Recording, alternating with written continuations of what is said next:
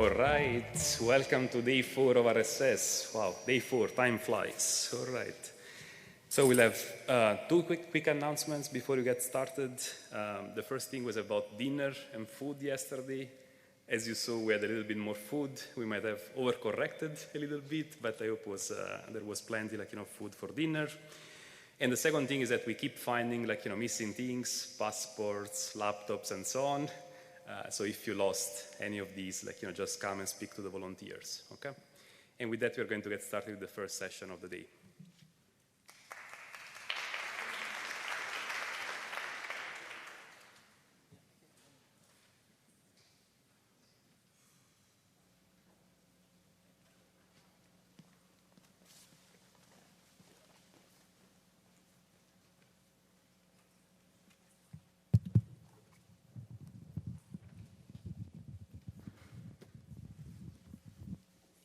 Okay, good morning, everyone. I hope you have enough coffee for the long program today. So my name is Van Ho. I'm the assistant chair of this section on the robot design with the co-chair here too. Hello, everyone. My name is Yue Wang, and I'm an assistant professor at USC. I will be the co-chair for this session as well. Okay, thank you. So let's start the session with the first talk about the RUCA, rethinking the design of the humanoid hands with learning. And the speaker is Anya.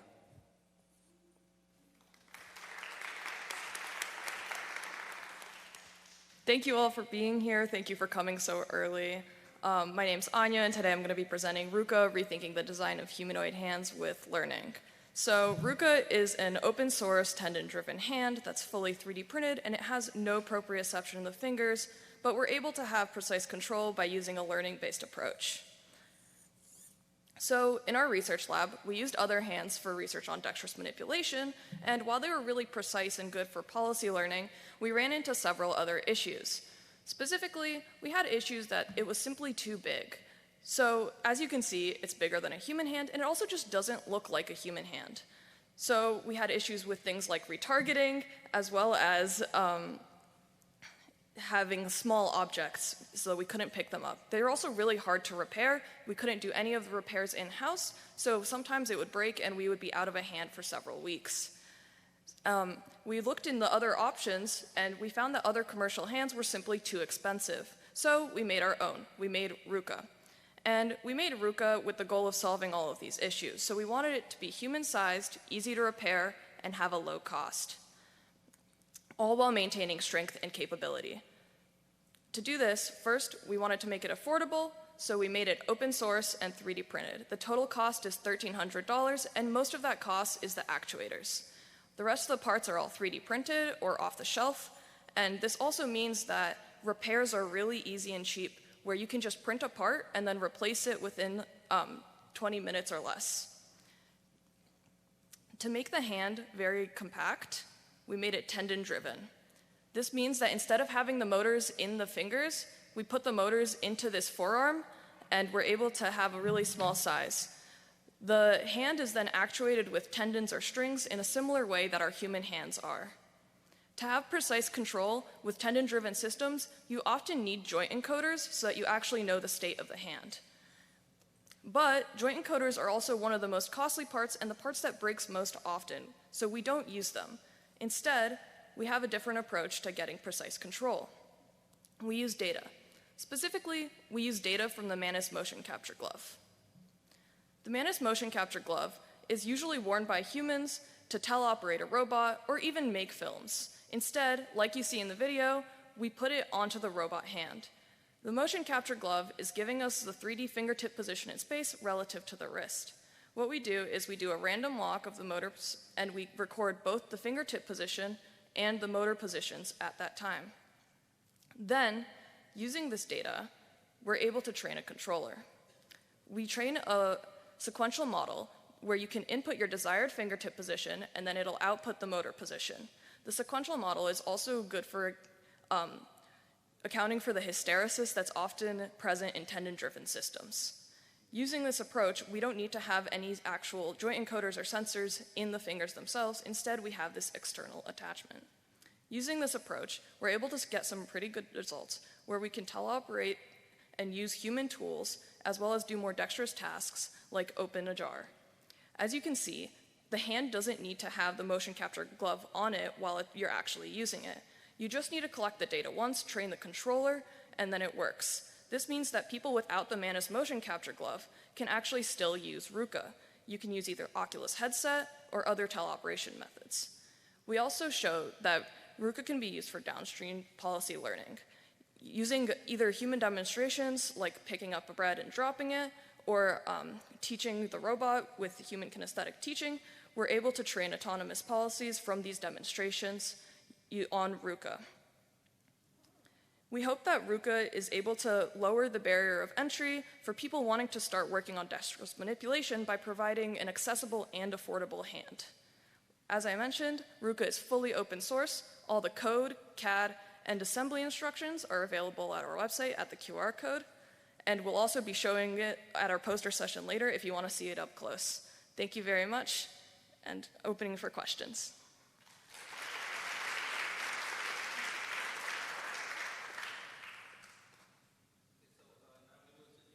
Q&A section. So any question coming from the audience? Okay, yeah, right here.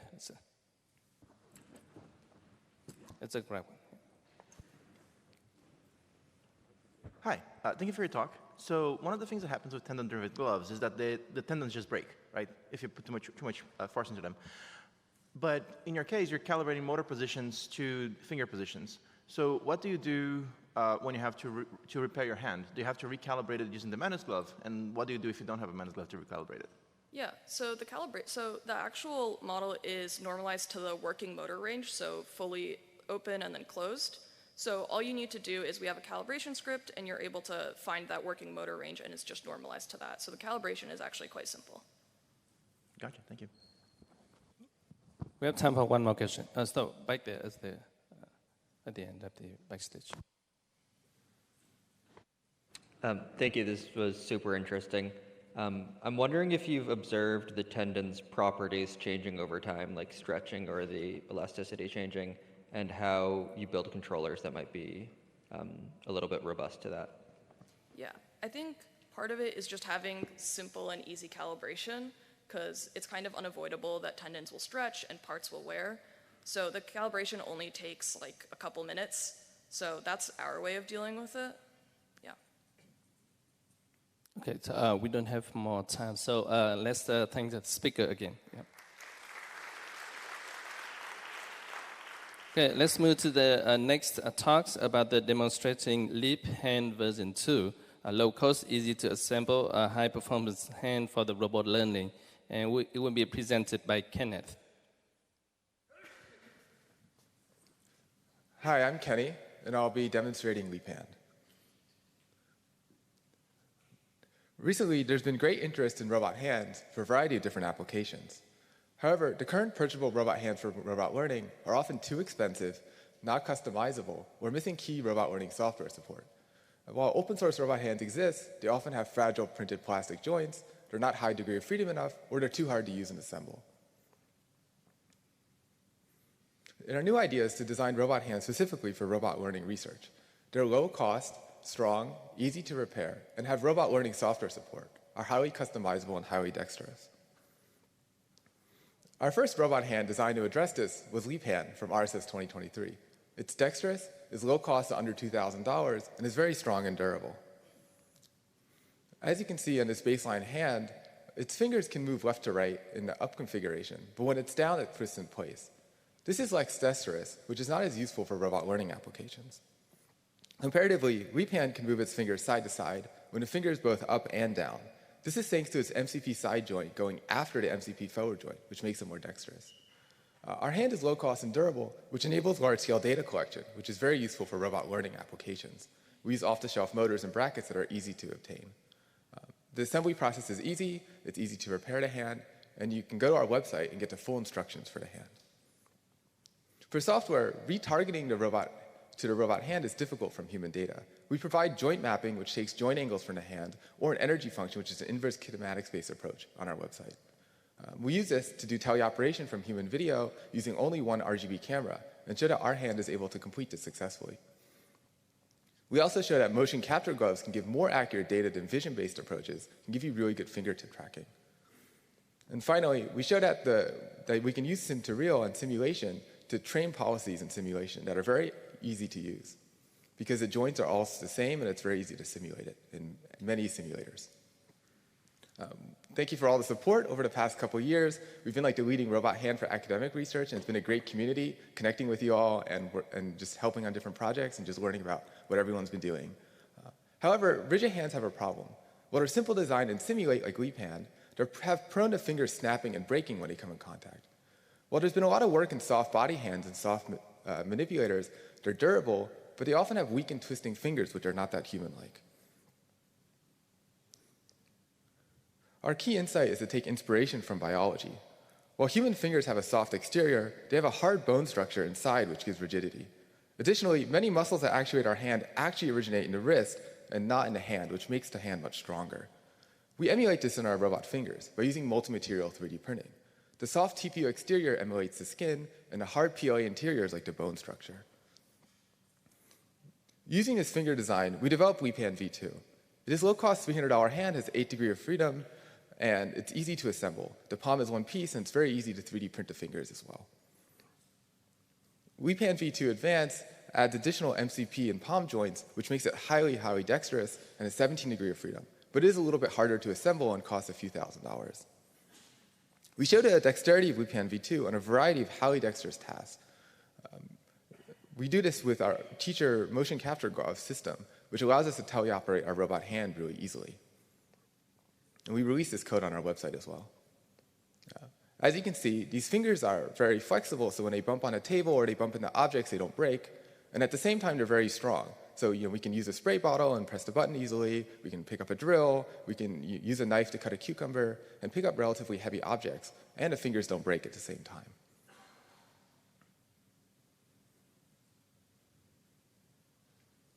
We also combine this teleoperation data with human videos. The human videos are useful for pre-training because they allow the policy to understand what human motion is like. And then we combine it with the teleop data to do many autonomous tasks successfully. Thanks for listening. Please visit our live robot demo. We'll be outside for most of the day, and we brought a robot arm and a lot of different hands. You can take a look at them, teleoperate them, try them out. You can build one yourself at our website. Thanks. Thank you. We have time for a couple of questions.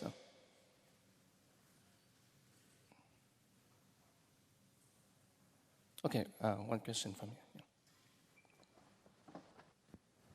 Thank you for the great talk. I was just wondering how you guys made the decision to have like 3 fingers or I guess 4 fingers or 5 fingers on the hand. What did the testing process look like for that? Yeah, so like the original Leap hand has 4 fingers just based on like a size thing. When you put motors into joints, it makes the hand bigger. And so you don't want the hand to get too wide and too big and too bulky. So by actually having 4 fingers, it makes it easier to use for manipulation. But when the fingers get smaller, sometimes the 5-finger design is just more human-like and we'll like it better, but it's not a huge difference. And that's sort of why there's that trade-off you'll see in different hands. Any other question? Okay, there's one at the back of the stage. All right. So the previous talk was arguing for anthropomorphic geometry in the shape of the hand, and we can see pretty obviously there's big motors on the back of the palms here. So what would be your response to that kind of argument, and why would we choose this hand over, let's say, the previous author's hand? Yeah, so I have 2 versions of this. One of them has a bulkiness towards the wrist, and I think to get high degree of freedom, you're going to need a lot of motors, and there's going to be bulkiness somewhere in the wrist or on top of the palm. If you're willing to have less degree of freedom, our lower cost version has only 8 degrees of freedom, but then the motors are very tight in a very small hand, and it's easier to assemble, and it's easier to use, and it's not as bulky, I guess, if that makes sense. All right, thank you. Yeah. Okay, let's thank the speaker again. Thanks. Okay, let's move to the next speak on the tactile sensing enables vertical obstacle negotiation for elongate many-legged robots by Jun Chao.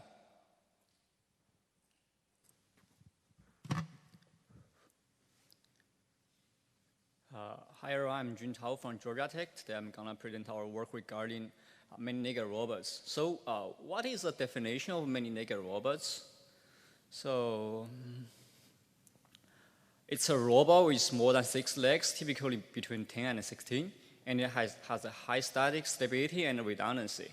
And it requires minimal sensing and control effort to traverse rugged terrain. In the following video, we will show that by properly coordinating body undulation and nip stepping, the robot could traverse the rough terrain with even open loop control.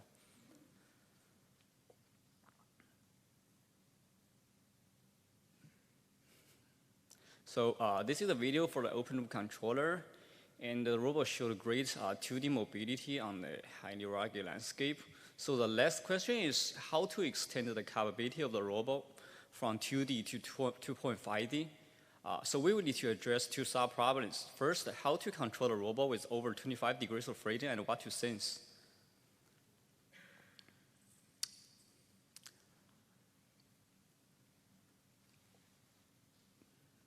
Let's first look at the sensory system. We first proposed a tactile antenna. The antenna has 2 force sensors at its base. The spring-connected tip ensures compliance and prevents jamming. We identified the heat and void state by comparing the measured force with the threshold.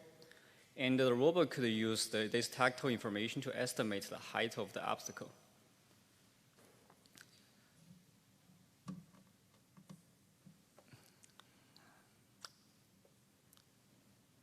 The second sensor is a full contact sensor. Capacitive sensors are embedded in the green part of the foot.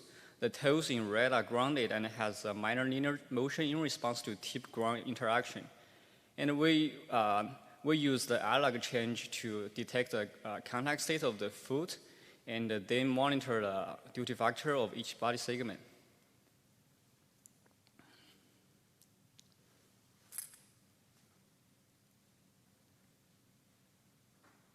Then how to control robot. We proposed a framework which controls the pitch motion of each body joint. The head controller is inspired by wall following control to maintain a constant distance between the belly and the obstacle contour. The antenna probes the obstacle to estimate the highest and the lowest points relative to the head joint. The controller then compares the scale of 2 points to decide whether to raise or pitch down the head segment. So this is the video showcase that the head controller puts the head segment atop the obstacle.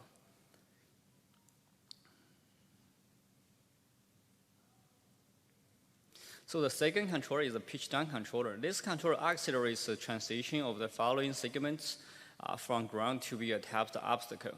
The full contact sensors estimate the duty factor of each segment to determine whether it is floating or not. The controller then pitches down the nearest vertical joint ahead of the floating segment to speed up the transition, just like a pull-up movement. So this is the video showcase the transition for the following segments. So I will finish my talk with the demo videos. In this video, the robot traverses the shelf covered with shifting metal bars and plastic discs.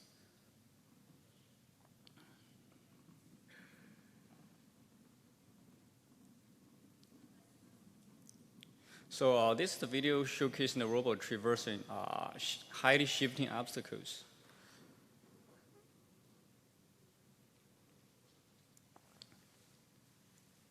The last video showcased the pipe inspection task. The robot could traverse a really small pipe covered with filled with entangled media like pine straw and leaf and robot-sized rocks, making the task even more challenging. So huge thanks to my amazing co-authors, and looking forward to see you in my poster session for more details. Yeah. Thank you. Oh, okay, the question right here at the middle of the stage.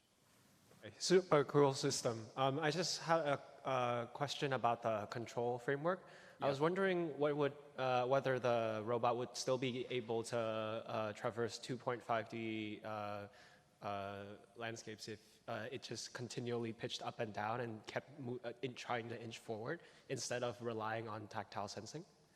Yeah, like, So a part of the control framework was that it would like pitch up or pitch down intelligently depending on whether it sensed obstacles, right?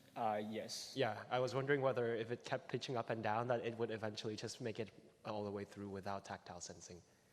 So yeah. So I just like missed the part for like open loop control.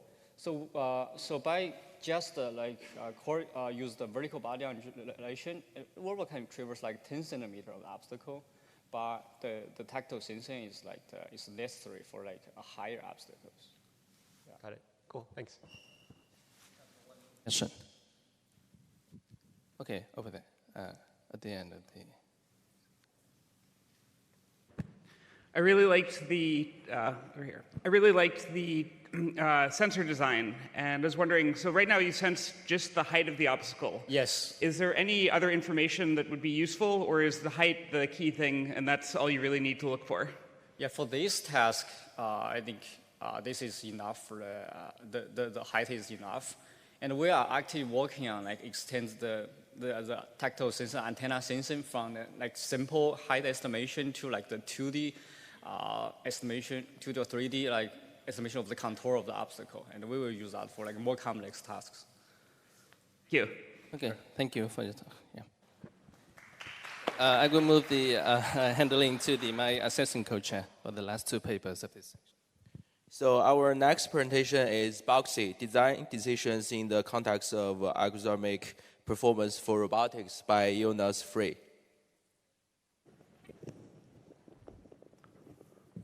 Hi, this is Jonas, and today I will present Boxy, an autonomy payload for robots.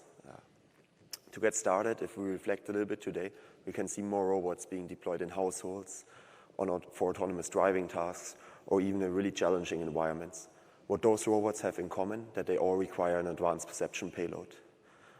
However, the existing payloads, if we take a look at them, are either not open source, they are only deployed in limited diverse environments, or they only feature a limited set of sensors. In our work with Boxy, we develop an autonomy payload for a legged robot that can be also deployed handheld and also deployed on a wheeled system. The question that we ask in this paper is, which sensors should you add to your robot? And the second question that we try to answer is, what's the impact on hardware design decisions on algorithmic performance? So like adding simply sensors to your robot is absolutely not trivial, and there's a lot of things that you can get wrong. What we try to do in this work is basically provide a cookbook that is like assembled of a lot of different receipts of like things that we learned during the way there. We start out with the requirements of the payload that we wanted to build, like the size and the weight. We also thought about like which sensors should we add to this payload in first instance, and then wanted to build a payload that allows us to go from a SLAM-ready to an autonomy-ready payload to steer our robot. And all things that we have learned should be open source available to a community. We started out by then integrating 2 LiDARs into this payload. We also added 3 different camera systems, totaling 10 cameras with stereo and high definition, high dynamic range cameras. We also integrated 7 different IMUs, spanning $5 to $12,000. And also, the highlight of this work is basically that we can provide millimeter accurate ground truth positioning data using a Leica total station and an RTK GNNS solution, such that we can evaluate the algorithms that we try to see what's the impact on hardware performance. When we look at the field of view analysis to get started, we try to get like sufficient overlap. We then designed a CAD model of the full sensor payload and performed a thermal simulation to analyze what's the impact on the calibration of those sensors, which, for example, resulted in one of the receipts that is part of this cookbook. We then learned a lot of more lessons in this cookbook that is part of this paper here that you can check out.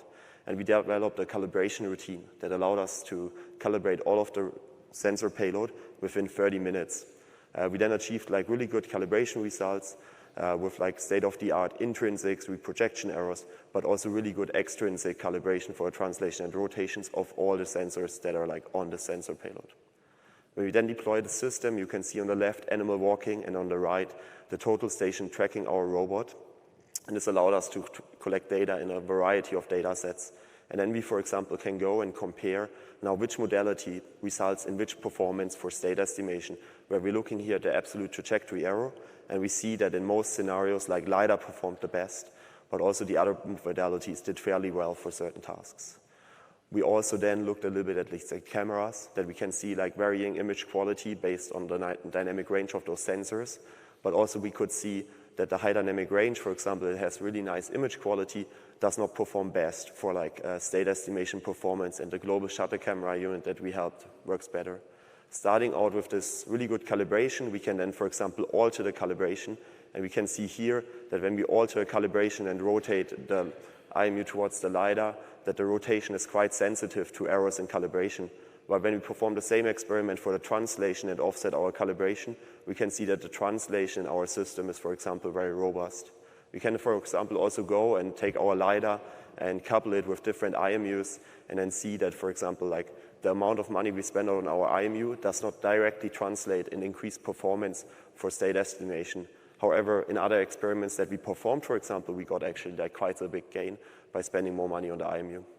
As just two examples, we can then use all of the data that is collected on this box to, for example, create neural scene representation or this volumetric representations of the environment. So putting it all together. We then even took this sensor payload out and collected it in like 49 different environments all across Switzerland, such that we have a really diverse data set available for you to use. So check it out online, and we hope to see you at the poster, and we have like 3D printed boxies available for you.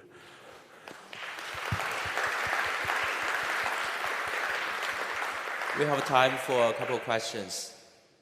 So there's a question to my right. Yes, thank you for the presentation and good collections of data. I'm coming from Finland, so my question is, did you also try different weather conditions?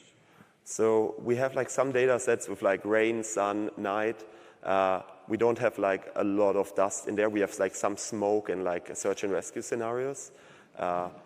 And we have some collections in snow on top of mountains. So, yeah.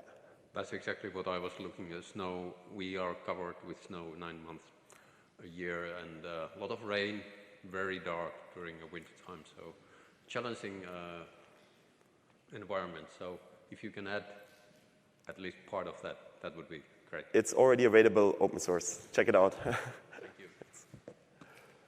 We have another question here. Thanks for the great talk. I was wondering about the camera, the camera evaluations you did. You mentioned you tried HDR and also you tried global shutter cameras. And I'm mostly interested in the trade-off between dynamic range and latency. I think that like for some cameras, you could get higher dynamic range if you just like do some bunch of exposure compensation at software level. And some companies have disabled that in order to achieve lower latency. Where do you see the trade-off there, and is there a good solution for all scenarios? So I guess ideally, when you find like these super high dynamic range cameras, they're rolling shutter. And for us, if you just have a more sensitive chip, the performance gets better. So like I guess it's a trade-off of like what you're doing there. So I guess having low latency was not a big issue for us actually in our experiments. But we haven't looked at this, so interesting to me. Chat at the post more. Great. Thanks. Very good. Our final presentation is EMG to tendon, from SEMG signals to tendon control in musculoskeletal hands by Saga Verma. Thank you. Yeah, so I'll be presenting on how we map EMG signals to tendon activations. This is for anthropomorphic hands, which have a great dexterity, but it's hard to control because of overactuation. You can use mocap, but then you have problem of occlusion. EMG sensors are a good alternative, but mapping them to tendon activation has not been done. So the challenge is that EMG to pose mapping exists, but there is no EMG to tendon control data set. The issue is that to have such a large data set, you need to use ultrasound to capture tendon activations. And without such a large data set, you cannot have a generalized good control to map the SEMG and tendon.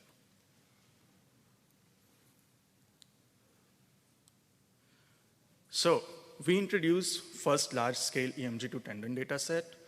And this is an extension of EMG to post data set, which has 193 participants, 29 gesture stages, and 370 hours of data. We also introduced diffusion-based baseline, which maps EMG signal to tendon activations. So we start with hand pose that has been collected via mocap and corresponding SEMG signals that we collect using variable bands. So now we have SEMG signal and we have hand pose. We apply inverse dynamics to convert hand pose to tendon activations. So we have 16-channel EMG signal and we have corresponding 39 tendon muscle group activation. Now the problem is to learn mapping between these two. So we first learn a latent representation of SEMG signal using autoencoder with 1D conv, and similarly for tendon activation using similar autoencoder.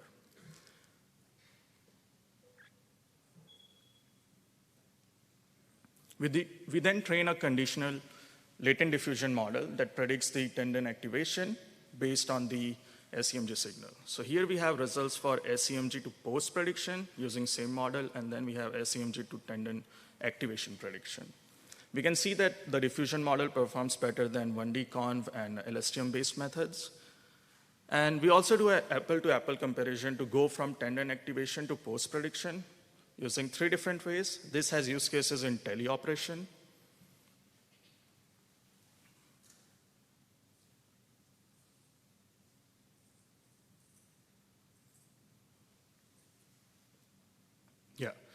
so after this, we observed that you can use diffusion model to go from SEMG signal to tendon activation, but there are several limitations. They are because the tendon activation is still synthetic and pose still have occlusion, and they need to be tested on real anthropomorphic hands.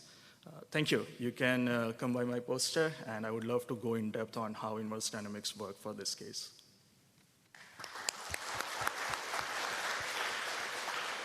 We have time for a couple of questions. Any questions? Okay, we have a question on the ground floor. Thank you for the great talk. This is very interesting. I think my question would be, here, as far as I understand, you simulate the tendons to get the tendon values, and I assume that it's somewhat biologically synced with human hand. What do you think? But robot hands are not going to be exactly like humans. So what do you think would be a good way to deploy this on a robot hand with less tendon, like not exactly with like exact tendon numbers? Yeah, so the data is for, it's coming from a myo hand, which is similar to like human hand, but the PIP, DIP, and MCP and abductor, you have different hands, robotic hands, which have tendon that are connected to exact same position. Now, based on the data, which hand you had in the data, you can have variation with the robotic hand because of size. But the data itself is very large. You have different hand sizes, so there should be a variance in terms of that. But there are robotic hands which have tendon actuation similar to human hand. I see. Okay, thank you. Any other questions? Okay, we have one quick question over there. Thanks for the talk. How are you separating the force that's applied or stiffness from the pose? Because you can have multiple readings with different forces and stiffness for a given pose. So at the moment, that is not being done. So the QP solver that takes the pose and tries to calculate the activation for like 5 tendon group for a single finger, all it cares about is what activation, what control force is applied so that we go to a pose. not the speed, not the amount of force we'll have when we're doing grasping. So this is limited to pose. Then there is another data set, EMG to QWERTY, which is about fine-grained typing, but there is no data on like grasping where you'll have force requirement. Okay, let's thank our speakers again. So this concludes this session. Please do not leave your seats. We will start the next session immediately.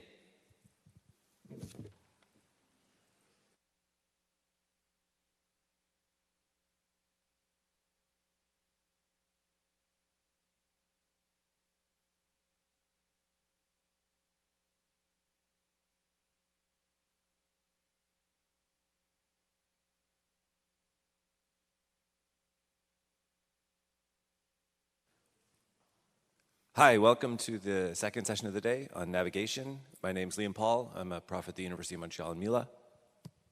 And my name is Lucas Schmid from MIT. Yeah, so without further ado, we'll dive into the first paper, which is CREST, Scalable Mapless Navigation with Internet Scale Priors and Counterfactual Guidance. And the presenter will be Arthur Zhang. Hi, my name is Arthur. It's my pleasure today to present CREST, our work on leveraging internet scale priors and counterfactuals for scalable mapless navigation. We're interested in general purpose outdoor navigation, where the goal is to navigate to a goal given the robot's current location. Existing methods that do this robustly rely on high-definition maps that prescribe where to go and how to get there safely. However, it's difficult to adapt these maps to open-set entities, appearances, and illumination common in open-world environments. Mapless navigation is a scalable alternative that instead uses onboard sensing like camera and LiDAR for safe local planning and coarse GPS and routing guidance for global planning. However, existing methods struggle to generalize to novel factors such as novel semantics or terrains and are not robust to different forms of perceptual aliasing in the real world. To generalize, these methods rely on collecting large-scale robot datasets which are difficult to collect in the real world. CREST, in contrast, is able to navigate in open-world settings such as the one shown below, all completely unseen, without HD maps, using just 3 hours of expert demonstrations. Our method works by taking RGBD images and training a perceptual encoder by distilling foundation model priors to a structured bird's-eye view feature map. We then use these features to train a reward function using negative counterfactuals, allowing us to predict scalar bird's-eye view reward maps that are expert aligned and can be used for local planning. Breaking down this feature map, it consists of 3 layers: the static features, dynamic features, and elevation. To predict this representation, we first train an RGBD backbone to reconstruct down V2 features and ground truth depth. Then we use the depth to back-project these latent features to 3D before spline them to bird's eye view. Finally, we back-project SAM2 instance labels and perform contrastive learning to learn about instances in the scene and correct geometric errors. Next, to learn this reward function, we first observe that existing methods sometimes struggle to pay attention to the most important cues for navigation. However, negative counterfactuals can guide us to focus on these cues. Thus, we introduced counterfactual inverse reinforcement learning, an IRL objective that uses the expert, negative counterfactual, and policy visitation to learn expert-aligned rewards for navigation. We use this in an active learning framework that first uses expert demonstrations to train a base reward function. Then we use these rewards to roll out a policy and identify deviation from the expert. After we identify these samples, we then prompt a human to label the negative counterfactuals, using these negatives to then retrain our reward function until convergence with the expert. We evaluate CREST against several state-of-the-art baselines in various seen and unseen urban environments on the task of mapless navigation using the mobile robot shown on the right, training all baselines with just 3 hours of expert demonstrations. And in this talk, we use the distance driven per intervention as our primary metric and answer how well we generalize to unseen urban environments and how well we perform long horizon mapless navigation. Here we see, comparing against train and geometric methods, fine-tuned navigation foundation models, and pre-trained visual language models, we achieve superior performance, requiring 5 times fewer interventions than the next best baseline. Qualitatively, we see that geometric-only methods struggle to pay attention to important terrain and semantic preferences, which are important in open-world environments. In contrast, terrain and geometric methods can pay attention to general terrain preferences, such as whether to stay on the sidewalk or grass, but fail to pay attention to more nuanced things, such as paying attention to small changes in elevation or understanding the cost of rare semantic classes. In contrast, CREST can overcome these limitations, generalizing robustly to open-set semantic entities not seen in the trained data, while remaining robust to different forms of heavy perceptual aliasing. Finally, we conduct multimodal representation learning experiments that elucidate the importance of using these multimodality representations. Here we see that with monocular RGB, we have cost map inflation that occurs during heavy lens flares. While adding stereo RGB does improve the inflation and reduce this, it doesn't fully negate the problem. Finally, comparing this with RGB and LiDAR, we see that using multiple modalities improves robustness during these heavy aliasing conditions. Finally, we conduct long-horizon 2-kilometer navigation experiments and deploy CREST on this urban mission and find that we only have one cost map-related human intervention. For more information, please see our paper and website, where you can also find the full video of our 2-kilometer deployment with all of our failures included, and learn more about our work. Thank you.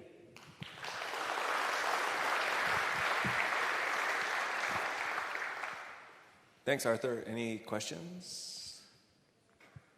We have one on the ground floor on the right.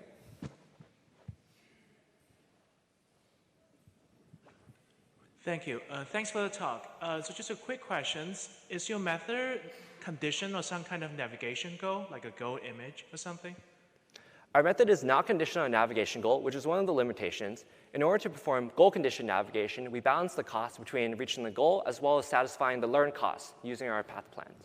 Thank you. Any other questions? We have one on the ground on the left there. Thank you for the talk. My question is, how well does your method handle dynamic obstacles like moving humans or other like drivers, bikers, stuff like that? Yeah, we actually have some very interesting experiments where we encounter several different types of dynamic objects, one of which that I think is particularly interesting is strollers. So it's actually a person pushing a stroller. And while we haven't seen this sort of dynamic entity in our data set, we're actually able to identify the cost pretty well, which you can actually find in our videos on our website. One of the limitations of our work, though, is that we don't consider multi-frame observations. So we don't forecast the motion of dynamic objects into the future. But that's a great line of future work. Fantastic. Let's thank the speaker again.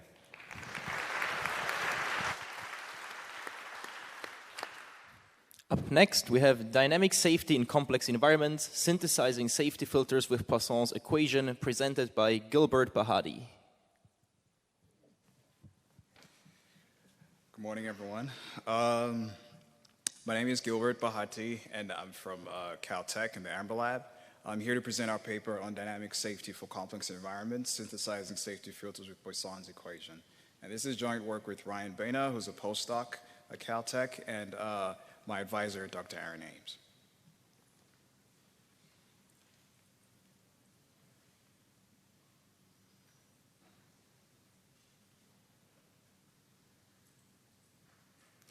So deploying robotic systems in the real world typically requires them to interact with obstacles and avoid collisions with obstacles of arbitrary geometry. And this typically requires a quantifiable description of safety, so a functional description of the environment that characterizes safety through a safety function. And so basically a safety function maps perception data, which is camera, LiDAR, or any other sensor information that gives you this perception to a measure of safety. The most methods that generate these safety functions typically fall into two broad categories. The first one is ad hoc methods. So in this case, people would employ circles, ellipses, and heuristic constructions to generate these safety functions, but these fail to generalize to more complex environments. The other method is using sign distance functions, but these have gradient discontinuities and they present challenges when we're trying to develop safe controllers. And so we present Poisson safety functions. And so these are safety functions that generate safe sets directly from perception data. They're obtained by solving elliptic partial differential equations, in this case Poisson's equation, and they have regularity guarantees and they can be solved in real time. On top of that, they satisfy the conditions of control barrier functions, and so they can be used to synthesize safety filters to generate safe control actions. And so how does this work? So basically we start by perceiving our environment, we segment our obstacles and our objects, and we generate this occupancy map. And this occupancy map gives us this domain, omega, on which we solve this PDE, which is Poisson's equation. And Poisson's equation is basically conditions on the second derivative of h in omega, and the boundary conditions tell you, they characterize a zero level set. The function f is a forcing function, and the negativity of this forcing function enforces positive curvature of your function h in omega. And the regularity of f dictates the regularity of h. And the result is this surface, which is positive in safe regions and negative in unsafe regions. And this could actually be implemented in very few minutes. And then you'll be able to generate real-time PD solutions like this. So now, constructing this forcing function, we can do it in a variety of ways. One way is using a constant negative value, which results in smooth solutions that can be used as safety functions. But a second way that we highlight is by using a desired guidance field. And this provides a way to encode desired gradient information. And the idea here is to seek a function h whose gradient is the least squares approximation of this guidance field. And using arguments from the calculus of variations, this is equivalent to solving Poisson's equation, where the forcing function is equal to the divergence of this guidance field. And so this allows us to encode gradients customized to different regions of the domain, to different obstacles, something that we could not do with traditional sign distance functions. And so this begins to open the door towards like more semantic aware gradients. And finally, we apply our algorithm on hardware. And so what we see here is the humanoid robot like avoiding this box while the safety function is evolving on the background, in the background of the screen. And the quadruped avoiding different obstacles. We have the box, we have like the chair, and this is arbitrary geometry. All this solves in 0.2, 0.3 milliseconds, which is about 5,000 hertz. And so we really are happy with what we got. So with that, I would like to thank my collaborators, and I'm happy to take any questions.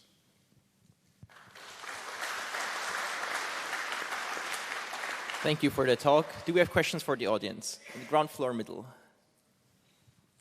It looks like the observation map that you're going in to build your Poisson safety filters from an overhead point of view. Have you looked into what it would be from the robot's perspective? Yes, we're currently like working on that. So onboard sensing, using different, in this case we use like RGB camera, but using different sensors like LiDAR as well. And so all you need for the Poisson safety function is an occupancy map. And so the way you generate that, there's a variety of ways to generate that and a variety of sensors you can use to generate that. And so it's, that's like the top block, and all you need is just to get that occupancy map. Great, thank you. Yeah. Do we have more questions? There's a question on the ground floor on the left. Great work. Is there any connection to Hamilton-Jacobi reachability analysis, and have you compared against these methods? So the Hamilton-Jacobi-Bellman equation is a different class of PDEs. So these are elliptic PDEs, and that's hyperbolic. In this case, this is more of a decoupled approach from the dynamics of your system. So this is purely geometric. So we start from like, our like geometry basically, and we generate these functions directly on like 3D space. But if you try to incorporate like dynamical information, you will probably end up with a Hamilton-Jacobi-like equation, because you still have all these variational costs, and now you have variational cost with time like involved there. So, yeah. Great. Let's thank the speaker again.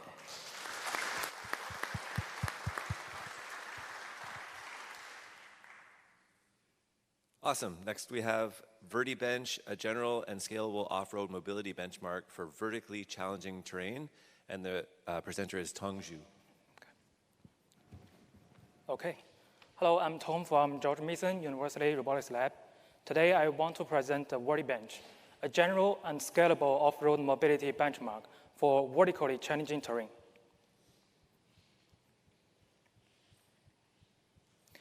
Considering a lack of standard off-road mobility evaluation, researchers currently develop their own benchmarks.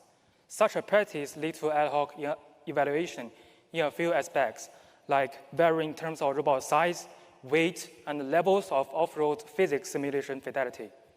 Therefore, a standard off-road mobility benchmark is desired for such direction. Before telling you how great Workbench is, let me first tell you how bad it is. The goal of Workbench is to directly compare the performances of different off-road mobility systems. Due to high-fidelity physics and the absence of GPU acceleration, the Workbench achieves only near real-time simulation speeds, and also is not the best simulator for photorealism.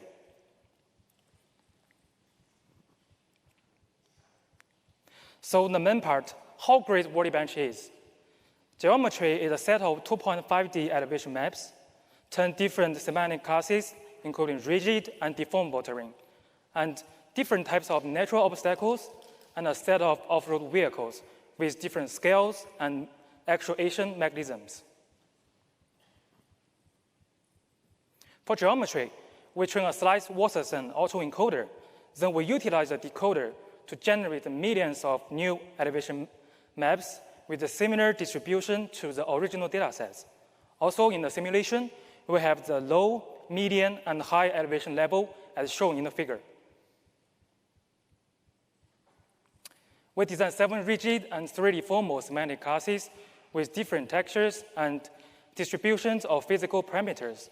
For 3 deformable semantic classes like snow, mud, and sand, we'll adopt the deformable soil connect model to simulate the terrain deformation after wheel interaction. To emulate the real-world continuous terrain patches with the same semantic classes and similar physical properties, we employ a cluster-based approach. Each patch is associated with its nearest cluster center. For all patches associated with a cluster center, the same semantic class is sampled and corresponding texture assigned. We also include the natural obstacles in the Workbench to pose the challenges to the obstacle avoidance systems. We randomly sample the locations and types of 10, 20, and 40 obstacles placed in the environment, denoted as the sparse, median, and dense tasks in the simulation.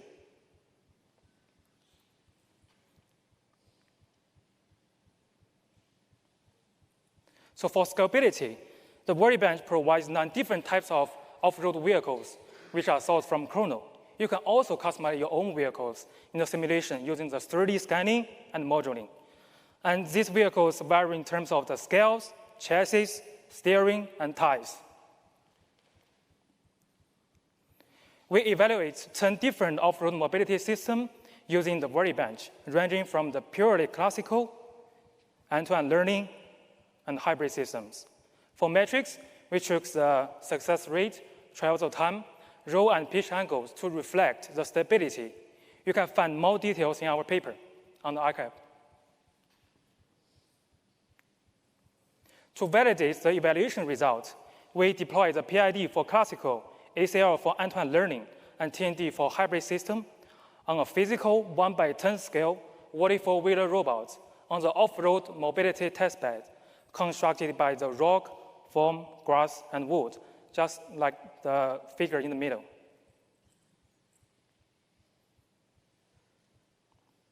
We have released our source code on GitHub. Please scan the barcode and download right away. Thanks for listening.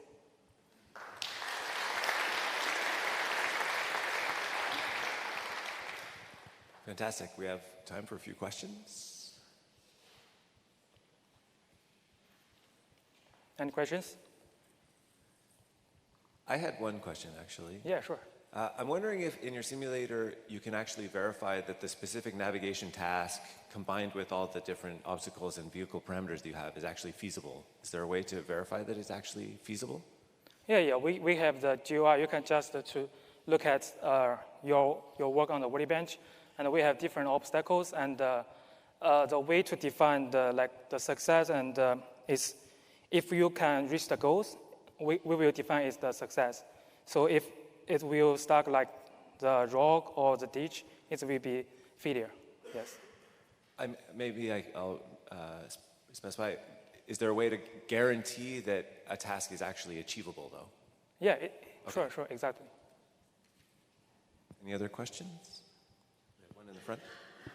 Hey, nice talk. So in terms of physics, how does your simulator, is it compared to BeamNG? Actually, I think the beam imaging is based on the Unity or UE5. I'm a little bit forget, but I'm sure that the Vertibench is have the higher physical fidelity than the beam imaging. Oh, okay. Actually, beam imaging is just a video. It's like the video game, I think. I mean, people have been able to use BeamNG for simulations as well. Yeah. Sure, so, exactly. Okay, yeah. Thanks. Let's thank the speaker again. Okay, thank you. Next, we will have a presentation on meta-learning online dynamics model adaptation in off-road autonomous driving, which will be presented by Jacob Levi. My name is Jacob Levy from UT Austin. Today, I'm excited to tell you guys about how we meta-learned online dynamics model adaptation for high-speed off-road autonomous driving. So in off-road driving, you have varying terrain types like sand and vegetation, and you can also have varying terrain conditions like wetness and deformability. So these varying conditions can drastically alter your vehicle dynamics. And if you're using a dynamics model for model-based control, it can fail to generalize the unseen terrain. So you want to be able to adapt it in real time. So for control, we're using MPPI. And how MPPI works is you randomly sample control sequences and you roll them out on your dynamics model to generate a bunch of trajectories. You then use all of these trajectories to determine an optimal trajectory. And in our case, we want to maximize the velocity of the car, keep the car in bounds, and minimize the risk of the car rolling over by keeping a rollover safety metric below a certain threshold. So this is our approach. We learn a model that predicts residual tire forces and input that into a physics-based model to generate dynamics predictions. We take the last layer of the learned model and we split it into an ensemble. We take a linear combination of the ensemble output and add it to a bias, which is then used to make the predictions. We formulated a Kalman filter which estimates a correction to the ensemble weighting and to the bias. So this is what we do for online adaptation.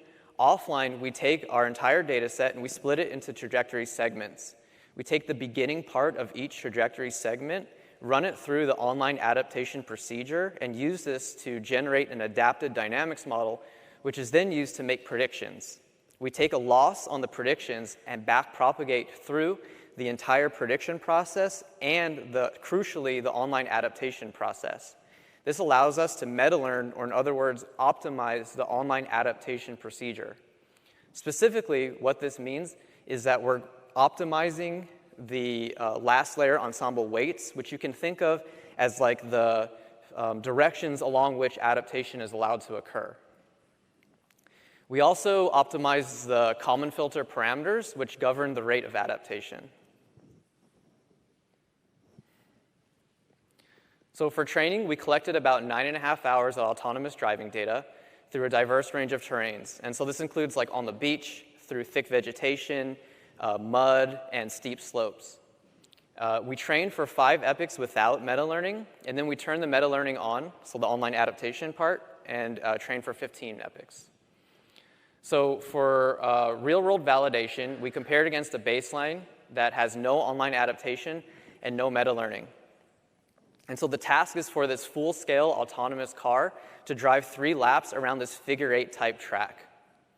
And so we want the car to stay in bounds, and we're also going to assess its risk of rolling over. So these are the results. We ran 4 runs each on the baseline and then with our method. On the table at the top, you'll see that our method was able to complete the track quicker and had lower prediction errors.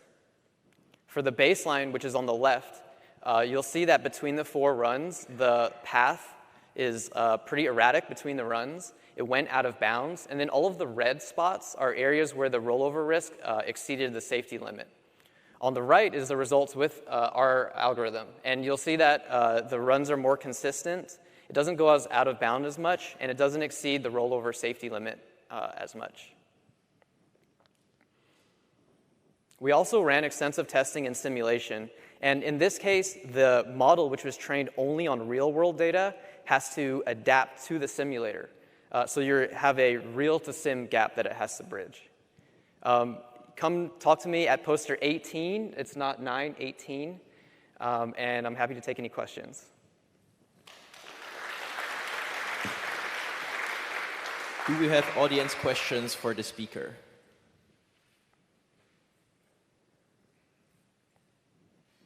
Any questions? Yes, there's one in the back, on the right on the floor. In the back, on the right-hand side of the floor.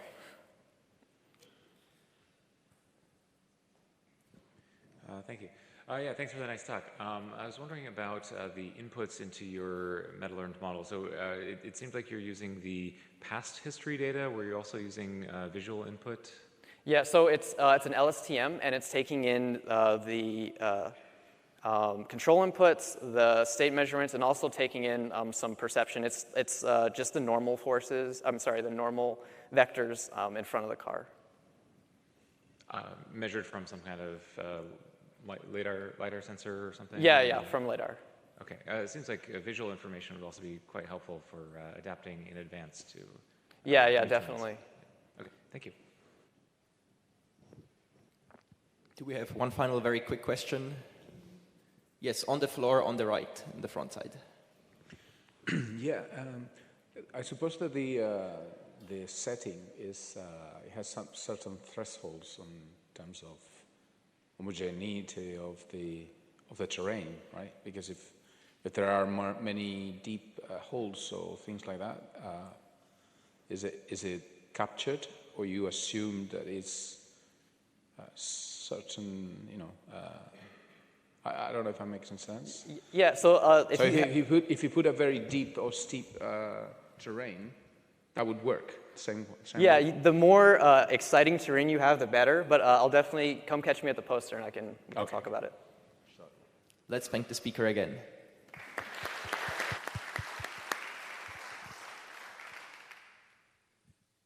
Great. Next, we have enhancing autonomous driving systems with onboard deployed large language models. And the presenter will be Nicholas Baumann.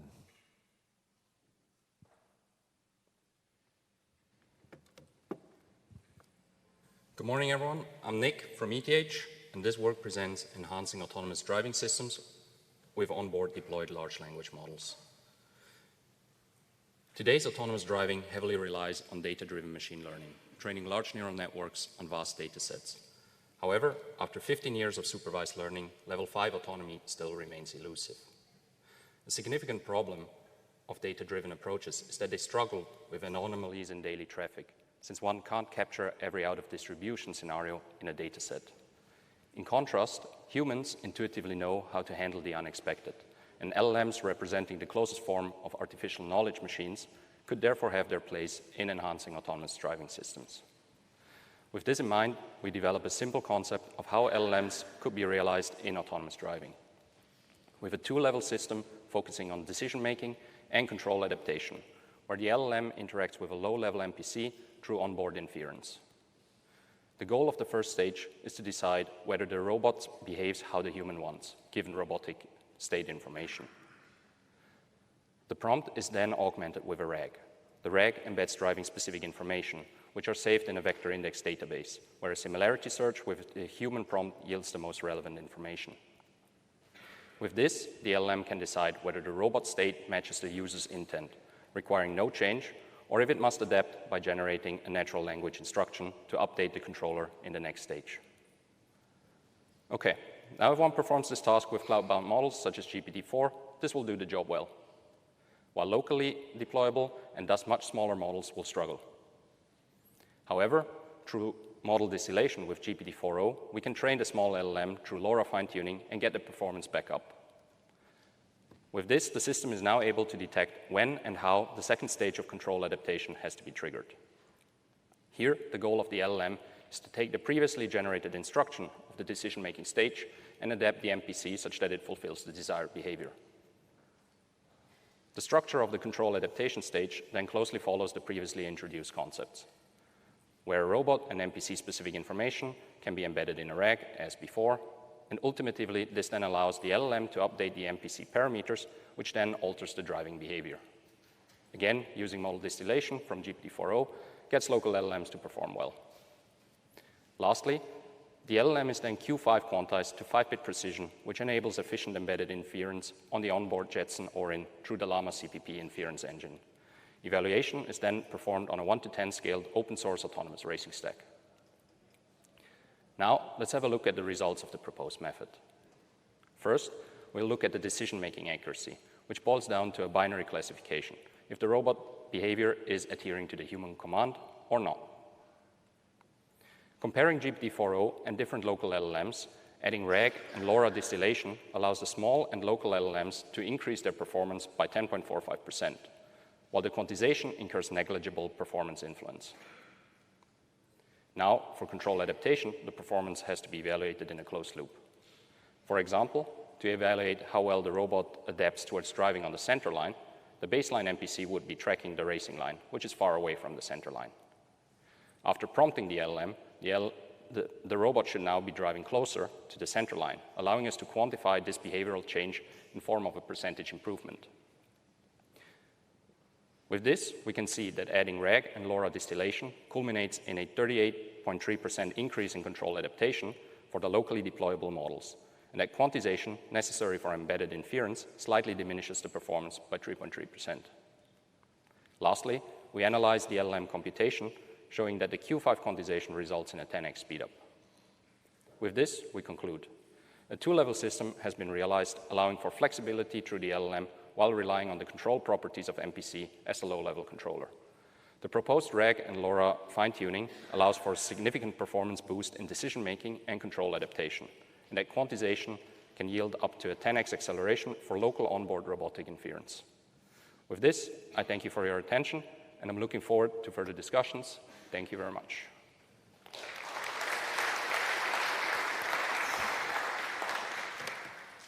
Great, thank you so much. We're running a little behind schedule, but if there's one burning question, we would have time. On the floor at the right. Thanks for the great talk. Your motivation was about having your driving system handle unexpected events. Did you try it with unexpected events like that? Like the big minion in the middle of the road? Well, being able to handle the big minions would be the ultimate goal. In the beginning, we wanted to start with something simpler. Hence, we used text-based LLMs instead of VLMs for this. But we can see that the LLM is able to handle anomalies in the sense of the robot not behaving as commanded. So it is interpreting the robotic state information and detecting anomalies in that case if it is adhering to what you want. So in that case, it's kind of like anomalies towards the desired driving behavior. Thank you. Great. Let's thank the speaker again. For our next presentation, we have demonstrating Cave PI, autonomous exploration of underwater caves by semantic guidance, which will be presented by Alankrit Gupta.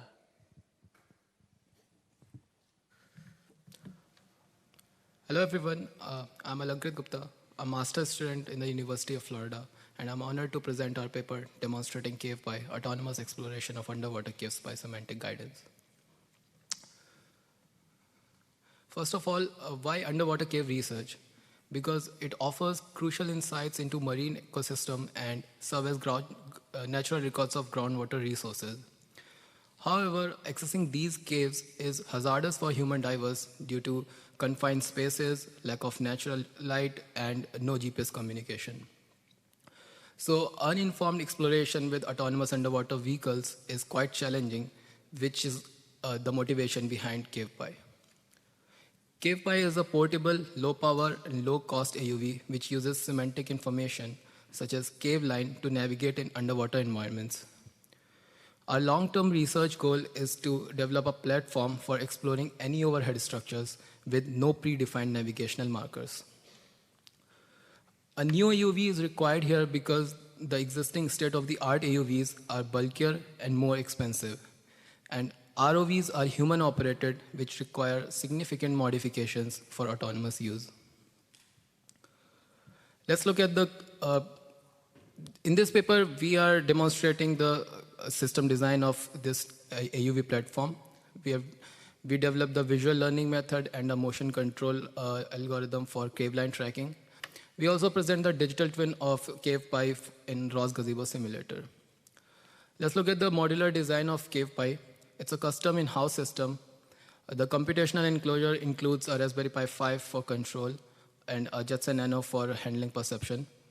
A Pixhawk flight controller manages the communication between the hardware and Raspberry Pi. The sensor suite features a front-facing fisheye camera, a bottom-facing low-light camera, a bottom-looking single-beam sonar, a pressure sensor, and an IMU. Finally, the 4 thrusters provide control in 4 directions, which are surge, heave, roll, and yaw. The visual learning pipeline offers fast yet accurate segmentation of an image.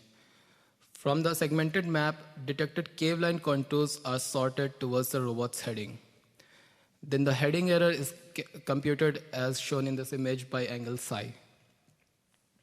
The heading error and a depth error are fed into 2 PD controllers, one for yaw adjustment and the other for maintaining the desired depth.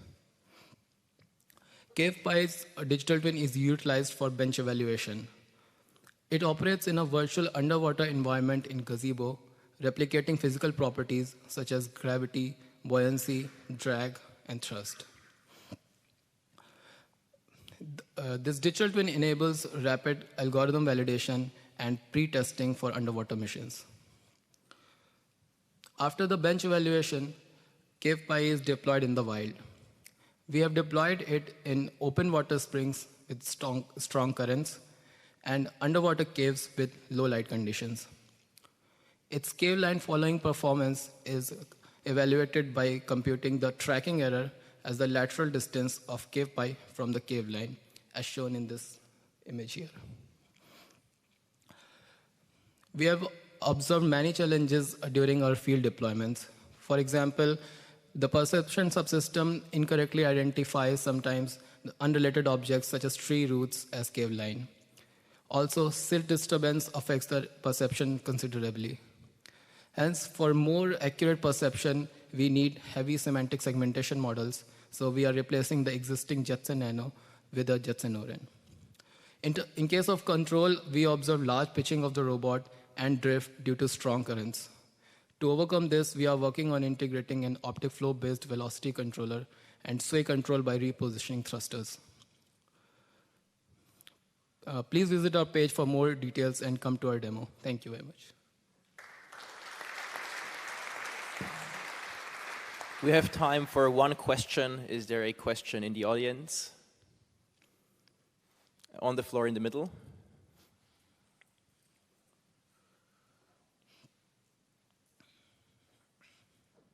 Hi, thank you for your talk. I was wondering, I've seen it in some videos you're using a tether, and others you don't have one. Do you have like a configuration where it's fully autonomous, another one where you either stream the video or the power, or is it like a different robot? Or So in the video when we were seeing the tethered, it was our first field deployment in an underwater cave.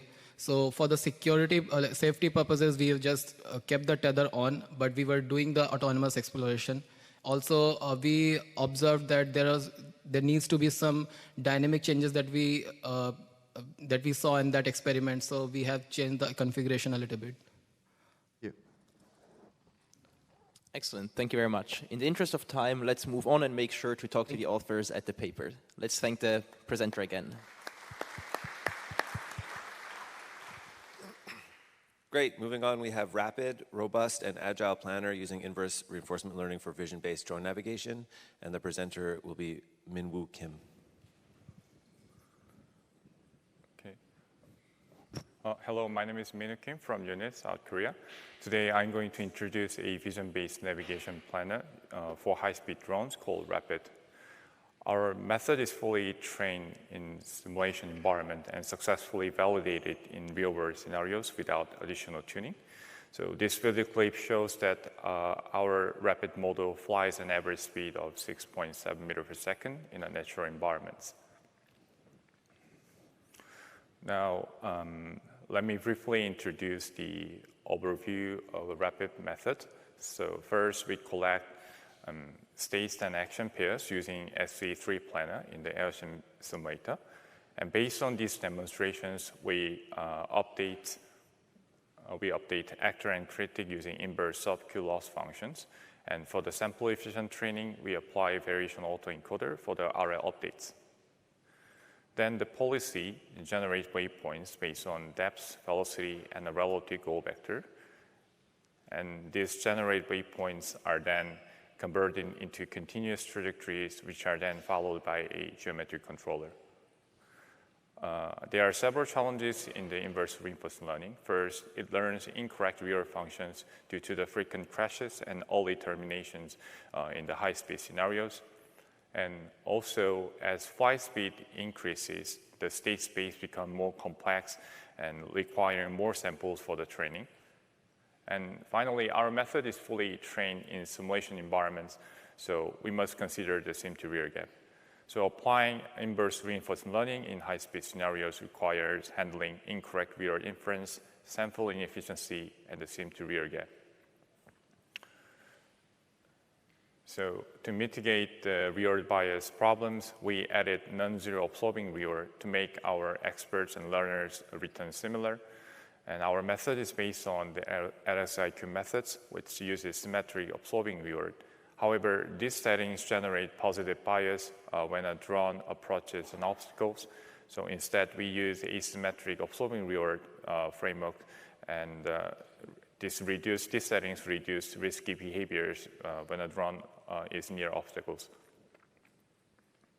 For the sample efficient training, we apply variational autoencoder loss for the image encoding. And in order to train our policy in a more different network, we use skipping connection. A large action space requires more exploration, so we reduce it by directly generate velocity actions and later integrate them into positions. And also, to further stabilize training, we apply coordinate transformation from Cartesian to cylindrical states, which better constrains actions and avoid invisible paths during the initial stage of RL training. To minimize the sim-to-real gap, we use depth image, which are domain invariant features for the training. However, the simulation depth images cannot reflect realistic noise like mixing pixels. So we applied a stereo vision algorithm to reflect realistic noise during the training. So the rapid model is trained in 600 randomized environments. For the evaluation, our method is tested in unseen environments. And despite not being part of the training, our method successfully reaches goal without collision. We also tested our method with different obstacle settings like walls, cylinders, and cones.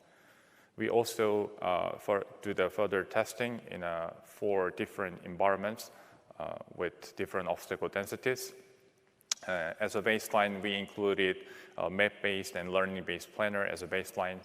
And the results showed that our rapid model shows the highest performance and highest speed among all various methods. We also do the further real-world experiments in 2 environments, in natural and urban settings. And the video clip shows that our method successfully reaches goal without collision. Yeah, thank you for listening.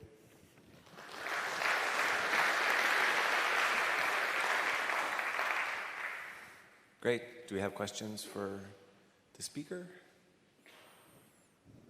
Time for one.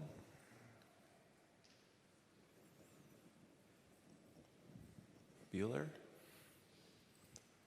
I did have a question, actually. So the environments that you're testing in, it seems like you can mostly do the planning on a 2D plane. There's not a lot of branches, and maybe one of the limitations of an encoder type setup, an autoencoder type setup, would be that you lose very fine-grained detail Do you think this is an issue? Could you navigate through a much more dense forest than what you're demonstrating? So in our setting, we tried with the two-dimensional action space to check the feasibility of inverse reinforcement learning. So as a future work, we are considering extend to the three-dimensional action space. And about the obstacle densities, we randomize our obstacles with minimum 4-meter distance in the simulation environments. But maybe we are to try to make our environments more complex, like a 2-meter distance as a future works. Fantastic. Great. Let's thank the speaker. Next up, we have neural inertial odometry from Lee Events, which will be presented by Daniel Gehrig.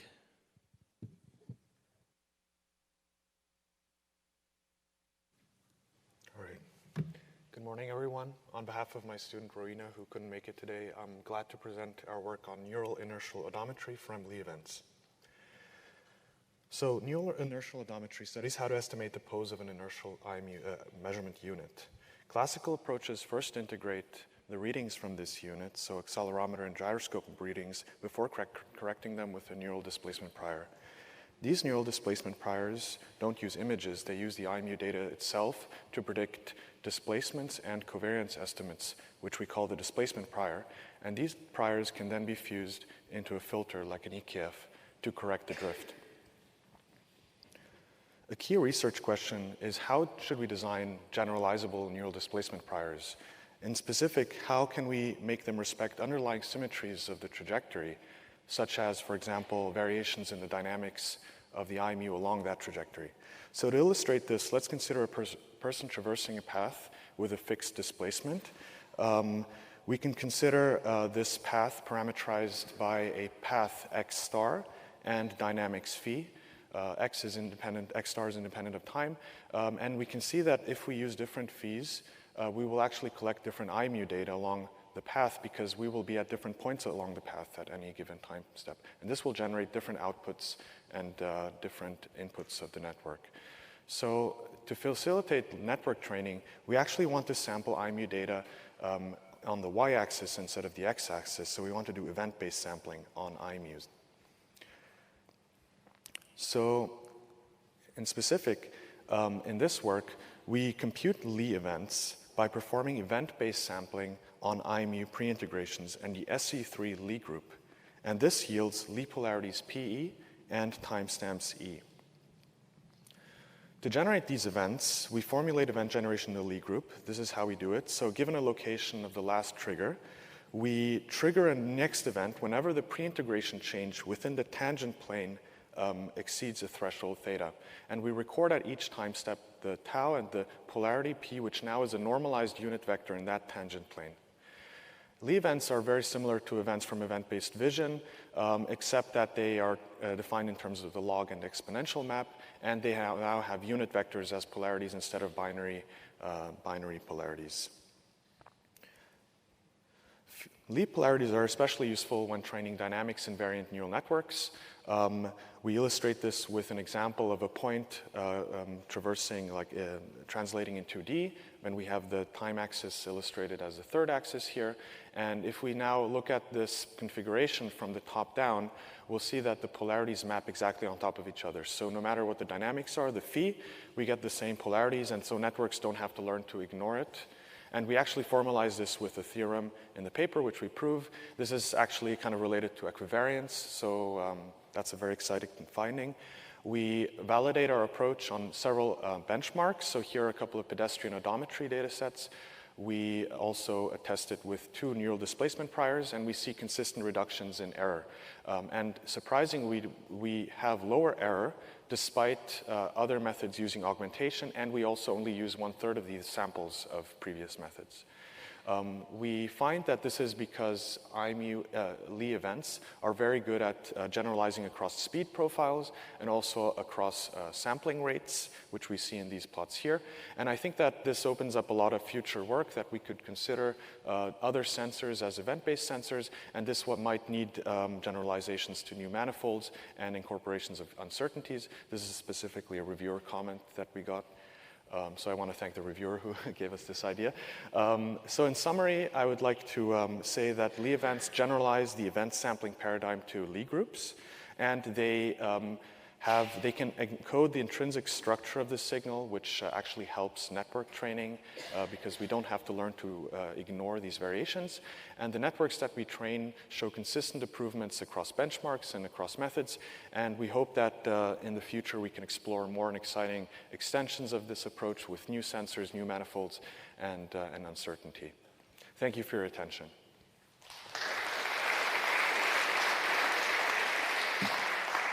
Are there questions for the speaker in the audience?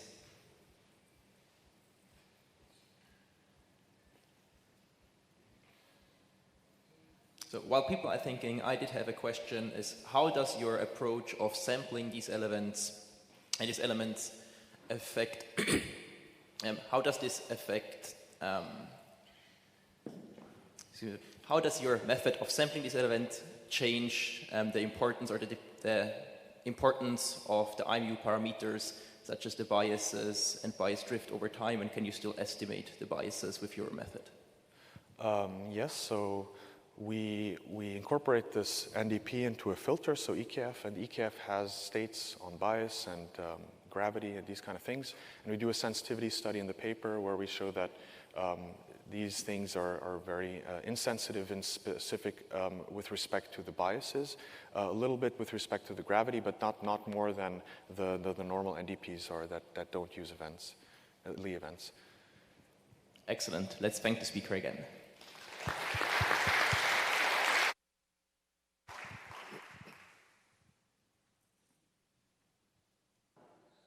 Okay, and last up for the session, we have uncertainty-aware trajectory prediction via rule-regularized heteroscedastic deep classification. And presenting this work will be Kumar Manas. Take it away. Hi, everyone. I'm Kumar Manas, a final-year PhD student at Freie University Berlin.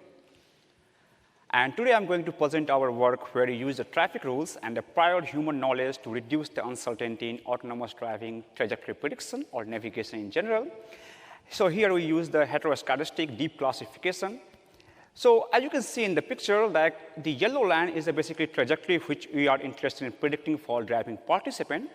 However, current models mostly have the poor out-of-domain out-of-distribution performance, as well as don't consider traffic rules as explicit knowledge in such. Our idea is to not only get the accurate trajectory forecasting, as well as we want to be more safer forecasting. That's why we wanted to calibrate uncertainty. Coming down to prior work, they use the epistemic uncertainty, which is due to lack of the data. However, I feel that aleatoric uncertainty is quite important in driving decisions because we have a sensor noise, always as human driving decisions are not always constant. These things you can't model with the too much of data set. So in this work, we disentangle those two uncertainty and combine them together to predict the final driving decisions. Now coming down to our pipeline and frameworks, first stage we learn how to be driving rule compliant. So it's more like I don't care for kinematics, driving interactions and everything. I should be rule compliant only. And this form a prior belief for our model. We take this model and we insert it to the posterior via the regularization framework in STS2. Here is the classical machine learning where based on the past 1 or 2 seconds of historical data of the driving participant, you predict the future. In first stage, let's deep dive. We use the traffic rules like the German traffic rules, and we translate using the large language model with the retrieval augmented generation to a Python code, which you can easily integrate into trajectory prediction pipeline. As you can see here, advantage of using the retrieval augmented generation is that our code is grounded in the sensor data, like we know what we can afford in this situation. In the stage 2, we take the model from the first stage, we use them to regularize the posterior. So basically at this stage, we take care about the driving interactions of the traffic participants. So in this way, our traffic rule act like a soft constraint in this case, which gives the advantage that we have not only rule compliance, but also have the flexibility of the driving decisions from the machine learning, and this helps us to improve the generalization. So things like if model have the statistical claim for the prediction based on dataset learning, they go for those, otherwise they will fall back on the traffic rules. Coming down to results, we see that there are two kinds of insights. First, SNGP, which only use the epistemic uncertainty, they also get benefit from the addition of the traffic rules. And if you see, we have two different kinds of matrices. First is the displacement error, which is the difference between the final predicted waypoint by the model compared to ground truth in terms of centimeter, we call ADE and FDE. And then there are uncertainty-aware matrices like negative log likelihood, accepted calibration errors. And we see that due to integration of rules, we improve all those matrices. And if you go for the lower bottom, it's a shift where we have not only the traffic rules, but also the uncertainty disentanglement, aleatoric, epistemic, we improve further. So basically, due to those kind of rule integration or the prior knowledge into the system, we not only reduce the uncertainty, but makes the driving decision more safe. The biggest advantage which we found is that when we reduce the number of training samples from 100% to 10%, we also maintain quite robust performance because we can fall back on the traffic rules. We don't have to rely on the statistical significance generated from data. And also we tested what happens if we train the model on the left-hand driving country and transfer to right-hand. We found a similar performance. Now we have some results. Top model is like SNGP model with the traffic rules. We see that our models on the bottom, like SWIFT model with the traffic rules and uncertainty, we can predict the better turn direction at driving intersections. And that's the whole idea of introducing aleatoric uncertainty, because at the intersections, human behaviors are quite uncertain. As you can see, we can predict the turn direction in a much better way compared to our baseline models, and this is where our models excels more. And so basically, this is our summary, and feel free to visit our posters, and our codes and model are open source. Thank you.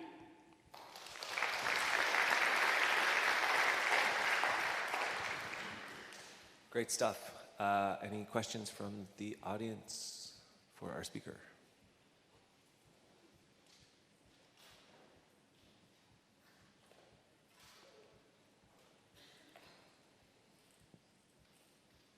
Okay, I also had a question for this one.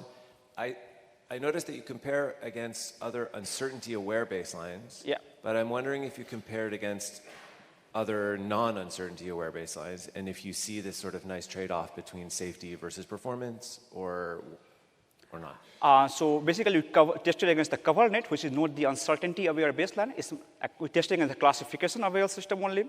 So we found this uncertainty improved the decision-making not only for the uncertainty-aware, but also for the other models where they are not uncertainty-aware. So it's more like a feedback loop which goes into the model. And anyway, we have a traffic rules which improve the accuracy in general, and also uncertainty, the extra add-on because of our Gaussian process head in the classifier. Fantastic. Thanks so much. Let's thank our speaker again. Thank you. Okay, that brings us to the end of the session. So we have coffee break now until 11, and then it's the award session at 11. See you back here. Thank you so much.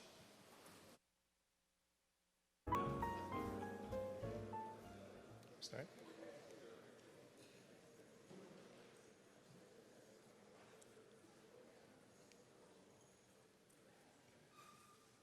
All right, welcome to the awards session, the exciting time. The awards committee had to work very hard. There are two reasons. The first one is you are to blame. You sent in so much great work that we had to work very, very hard to identify the best from the best. And we started about 40 papers based on the recommendation by the area chairs and reviewers. And then we narrowed it down to 3 to 4 finalists for each of the categories. And that led to this great moment over here. Now, for the best demo paper, we did not have the finalists because it's very difficult to identify the finalists from the paper alone without seeing the demos. So based on some prior information recommendation from the reviewers, so the committee members watched over as many demos as possible and to identify the best one of it. Now, the second challenge we faced is that we want to identify not only the best paper in terms of their technical quality, but also the long-term impact of the work. Right? Now, here is a real challenge over here. We all know that the correlation of the best paper of any conference with that of the long-term impact is actually very, very low. Right? So we are facing an impossible task over here. And for the WebMe winners, sorry that we just diminished your chance of long-term impact statistically. But let me assure you that we tried our best. Right? Now, here is the order of presentation. The first one will be the IGR Test of Time Award. This is a collaboration between RSS and the International Journal of Robotics Research. Then in this order, we'll present the Most Outstanding Reviewer Awards, the Best Demo Award, System Award, Student Paper Award, and the Overall Best Conference Award. I wanted to say just a few words about the Outstanding Reviewer Awards. Right? So the most outstanding, the reviewers are the unsung heroes of this conference and of our community. Without them, RSS would never made it to as it is today. And that's why we decided for this year, we'll give out the Outstanding Reviewer Awards. We'll start with the IGR Test Time Award, and Tim will present the award. Okay, good morning, everybody. So I'll be presenting the IGR Test of Time Award. This is not to be confused with the RSS Test of Time Award, which will be presented later today in its own session. As many of you probably know, there's a long-standing relationship between RSS and IJRR. We often have a special issue of IJRR based on the papers from the RSS conference every year. And unfortunately, Antonio Bicchi, the editor-in-chief, was unable to join us this year here at RSS, so he asked me to present this award on his behalf. So this is actually a new award. It's the inaugural IGRR Test of Time Award. And the idea was to take all of the papers from the year 10 years previous and try to look through all of those and think about which one has been the most impactful. And I thought I'd keep you guys guessing just for a few seconds. I'll read out the citation for this year's winner, which is a bit hard to see because of this mic. It's one of the first works to show that tight integration of visual and inertial data using nonlinear optimization in a keyframe-based framework could enable high-precision, real-time state estimation on resource-constrained platforms. And here's sort of the profile of its citations over the last 10 years. You can see it ramped up pretty quickly and has sustained its impact over the last decade. So without further ado, the winner of this award is the paper Keyframe-Based Visual Inertial Odometry using Nonlinear Optimization. I know I've cited this paper many times over the years. Hopefully you've all come across it at some point. And the authors are Stefan Lutenegger, Simon Linden, Michael Bassa, Roland Sigwart, and Paul Vergel. So,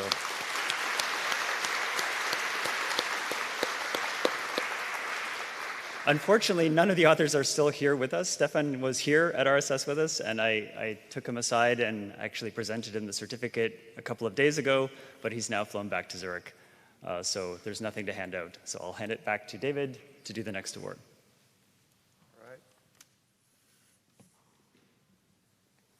The Outstanding Reviewer Awards. Can I have all the award winners come to the stage if you are here? Millard, Yun, Scott, Jake, Shan, Shanyi, Lee. Please come to the stage to receive the award.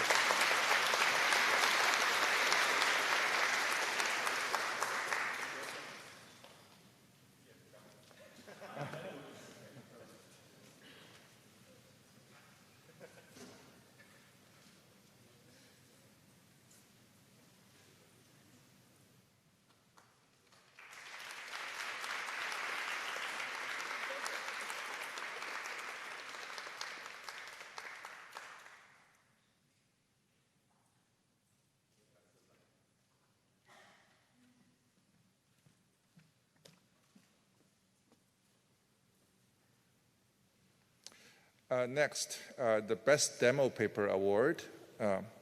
That goes to Demonstrating Mojoko Playground.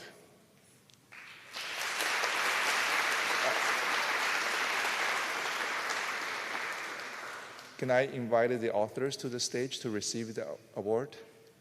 Are you here? Any of the authors?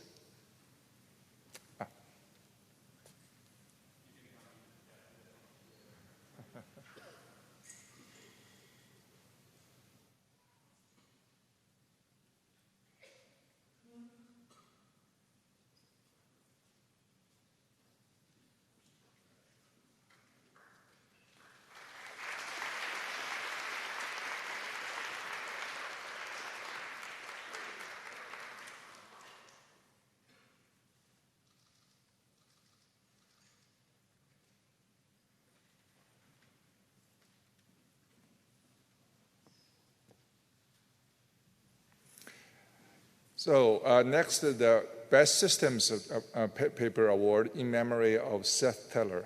We have identified 4 finalists, and the winner goes to Building Rome with Convex Optimization. How are you?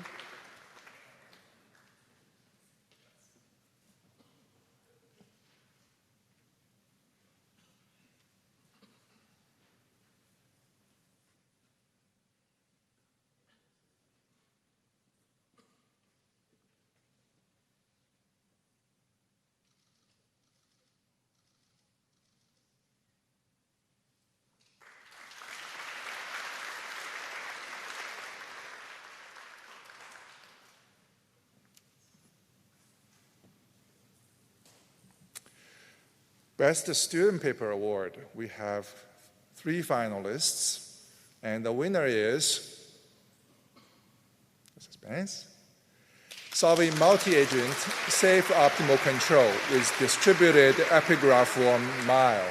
All right, this is a good one.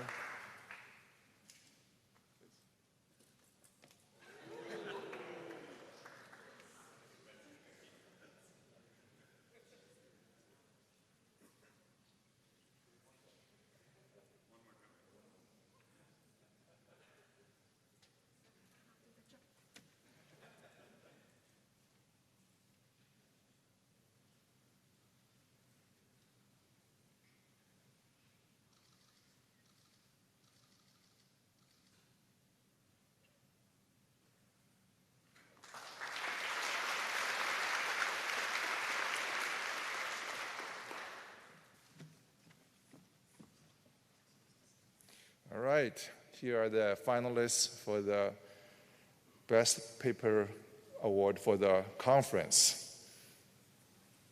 I think our choice may surprise some of you. That goes to Feast, a flexible mealtime assistance system towards in-the-wild personalization.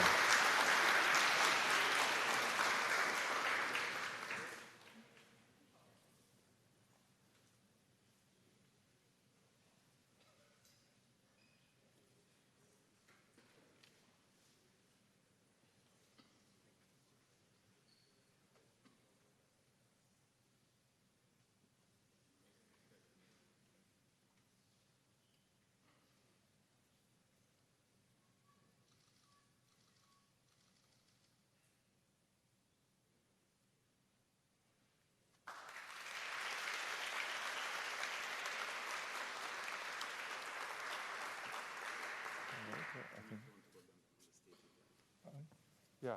Can I have all the award winners, the authors, come to the stage at the end for a photo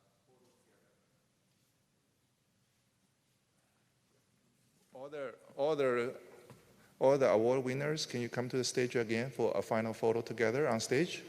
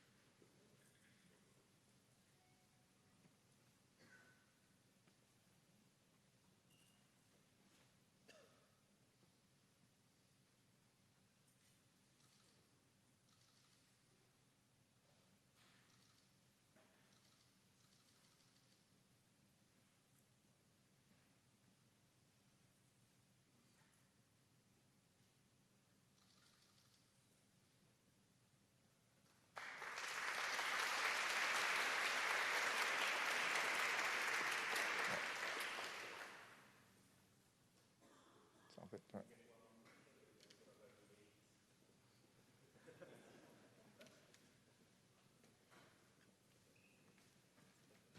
All right.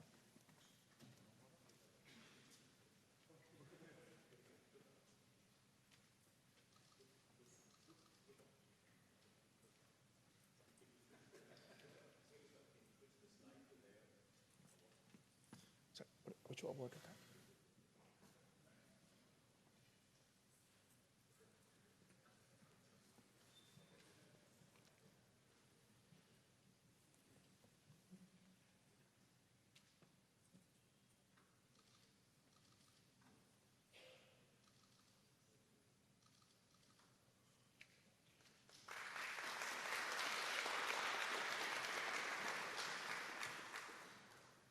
All right, so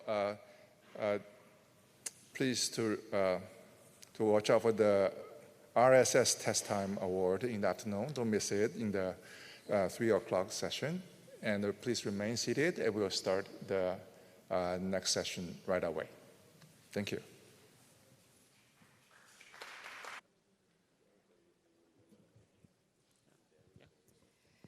Hello, everybody. So we're going to start the session 16, which is manipulation 3, the final manipulation session of RSS. So our first paper is going to be prompting with the future, open world model predictive control with interactive digital twins. I forgot to introduce. My name is Nadia Figueroa. I'm assistant professor from Penn. Mehmet Togar from University of Leeds. All right, so our speaker is Xuanruo Ning. Thank you. Hi everyone, I'm Xuanruo. Today we're happy to present Prompting with the Future, Open World Model Predictive Control with Interactive Digital Twins. Open world manipulation presents unique challenges in robotics. Let's say today we want to do a task. We want to let the robot play Angry Birds without any task-specific data, giving an instruction like this. The challenges come in two ways. First, it requires semantic understanding to understand the instruction and the scenario. For example, here, the robot needs to identify the Angry Birds, locate the toy blocks, and understand the meaning of knockdown. It also requires physical reasoning to perform low-level actions. For example, here, the robot needs to determine the correct tossing angle and speed to hit the block. So the question is, how to build a manipulation system that is robust in both semantic and physical reasoning? Speaking of open world semantics, it's natural to think of leveraging the VLM for open world manipulation. And indeed, given the instruction and current observation, it's quite robustly for the VLM to determine the task with semantic reasoning. As for the physical reasoning, previous work have tried to let the VLM predict actions or marking different actions as visual prompt for the VLM to decide. However, this method pushed the VLM outside its training distribution, forcing it to reason about low-level interactions. For example, here, it's still hard for the VLM to determine the correct tossing action, even if you understand the task and locate the object. Therefore, we aim to complement VLM's reasonability with a model predictive control framework. Instead of letting the VLM to perform physical reasoning, semantic reasoning at the same time, we shift the burden of physical reasoning to an external dynamic model. We build a digital twin that can simulate the outcome of different candidate actions and render the future observations. With the provided future states, the VLM bypasses the need for physical reasoning. Instead, it functions as a cost model, evaluating which outcome best align with the instruction with semantic reasoning. By reformulating open world manipulation into this MPC framework, each model fully leverages its expertise. To this end, we propose prompting with the future. Given an open world setting, we first scan the environment, capturing multi-view images of the static scene. We use the images to reconstruct a digital twin. The desired digital twin needs to model physics to provide outcomes. It also needs photorealistic rendering to prompt the VLM. Therefore, we adopt a hybrid representation, where meshes are the underlying geometries for simulation and Gaussian slats are used for rendering. With the built interactive digital twin, we can efficiently sample diverse actions and render the future observations. We then prompt the VLM with the instruction and the rendered outcome. The VLM will select the result that's best aligned with the goal. A cross-interface method is applied to optimize the action distribution given the feedback from the VLM, which lead to a final trajectory.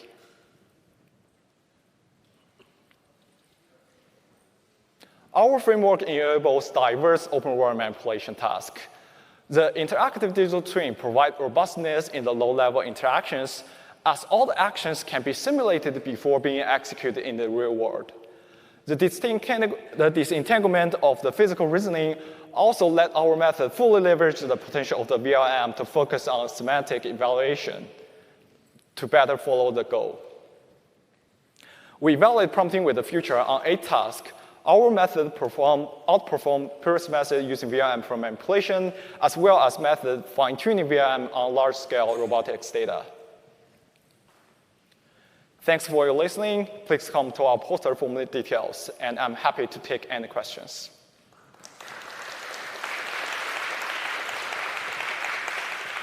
Questions from the audience? Here in the middle.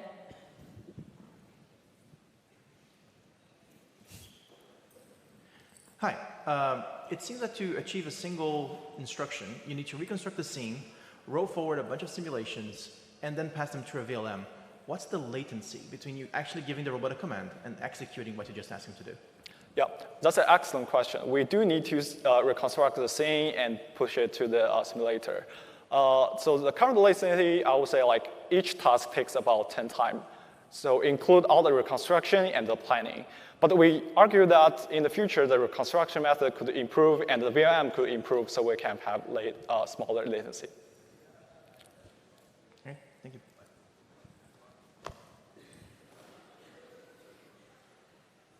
Here on the left. Does the MPC loop need to actually run here for replanning and being able to reevaluate things to get good results? Like, how far into the future, how far open loop do you go before you have to replan, things like that? Actually, we do not need to replan, but we do apply a cross-interface method to iteratively refine the action distribution to sample more meaningful samples and get feedback from VLM. All right, I think I need to talk to you at your poster then, because generally MPC has a loop that you replan every n steps. So I will have to talk to you at your poster. Sure, thank you. All right, any further questions? Let's take them offline during the poster session. Thank you so much.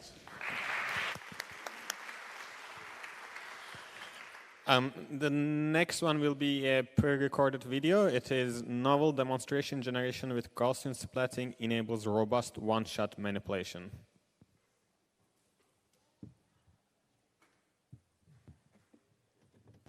Hi everyone, this is Sizhe Yang. We present Robot Splat for the paper titled Novel Demonstration Generation with Gaussian Splatting Enables Robust One-Shot Manipulation.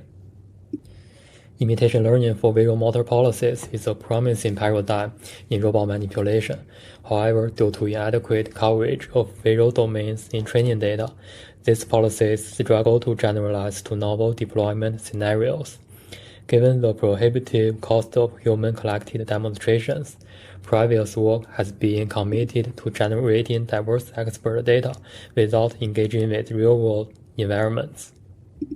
A line of work adopts a real-to-sim-to-real approach. However, replicating real-world scenes in simulation remains complex, and inaccuracy in geometric reconstruction leads to imprecise physical simulation. Another line of work utilizes 2D image augmentation for better visual generalization. However, these approaches lack consideration of 3D spatial information, resulting in spatially inaccurate data. Hence, we hold that for more effective data generation, explicit 3D representations that retain spatial information and are realistically renderable are required. To this end, we propose Robot Splat, a novel demonstration generation pipeline based on 3D Gaussian splatting. 3D.js retains spatial information from the real world. Moreover, thanks to its explicit representation, it allows for interpretable editing of the reconstructed scene, enabling novel and customized scene configuration. Robot Splat starts from a single human-collected demonstration and multi-view images of the scene, with the keyframe extracted from the expert demonstration. Our approach carries out automated editing of the reconstructed scene, performing 6 steps of generalization, including object pose, object type, camera view, scene appearance, lighting conditions, and embodiment type. We illustrate the augmented demonstrations here. Robot Splat can perform object pose augmentation, object type augmentation, embodiment augmentation, lighting augmentation, camera view augmentation, and appearance augmentation.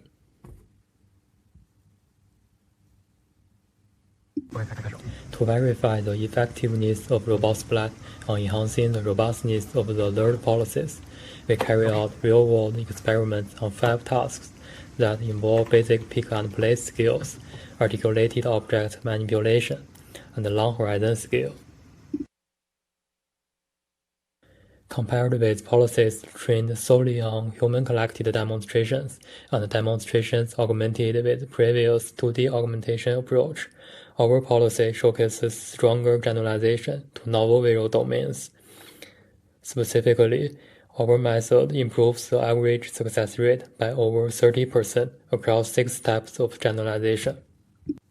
Here are some videos of our real-world experiments. Our policies showcase closed-loop adjustment according to the changing object pose. Generalize to diverse lighting conditions.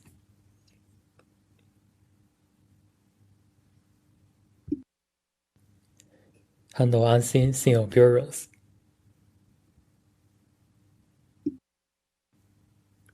Cope with drastically different camera views. Grasp novel objects.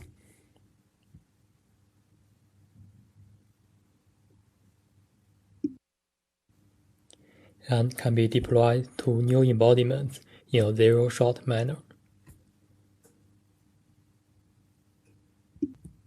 That's all. Here is a QR code for our project page. Thank you for your attention.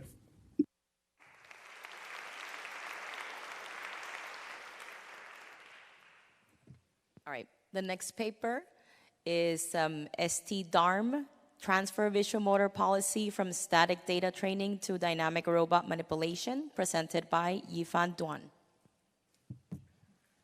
Hello everyone, I'm Yifan Duan from the University of Science and Technology of China. It's a great honor to have the opportunity to share our paper ST-DARM with you today. In this paper, we present a system called ST-DARM that enables the transferring of visual motor policy trained on static data to mobile platforms, which allows robots to maintain stable manipulation even while in motion.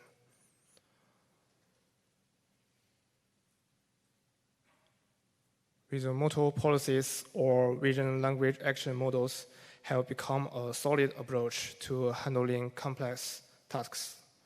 However, deploying these policies on dynamic robots, such as drone, still faces challenges. We list the 2 main there. At first, the key step in training policies is collecting high-quality human demonstrations, which is not very easy when robots are moving or shaking. Secondly, most policies often fail to respond to robot motion because of the inference delays. To address these issues, we propose ST-DARM. First, an action manager refines the base policy by collecting action chunks via a separate thread and merging them with temporal ensemble. It then uses interpolation to generate high-frequency control signals forming the base of the whole system. Next, we design an action stabilizer, which uses robots' pose estimation and prediction to monitor the robot motion. The predicted pose are then used to compensate the roll action. Finally, we implement a warm-up step before mission execution, enabling unreliable latency estimation through preset motion sequences. We validate STD arm on 2 different robotic arms using 4 different mobile platforms, including a programmable lead school, unstable drone, and double-blind human disturbance. All computations run on the NVIDIA Xavier. We designed 3 tasks with different precision requirements. The hardest one requiring control accuracy within 3 centimeters. The table shows the base policy perform very well when static, but struggles on dynamic robot. With STD arm, performance is preserved even on the dynamic robot. Here we show some experimental video, and the 2 images on the left represent the observation fed into the policy, and the top right shows the third-person view, and the bottom right shows the motion of the platform. Notably, our method makes it really easy to transfer the base policy model to any different mobile platform. When the same arm is used to perform the same task across different robots, the base policy can be shared. Then we perform 2 evaluation studies to see how each module affects performance. One of them uses a programmable lead school to provide reproducible experimental setting. Finally, the end effectors heat maps reveal how STD arm improves manipulation stability. In conclusion, STD arm effectively transfers static policies to dynamic robots. And in another word, STD arm enables cross-embodiment by extending a standard arm and policy to any mobile robot. The core 3 elements of our work are high-frequency control, robot state estimation and prediction, and time synchronization. My information is here, and I would like to talk more about the detail as a poster. Hope to see you. Thank you very much.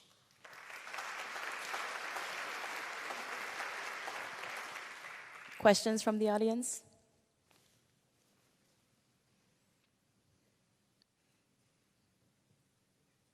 No questions at the top. Okay, well, I have a question. Why is it useful, like when you demonstrate in a static scenario or with a static arm, aren't you limiting the dexterity of the dynamic arm? Because the dynamic arm could do more things. So did you see some improvement, or what was a kind of a rationale behind that? Did you mean why I do the dynamic manipulation? So why not just try to get demonstrations with the dynamic arm direct?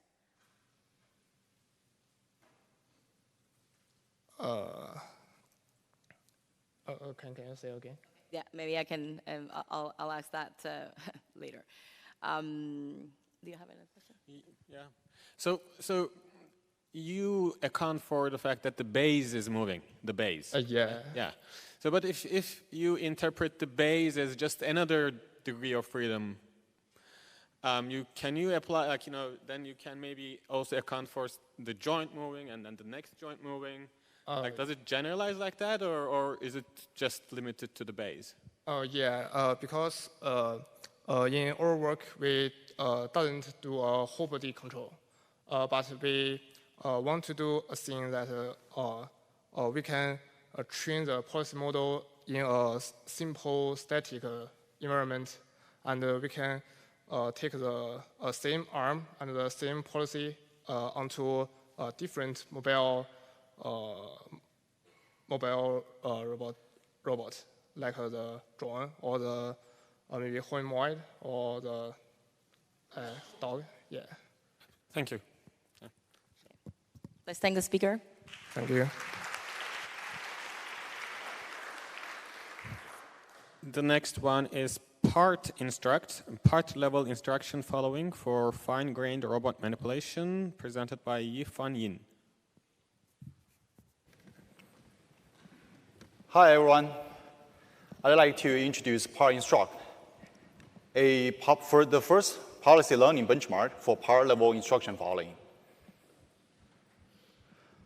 Fine-grained robot manipulation tasks demand precise reasoning about object parts and their spatial relationships. Existing benchmark on fine-grained robot manipulation only focus on object-level instructions and lack detailed part-level observation modalities and evaluation approaches. Without understanding parts, robot cannot reliably perform a task like showing in the slides. Pick up the bottle and show me the cup. This requires the model to think about the grasping step in a way that won't affect the display of the cup in the next step. However, current generalist models cannot always successfully execute this without occlusion. To address this, we need a benchmark and dataset that can explicitly incorporate part-level instruction and annotations and demonstrations for diverse objects. Such a resource will enable training and evaluating models on fine-grained tasks, revealing current limitations and guiding future research in this topic.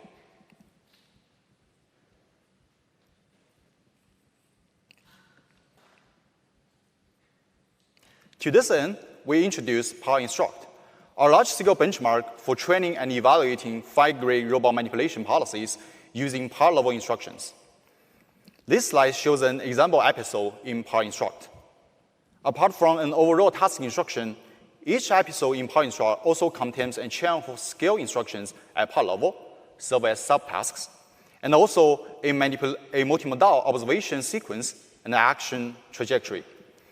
Part Instruct includes over 1,300 fine-grained tasks spanning 16 classes, from single-step tasks to long-horizon tasks that cover multiple phases.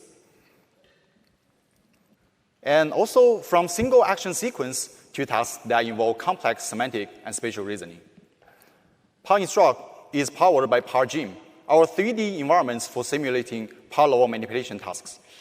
In Part Gym, we have over 500 tabletop objects across 14 categories, and over 4,500 part annotations in total.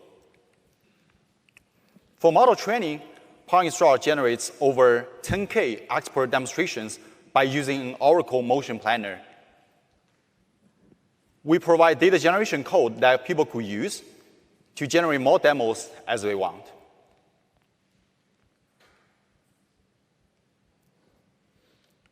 To assess policy models, we design a 5-fold comprehensive evaluation protocol covering different aspects of model generation. As the figure shows, the left 3 cases cover generation over visual appearance, like novel object states, novel instance, and novel object categories. The right 2 cases give generation over tasks or language instructions. For example, novel part combinations and novel task categories or action chains. We evaluate 6 state-of-the-art end-to-end vision language policies on Part Instruct, including generalist models like Octo, key point-based policies like Act3D, and diffusion-based approaches like diffusion policy. We observe low successful rate among all these methods. Methods struggle particularly on long horizon tasks and unseen object categories, and often fail to ground part concepts robustly. By contrast, hierarchical planning models that decompose tasks into base skills significantly outperform the end-to-end model. As the figure shows, we built a bi-level planning pipeline that integrates VLMs with policy learning models. Our best policy, Gemini 2.0 Flash, paired with 3D diffusion policy with segmentation, more than doubles the vanilla DP3's performance. These models still struggle on long horizon tasks, but they are a promising direction for power-aware manipulation. We perform experiments to explore the impacts of different visual inputs on the policy learning. The result shows that models with explicit power representation can outperform the vanilla models. Those with 3D power representation seem to outperform 2D ones. Also, we find that in a lot of failure cases, the robot can actually learn the general action pattern, but fail to ground correct parts. That's the end of my presentation. For more details, please drop by my poster, and I'm here for any questions. Thank you.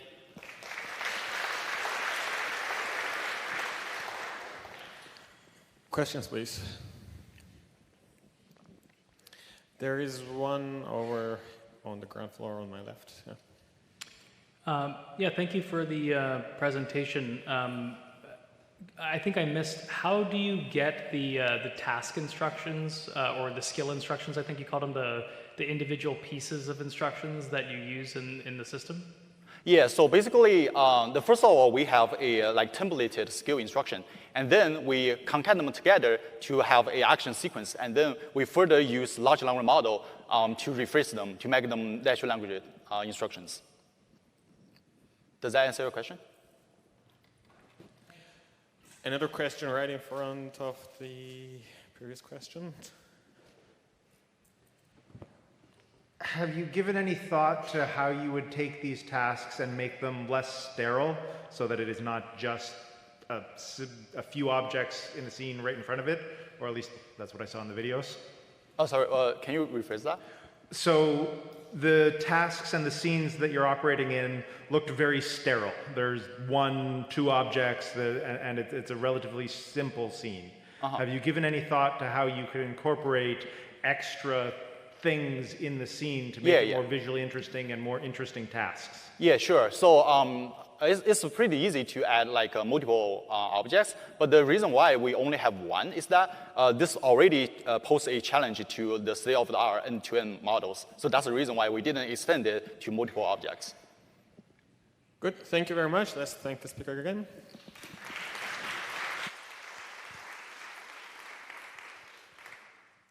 Okay, the next presentation is a pre-recorded video. You only teach once.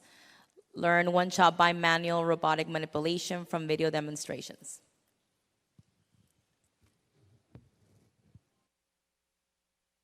Hello, everyone. My name is Huai Zhou, and our team comes from Shenzhen, China. First of all, I'm sorry that I cannot give an oral presentation on site due to visa delay. Now, I'm going to introduce our work named YOTO, You Only Teach Once, which is an efficient framework for learning one shot by manual manipulation. It is generally believed that bimanual manipulation is challenging due to the dual arm coordination and high-dimensional action spaces.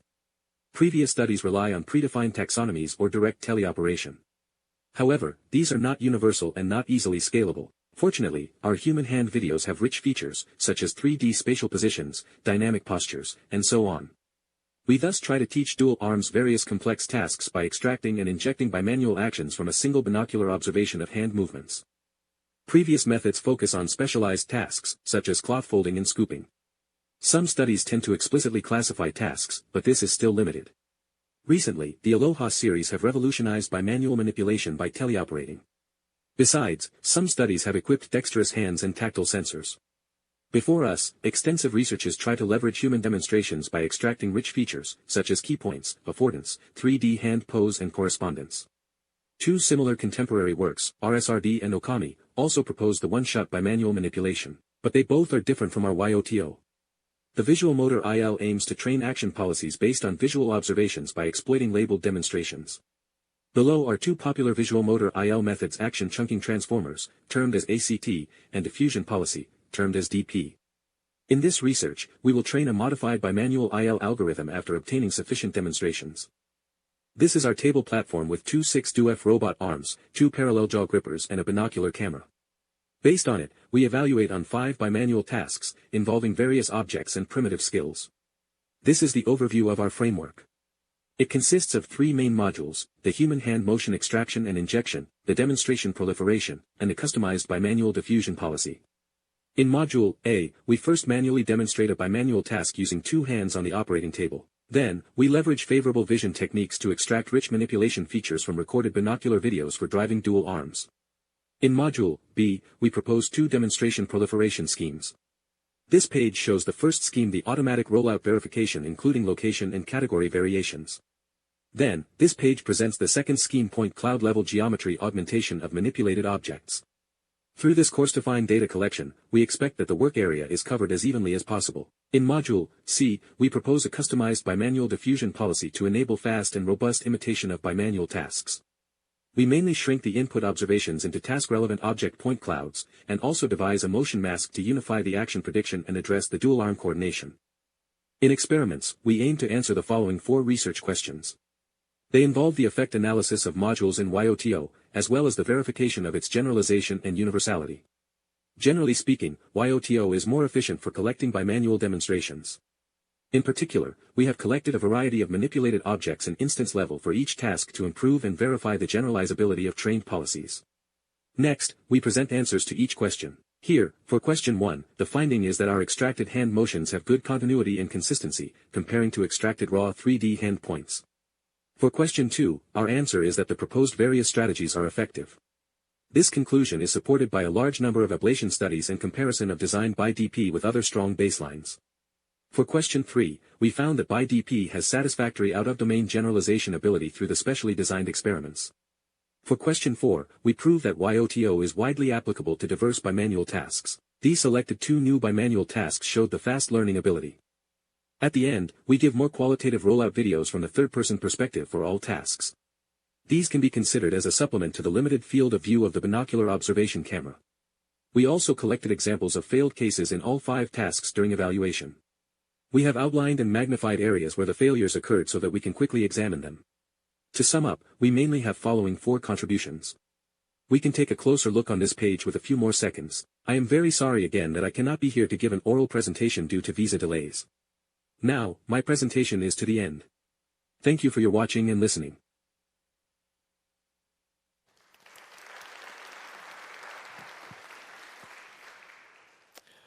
The next presentation is Manual to Scale, learning to read manuals and acquire robotic skills for furniture assembly using vision language models. It will be a joint presentation by Chenrui Chi and Shengxiang Sun.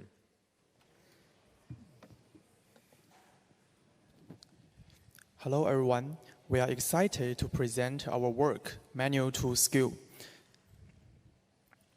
The advancement of robot understanding capabilities includes acquiring object manipulation skills from demonstrations progressing from concrete to abstract. Early research relied on trajectory demonstrations, then moved to the video demonstration, and then the simplified sketches. Instruction manuals designed for humans, like Lego or IKEA manuals, represent a significantly higher level of abstraction. Enabling robots to comprehend and learn manipulation skills from these manuals would mark a substantial progress in robotic intelligence. If robots could learn from instruction manual like humans, they could achieve low-cost skill acquisition by reducing the reliance on extensive demonstration data. Also, manuals communicate through abstract diagram and symbols, allowing the acquired skills to generalize across diverse object setup and robotic platforms. Yet, interpreting manuals poses challenge. Robots must understand and represent abstract symbols clearly and align the diagram on manual accurately with real-world objects for effective task execution. Based on this insight, we introduce Manual to Skill, a novel framework enabling robots to autonomously assemble IKEA furniture by understanding instruction manuals. To achieve this, we divide the process into 3 stages: hierarchical plan graph generation, per-step post-estimation, and motion planning. The first stage translates visually represented instructions into high-level robotic assembly plans.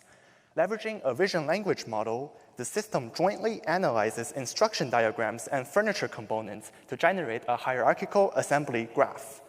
This graph explicitly outlines the assembly process in a structured form. Second, the robot must precisely know how each component fits together at every assembly step. We address this by designing a per-step post-estimation module. Using manual images and point clouds of furniture parts, this module predicts 6D poses to ensure proper alignment and fit of all components at each assembly step. Lastly, these estimated poses are translated into executable robot actions. Our motion planning module computes collision-free paths that guide the robot in moving each component safely and accurately to its target pose. Experimental results show our framework significantly outperforms baseline methods in hierarchical graph generation accuracy, with performance scaling proportionally to the base VLM model capabilities. Beyond furniture assembly, our hierarchical graph generation module can also be applied to other types of instruction manuals, demonstrating its potential for a wide range of practical applications. Also, in the post-estimation task, our method demonstrates substantial improvements over baseline approaches. We also evaluate our whole pipeline on multiple real IKEA furniture items, including a stool, a shelf, a box, and a chair. Here, we demonstrate an example of our framework assembling an IKEA chair. Initially, our system processes manuals and furniture parts to generate a hierarchical assembly graph. Starting from the bottom of the graph, the robot sequentially integrates simple components and sub-assemblies guided by precise pose estimation and safe motion trajectories. Ultimately, it arrives at the top node of the graph, representing the fully assembled chair.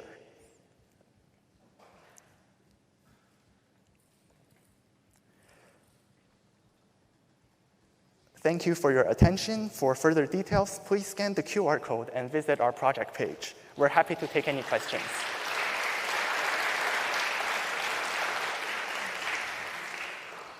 Questions?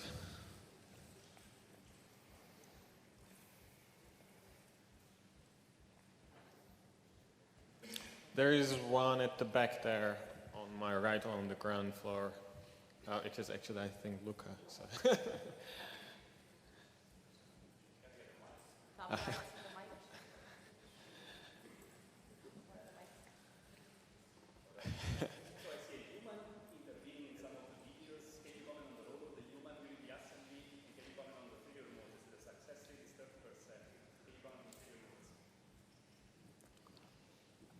So I can start with the success rate being 30%.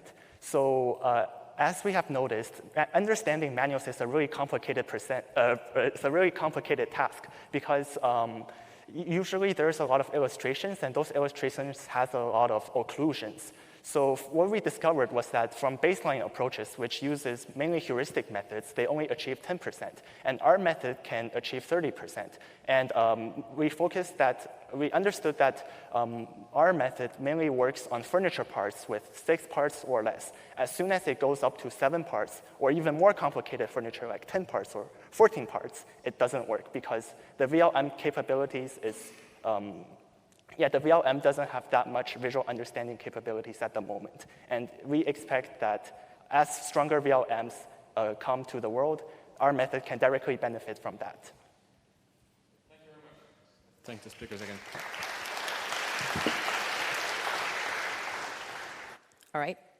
The next presentation will be Sketch to Skill, Bootstrapping Robot Learning with Human-Drawn Trajectory Sketches, presented by Amisha Bashkar.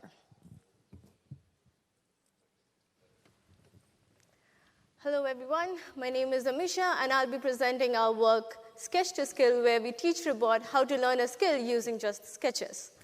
So to start with, complicated robots can achieve remarkable capabilities from autonomous driving to warehouse robots, dexterous object handling to even household robots as well.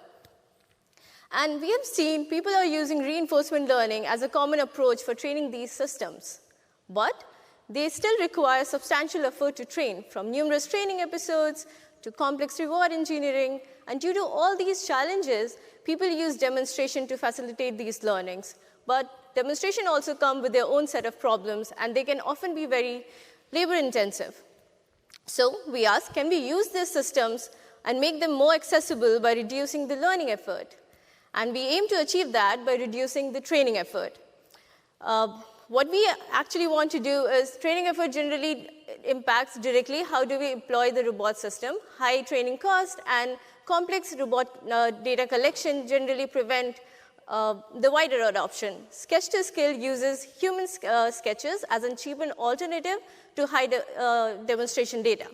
Researchers have proposed to utilize demonstration to accelerate policy learning. However, collecting high-quality demonstration data can be challenging.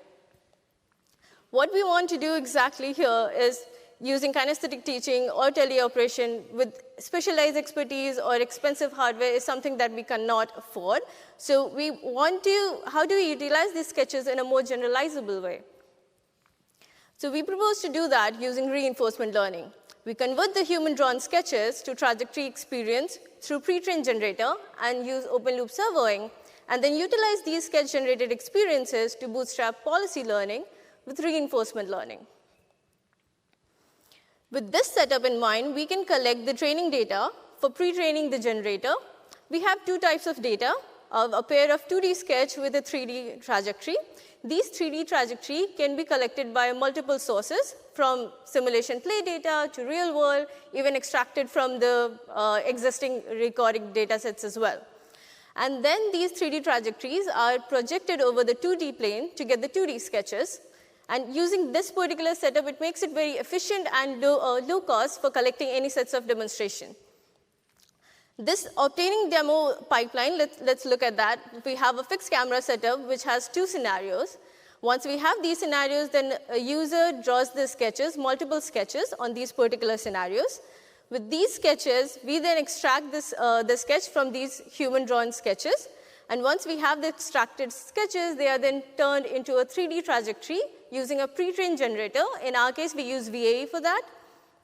And once we have these 3D trajectory, we run an open-loop servoing to get a pair of observation and action sequences. We have an example of sketches with a 3D generated trajectory that you can see on the screen. Now we have two sets of demonstration, which is a 3D trajectory and a sketch, the action and observation sequence, which we use to train an imitation policy. Once we have trained an imitation policy, we bootstrap reinforcement learning on top of that. And once we have a bootstrap reinforcement learning, then we add another set of reward shaping on top of it, which is a discriminator in our case. The discriminator basically guides the exploration with sketch-generated trajectory. If the trajectory is similar to the sketch ones, it gets higher score. If it's dissimilar, it gets the lower score, and vice versa. We do want to emphasize that the sketch are not perfect, so we don't use it as a ground truth for imitation, but more as a valuable signal for reinforcement learning. We have evaluated our method on multiple simulations and real-world hardware. One of the results that you can see here in the meta world is coffee push and box close. It uses the gripper action, which is not present in the sketch, but still RL takes care of it, and we are able to get much better results with that, which is shown in orange. We also extend our framework to multi-stage tasks in RoboMimic, and at the same time, even if the behavioral cloning policy scores are low, we still get a very good success rate in real-world hardware as well, which includes overlapping trajectory, multi-stage, as well as gripper, orientation information, and everything. So yeah, with this, I would like to conclude my talk, and I'd be happy to answer more questions in detail during our poster session, which is poster 42. Thank you very much.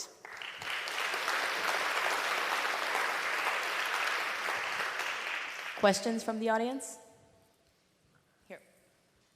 Hi, thanks for the great talk.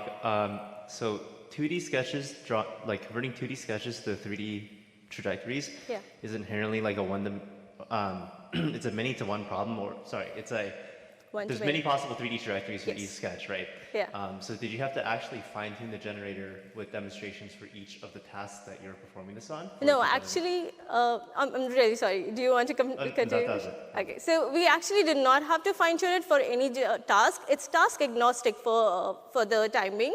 Right now, we just use play data. So as long as the scene remains same, you can have you can just collect play data, and it does not require to be any task specific. And then once you have a teacher policy, which knows how to change from 2D sketch to 3D generator, then you can draw sketches on your iPad or anywhere for any task that you want, and it does not require to be fine-tuned. Yeah. Thank you. Other questions? Okay, I have a quick question. How do you, are you ignoring the orientation of the end effector? So the orientation of end effector is not included in the sketch. That's why we basically use reinforcement learning, and it takes care of it. So we are bootstrapping reinforcement learning with our imitation policy. So we generally, what we are trying to do is sketch using as a valuable signal to help narrow down the exploration of the reinforcement learning. So the orientation part or the gripper action part can be taken care of by reinforcement learning. And even the gripper closing and opening action, there are multiple ways to do that using color coordinates of the gripper actions. And now people also use VLM to get these sketches and get the action chunks from that. Yeah. Okay, cool. Thank you. Thank you.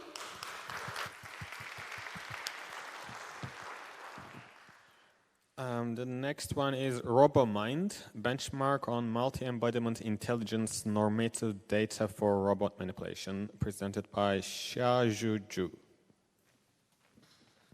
Thank you. Good afternoon, everyone. My name is Xiao Zhu, and it's my pleasure to introduce our embodied dataset on behalf of the RoboMind team. RoboMind is a large-scale and diverse dataset for robotic manipulation.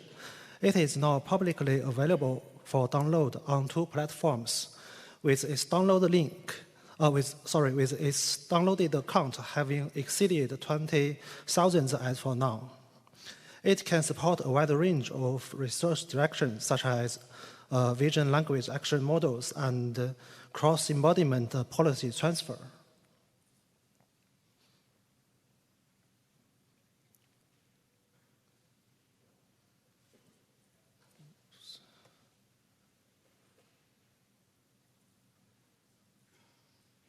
Okay.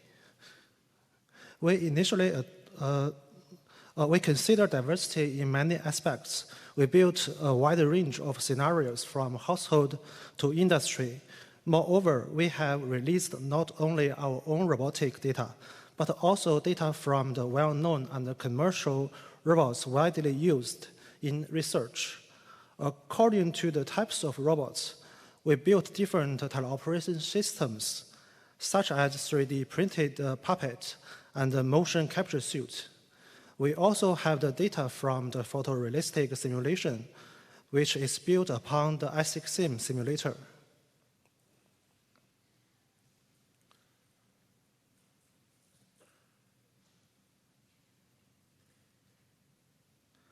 We initially adopted the HDF5 data format consistent with the action trunked with transformer method.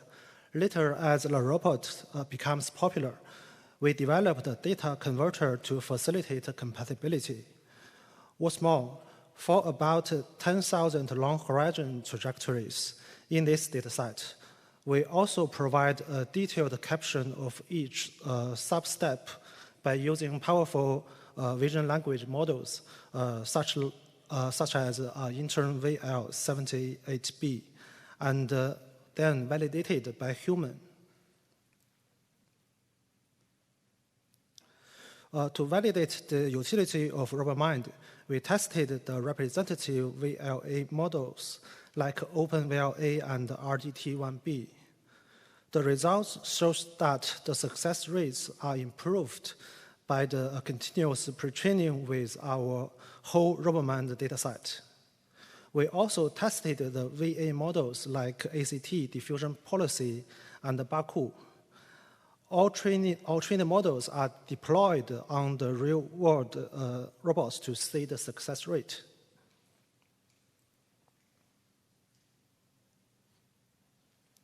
We believe that the blending of real and synthetic data is essential for the training of VLA models. A real-world model mitigates domain gaps, while simulation data enhances scalability and cost efficiency. Through empirical exploration of varying blending proportions, We present evidence-based recommendations here. We have validated that a 1:4 ratio of real to synthetic data achieves robust performance in the physical robot deployment scenarios. In this paper, we also analyzed the causes of failures for each embodiment. This information can get our further data collection to higher quality. In the future, we will release more data, including expanding the diversity of complex background, long-horizon mobile manipulation tasks involving navigation and spatial planning, and other aspects. By the end of this year, we will release 300,000 more trajectories to the dataset. And sorry, I forgot my poster in my hotel. I will set it up in the afternoon, so we may have more discussion, sorry, in the afternoon. Thank you.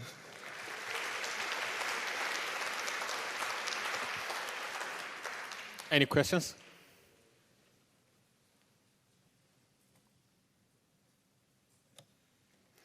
There's one here. Here. How did you go about defining the tasks and making that scalable to 479 apparently diverse tasks? Is that how do we go about expanding that in the future? Is I guess my question. Okay. Yes. I think we define the task like the verb plus the noun.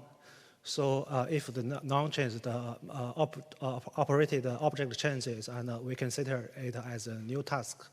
Yeah. Another question?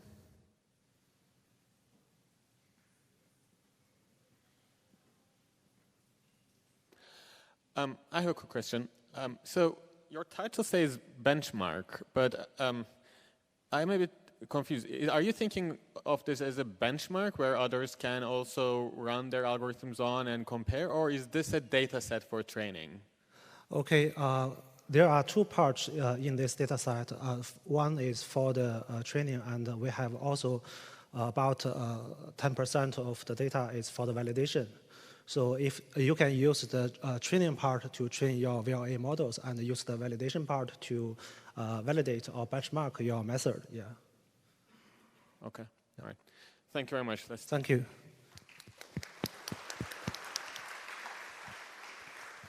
All right. The next presentation, actually it's a paper where the authors couldn't be here, but their friends are going to present for them, so there's going to be no Q&A. And this paper is PIN-WM, Learning Physics-Informed World Models for Non-Prehensile Manipulation.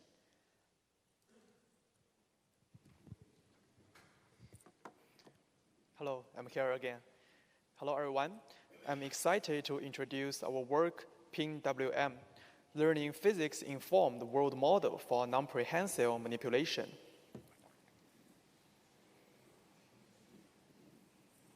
Non-prehensile manipulation refers to moving an object by pushing or poking. It is widely used in many real-world scenarios where grasping is infeasible. However, its learning remains challenging due to the high sensitivity to physical properties.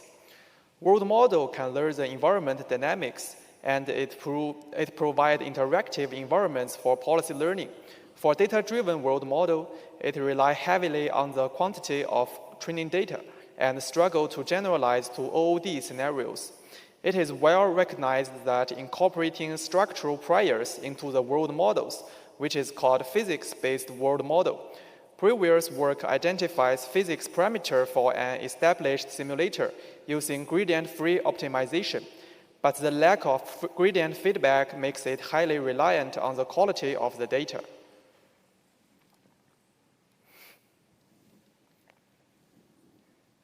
We introduce PIN-WM, a physics-informed world model that allows end-to-end identification of a 3D rigid body dynamic system from visual observations, which can be learned with only few task-agnostic trajectories.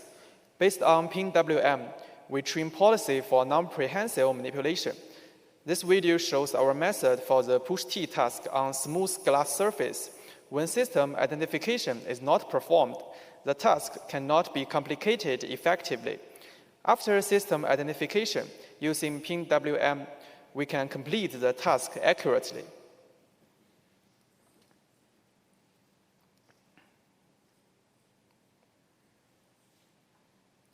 In more detail, our real-to-sim-to-real framework can be divided into two stages, real-to-sim and sim-to-real.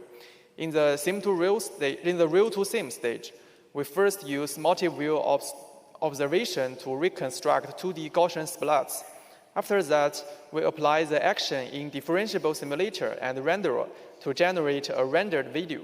Finally, we optimize the physics parameter by minimizing the rendering loss between the real world and the rendered video. At this point, the world model has been built. And in the sim-to-real policy transfer part, based on the learned world model, we perturb the identified parameters to create a group of physics-aware digital cousins.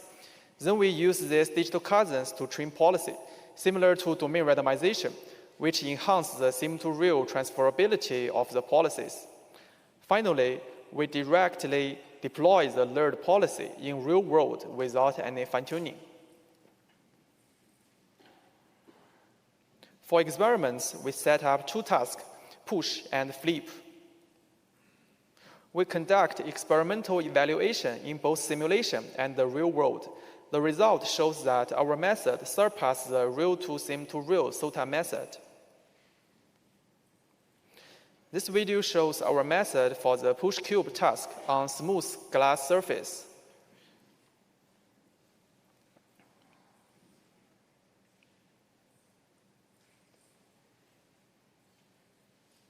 And the other video shows our method for the flip cube task on rough surface. When system identification is not performed, the task cannot be completed effectively. After the system identification using PIN-WM, we can complete the task accurately. That's all. Thanks for listening.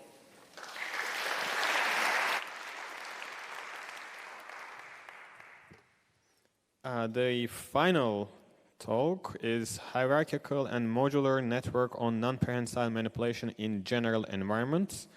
It will be a joint presentation by Yoon-Yang Cho and Jun-Yek Han.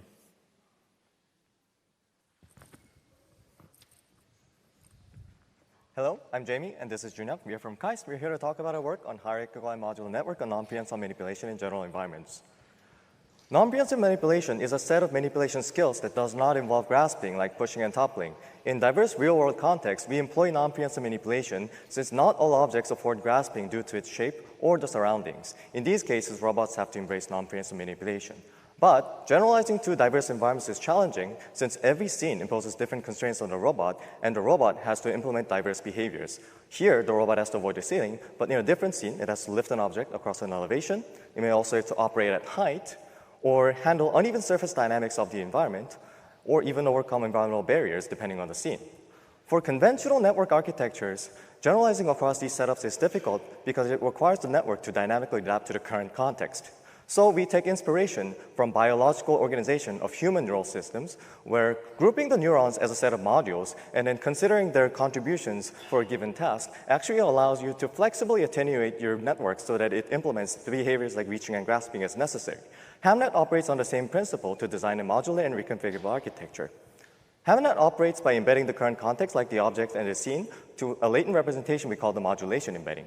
HAMNet comprises a set of modules which are different variants of a layer's parameters, like weights and biases. Based on the module activations computed from the modulation embedding, we compute actual layer parameters as a weighted combination of these modules. We repeat this process for all of the layers to construct the actual full policy network. The resulting network is a distinct manipulation behavior that interacts with the environment in a unique manner. In this particular case, it implements a lifting type of behavior. But depending on the particular module activation pattern, it could implement other behaviors like reaching, reorientation, toppling, and more. Importantly, these behaviors have emerged autonomously without any supervision during policy training. We found them by running UMAP on the modulation embedding. So each point in here represents a particular network parameters. When you cluster this recurring parent, we find family subnetwork parameters that correspond to distinct manipulation skills. For example, in the translation cluster, the robot move the object toward the goal position while accounting for the ceiling. In the reorient cluster, it does the same thing but handle the orientational goal. In the drop cluster, the robot drops the object onto a lower platform while avoiding falling up. HemNet not only learns distinct manipulation skills, but how to select and sequence them based on the context. So in here, task progresses, the robot performs dropping maneuver, and upon successes, it switches skills to align the object to the goal configuration. To verify that our framework zero-shot transfer to the real world, we conducted transfer experiment on unseen real-world object and environments. And here, the robot leaped the toy crab against the sink. And here, the robot toppled the toy bulldozer on top of the high shelf while accounting for its kinematic workspace.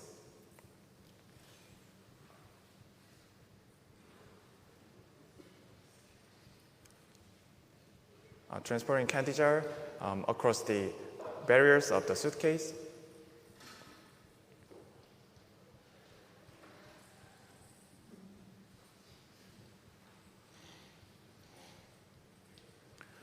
Avoiding ceiling despite starting outside of the workspace.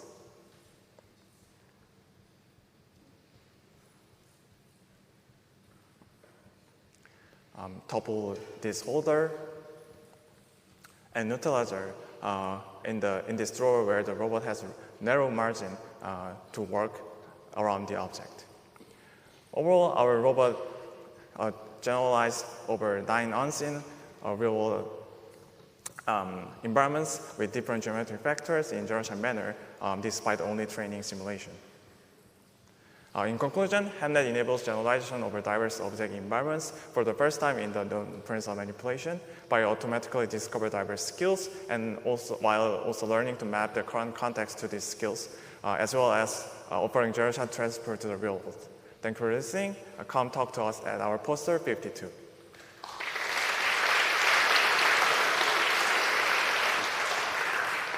Questions?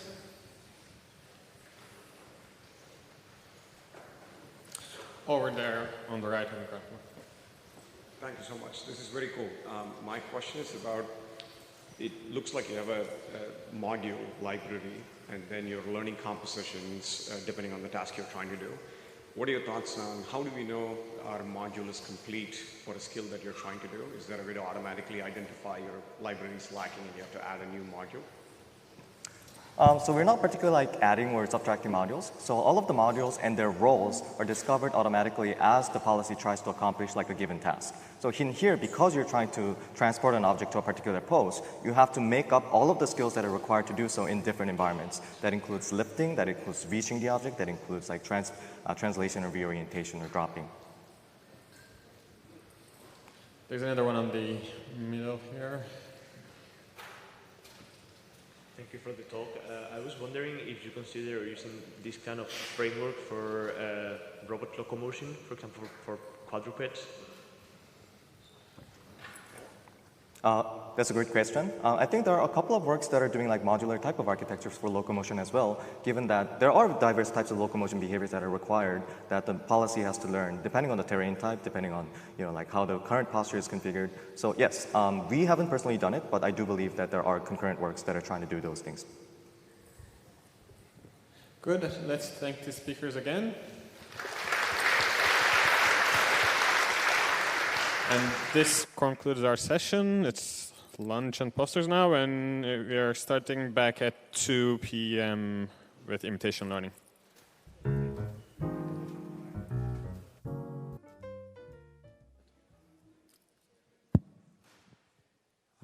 Good afternoon, everyone. Welcome to the Imitation Learning 2 session. We're the session chairs.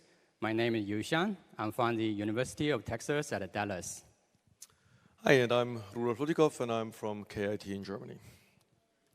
So we're directly going to start with our first paper called Bridging Perception and Action, Spatially Grounded Mid-Level Representations for Robot Generalization, presented by Jonathan. Hi, everyone. My name is Jonathan, and today I'll be presenting my work investigating how to leverage diverse forms of grounding in order to increase robot performance and generalization on dexterous tasks. So, what type of grounding do we want for bimanual dexterous robots? To motivate this, consider a robot tying a shoe. Although the bounding box can give the robot information about the location of his shoe, it fails to capture information about how to manipulate it. Instead, the types of grounding that we want look something more like this. The more information a representation can give to the robot, the better the representation can guide the policy.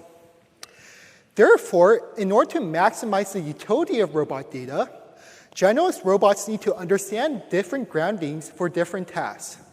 We categorize this grounding into 4 different axes. The first axis is object centricity. This axis shows representations that give the robot information about the locations and identities of objects on the scene. The next axis is motion centricity, or representations that give the robot information about the dynamics. The next axis is pose awareness. These representations give the robot information about the orientations of the objects and the agents on the scene as well as their geometry. The last axis is the depth awareness axis, which shows information about the 3D structure. So, how do we incorporate these representations? We first train 4 specialist expert networks that each output a representation corresponding to a different axis, and we freeze these networks, then combine them into a novel architecture we call mid-level MOE. This features a transformer backbone. These specialist representations are then combined with the input visual tokens and passed into a transformer decoder diffusion policy, which outputs an action chunk. We then execute the first of these actions onto the robot. We evaluate our policy on 4 real-world tasks. And these real-world tasks have variations in distractors, lighting conditions, and a little bit of camera perspective. We find that mid-level MOE achieves 24% higher success rate on real-world tasks over diffusion policy baseline and 11% higher success rate over language policy baseline. So the following actually depicts some videos of the robots performing some of these tasks with the representations visualized. When we were evaluating these policies, an important question kind of arose. How do we effectively leverage these groundings? To investigate this, we defined the policy's sensitivity score, or how well the policy kind of follows the representations, and the robustness index, or how robust the policy is to noise in these representations. So over here, the top trajectory segments show videos of the robot following its representations and either succeeding or failing. Meanwhile, the bottom videos show the robot being robust to these representations, either erroneously or correctly. When we were doing this evaluation, we found that a lot of the issue cases were in the bottom right, where the policy would output the correct representation, but fail to follow it or utilize it. Therefore, in order to fix this and encourage the policy to better follow its representations, we introduced a method called self-consistency. We evaluate the robot and take the trajectories and measure the adherence between that and the mid-level representation. Then, we use this information as weights for a weighted imitation learning algorithm. The resulting policy has a 10% higher success rate than the unweighted version, while still being robust to significant mid-level noise. So, to conclude, here are key takeaways. 1, diverse task-specific forms of grounding can increase robot generalization performance, but policies need to be very carefully designed to actually follow this grounding and utilize it effectively. Thank you very much. Do we have questions from the audience? Yes, right here in the middle in front. Hi, thank you for the talk. So, as I understand, you have the mixture of expert router fixed after training, right? I was wondering if you looked into dynamically adjusting it, like in case, for example, the depth is noisy or occluded or something like that, to eliminate some of the noise. Yeah, that's a good question. It's a bit hard because it presents a very difficult optimization problem. I could imagine a scenario where there are ways to fix it, and this can potentially also help the policy to like kind of follow different representations a bit more. But right now, we just investigated the most simple format of this. But yeah. Thank you. We have time for one more question. Other questions from the audience? I don't see anyone. Okay, so in this case, a quick question from me. So I would assume that also object relations, so between objects, would be a valid mid-level representation. Yet, like, you didn't consider that. Any reasons why? It's just like within the engineering effort, there are a lot more representations. The framework that I like to think about this as like the more specific your representations are, it kind of limits the domains where it can apply to. However, it does give the robot more information, right? So there has to be a nice balance of this. This is the balance we chose, but I imagine in the future, we would want to kind of push down toward like more descriptive groundings, like what kind of groundings these robot policies have. Thank you. Let's thank the speaker again.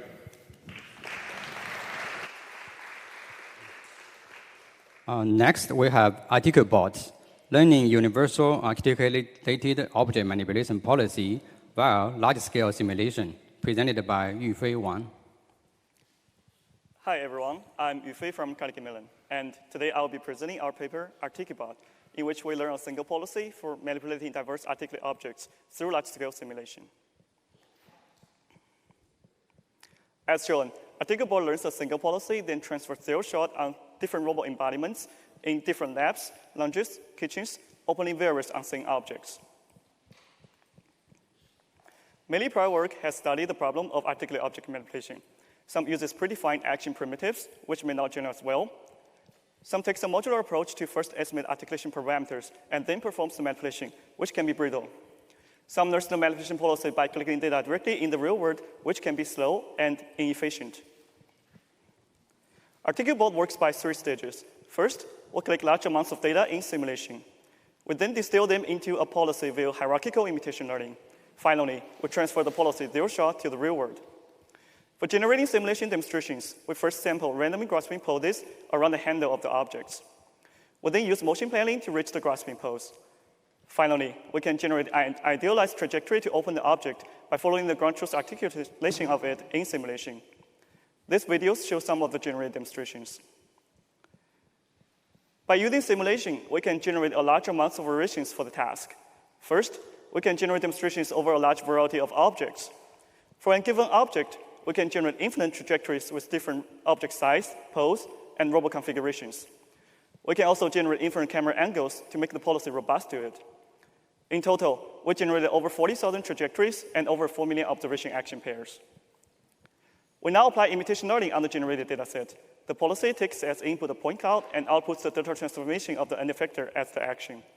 We first apply standard imitation learning algorithms, such as 3D diffusion policy on this dataset. However, we find the performance to be pretty poor when testing the generalization on unseen objects. We propose to use hierarchical imitation learning, in which we learn 2 policies to address this issue. Given a point cloud, we'll first pass it through a high-level policy, which produces some high-level information. The point cloud observation, as well as this high-level information, is then input to a low-level policy, which outputs the robot action. In our case, we choose the high-level information to be the subgoal and effector pose. There are 2 subgoals. The first is to grasp the handle, and the second is to open the door. We use 4 points on the end effector to represent its pose. Intuitively, the high-level policy learns where to move the end effector, and the low-level policy learns how to move the robot, conditioned on the subgoal. For the high-level policy, given a point cloud, it is input to our proposed weighted displacement model, which predicts the displacement from each point in the scene to the subgoal end effector points. It also outputs a weight for each point, since not all points are equally important for the task. The final prediction is the weighted average of the predictions from all points. For the low-level policy, it takes as input the point cloud and the subgoal, generates a later embedding via a transformer, which is then used as a condition for the diffusion head to generate the action. We apply hierarchical imitation learning on the same dataset, and we find it leads to a large improvement in performance when testing on unseen objects. We test our single simulation trained policy zero-shot to 3 robot embodiments in the real world. a tabletop Franca, a mobile X-arm with a default gripper, and with the fast Yumi gripper. The single node policy is able to work across 3 different robot embodiments in 2 different labs, and in real lounges, offices, kitchens, opening diverse objects.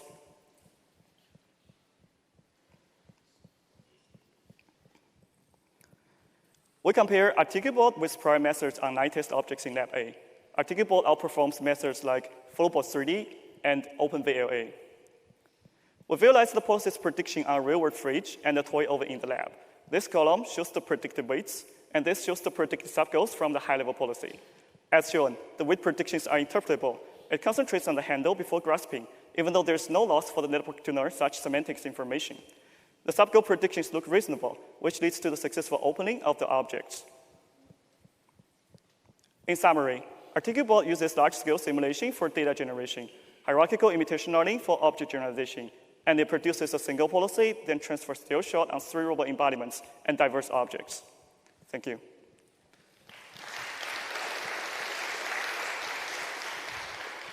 Questions from the audience? On the right, yes. This looks like it shares some similarities to key point-based methods and things like that. Have you thought about how to extend this to a more general class of problems with key points or something like that? Yeah, so I guess a lot of key point-based methods is using key points for the object or scene representation. Here we are using kind of full point cloud as input. We do share similarity with that because we use key points to represent the end effector pose. And I think this formulation can often be generalized to like more categories of manipulation problems, and we're kind of actually exploring that. So I don't know if that kind of answers your question. Yeah. It tells me you're thinking about it and you don't know yet, and that's perfectly fine. Thank you. Yeah. We can have one more question.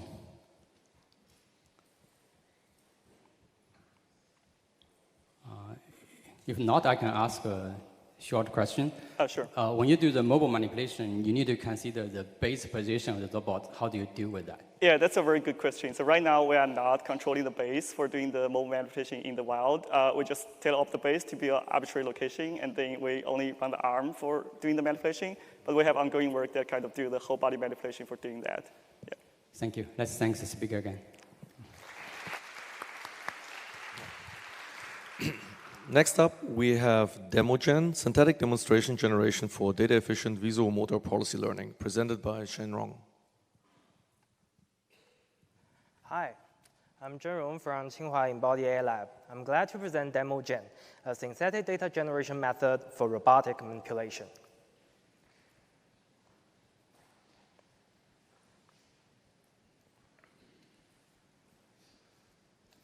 I guess most of you in this room have heard of visual model policies such as different policy or Pi0. They are powerful but often data hungry, requiring hundreds or even hundreds of hours of demos for effective performance. But why do they need so many demos? We found the major reason is their lack of spatial generalization capability. We made an empirical study where we trained a different policy to press the button, but the button is appear anywhere on the table. We visualize the bird's eye view of the tabletop, where the green dots here means a demonstration is provided. Green and gray background colors indicate successful and unsuccessful evaluation trials, respectively. So these plots give us the intuition that the spatial effective range of visual model policies, at least for different policy, is basically the sum of the surrounding areas covered by the given demonstrations. We also found 2D encoder or 3D point clouds. They just also cannot solve the problem. So this reveals a commonly mismatched effort distribution in data collection. The critical actions enabling dexterity is only a small subset of the whole trajectory. However, human teleoperators to achieve spatial generalization have to collect a bunch of similar but spatially augmented demos. To save redundant human labor, we propose DemoGen. DemoGen generates actions by task and motion planning and generates visual observations by using 3D point clouds as the modality and performing 3D editing. As a fully synthetic approach, DemoGen is very fast. It could generate over 2,000 demos in just 22 seconds, which is over 10,000 times faster than previous works relying on robot replaying, such as MimicGen. DemoGen allows you to collect only one source demonstration in the real world, and it will help you generate hundreds of synthetic, spatially augmented demos in just few seconds. You can train a diffusion policy with the synthetic demos to achieve all the spatial generalization capabilities, as if they were collected by human in the real. We found DemoGen works well on a diverse range of tasks involving context-rich motion, deformable objects, and the use of dexterous hands. As you may have noticed, we stick markers across the entire table so that we can rigorously and to evaluate the spatial generalization probability. So we fully randomize the objects, conducting over 500 policy evaluation rollouts on 8 tasks. Besides single arm, we deploy DemoGen to Galaxy R1, featuring bimanual operation and egocentric view observation. What's more, DemoGen can help the policy to avoid unseen obstacles. DemoGen can also be extended to promote resistance resist disturbance. So the main takeaway here is actually similar from the previous empirical study. If you have not provided such demos, your policy just don't know how to avoid the unseen obstacles or resist disturbance. So finally, to show DemoGen is truly efficient and truly effective, we hosted an online live stream on Xiaohongshu, which is a Chinese social media platform. Yeah, so in 30 minutes time, we collect one source demonstration live, generate synthetic demos live, train a different policy live, and tested this policy on unseen OOD scenarios. So luckily, we got it right and ending up with 0 failures. Yeah, so that's all I would like to share today. If you feel interested, don't forget to visit our website and go to our poster. Thanks for attention.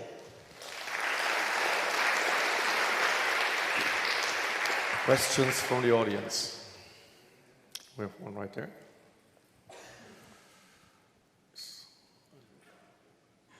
What about encountering tasks that it cannot physically perform? So if you were putting on one of those positions on the table that were outside of its workspace?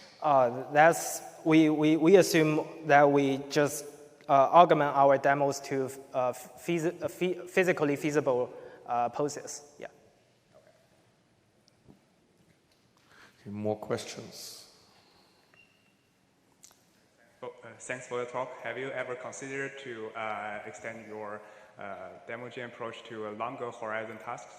Yeah, actually, there is no explicit limitation on how long the horizon can be because we segment the trajectory into object-centric segments. However, I'm not quite sure whether if the horizon is super long, the diffusion policy could learn from such long horizon demos. Yeah. Okay, let's thank the speaker again. Yeah, thank you. Next, we have IMLE policy, fast and sample-efficient visual motor policy learning via implicit maximum likelihood estimation. The authors of the paper cannot be here, and the paper will be presented by Lorenzo Fortune. And there will be no Q&A after the presentation. Hi, I'm Alejandro Fontan, and I will be presenting IMLE policy on behalf of the authors who, unfortunately, were unable to make it in person to this conference. Diffusion and flow matching have become popular approaches for behavior cloning, given their ability to model complex multimodal distributions. However, in this work, we ask whether these are the right generative modeling techniques for behavior cloning. To answer this, we will lay out a practical real-world decider data for behavior cloning and understand how these current methods stack up. First is the ability to capture multimodal distributions, and as we have already outlined, these models are great at achieving this. Our second core requirement is fast and ideally single-step inference. Diffusion and flow models by nature require multiple forward passes, making inference inherently slow. Finally, we are interested in the model's ability to maximize the utility of only a few demonstrations. Work by Kelly et al. Has shown that diffusion and flow-based model particularly work well in capturing the underlying distribution when they have a lot of data, but they struggle when the data is sparse and limited. As a result, diffusion and flow-based generative models only satisfy 1 out of 3 requirements for behavior cloning for robotics application.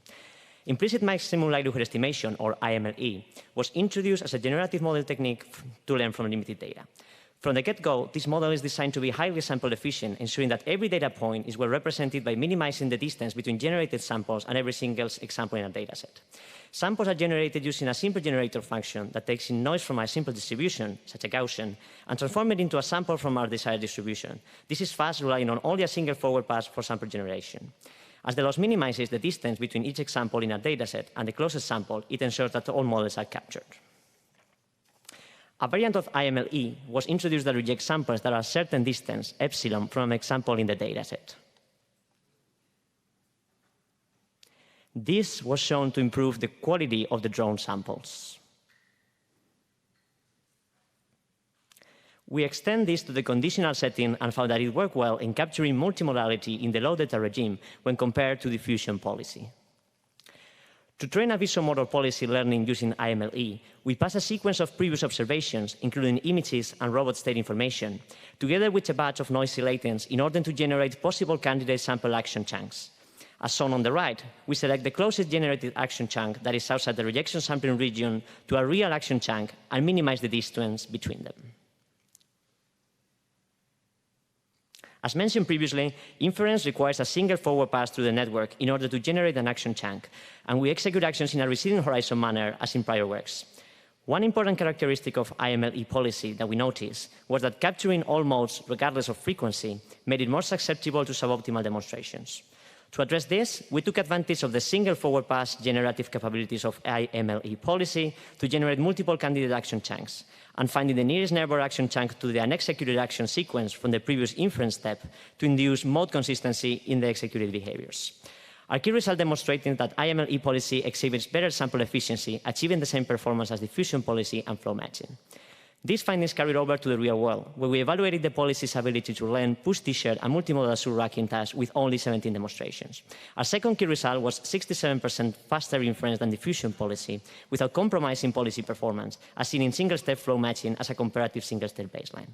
Finally, we conducted several experiments to demonstrate that the multimodal capabilities of IMLE, particularly in the low data regime where the IMLE training objective avoids mode collapse, even when the data support for a mode is low. When trained on only 17 demos, IMLE policy expresses a variety of suitable trajectory options, while diffusion struggles to clearly define its mode. Here are some real-world videos to demonstrate our policy in action using only 17 demonstrations.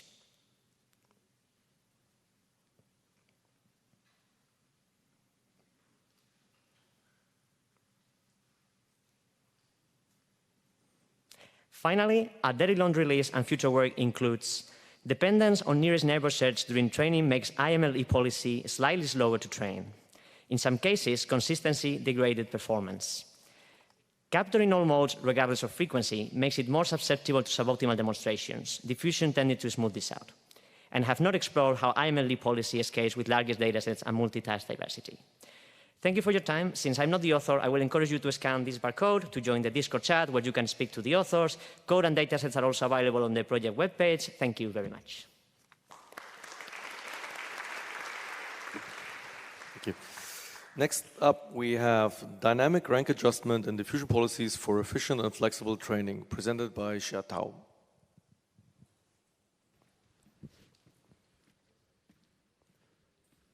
All right, thank you for the introduction.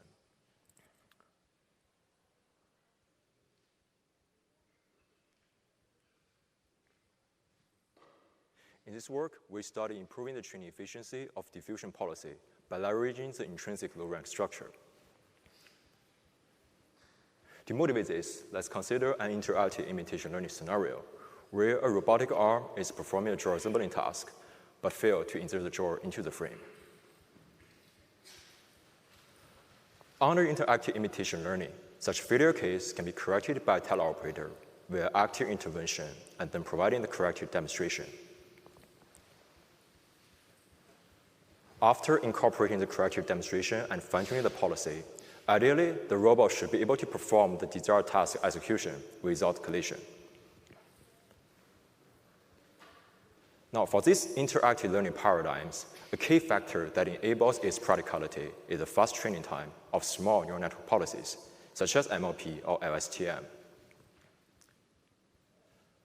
However, compared to these smaller models, diffusion policies are generally much slower to train from scratch due to over-parameterization, despite that the over-parameterized model also provides impressive representational power. The increased training time of over-parameterized diffusion policy significantly reduces the usefulness of online adaptation of interactive imitation learning, significantly reducing the usefulness of these interactive methods.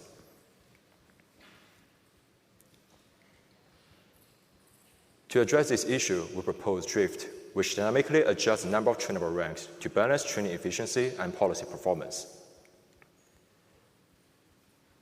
Drift includes a neural network component called rank modulation. It leverages singular value decomposition to produce a left singular, diagonal, and right singular matrices, preparing for rank adjustment. Then, these decomposed matrices are separated into trainable and frozen parts. As the number of time steps increases, the number of rank into trainable part decreases and is offloaded to the frozen part.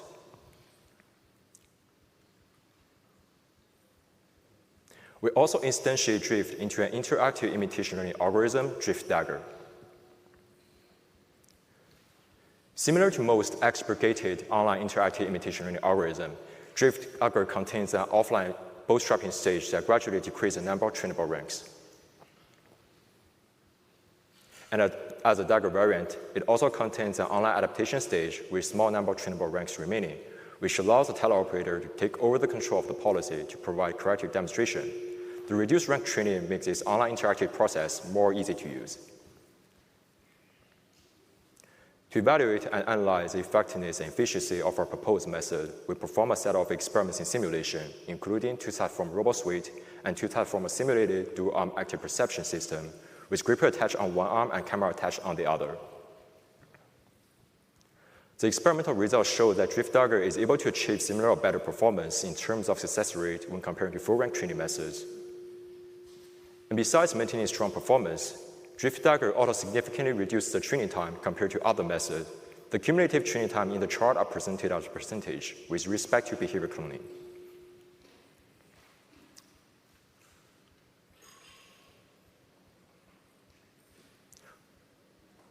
We also deploy Drift to real-world scenarios. The videos show online interactive demonstration with a dual-arm active perception system mirroring the simulation setup.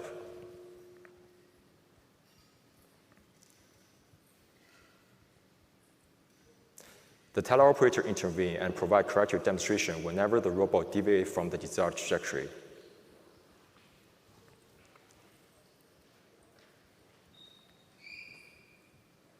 With online adaptation, we can significantly improve the policy performance thanks to the incorporated corrective demonstration and the reduced rank training to make this process more efficient and practical to use.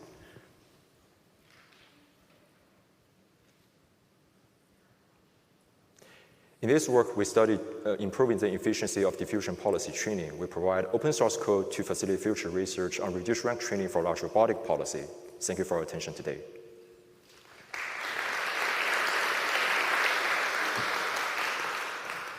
Do we have questions from the audience?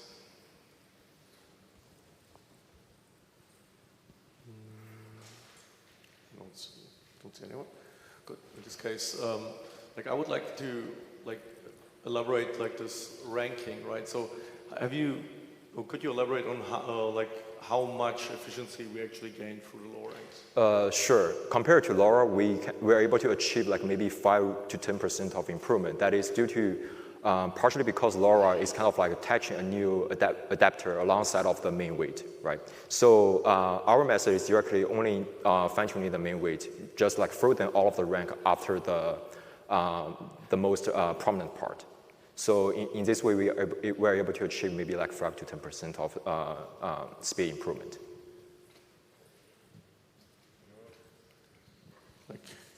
Okay, let's thank the speaker again.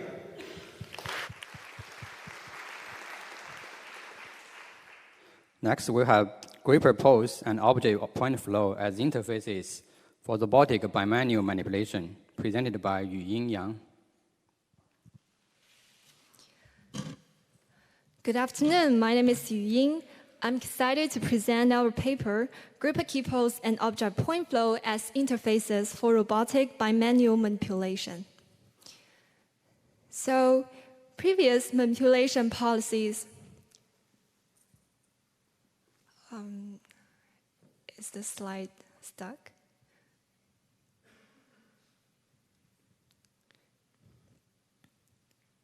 Okay.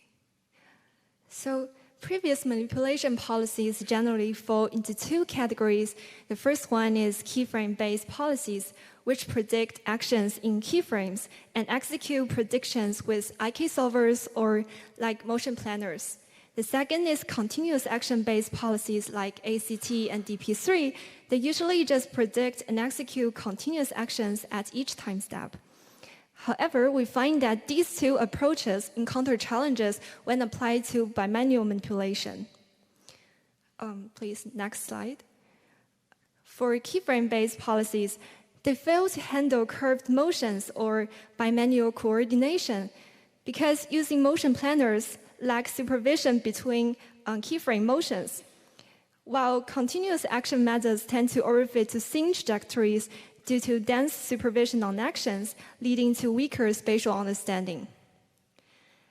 So our initial motivation is there a way to integrate the strengths of these two approaches?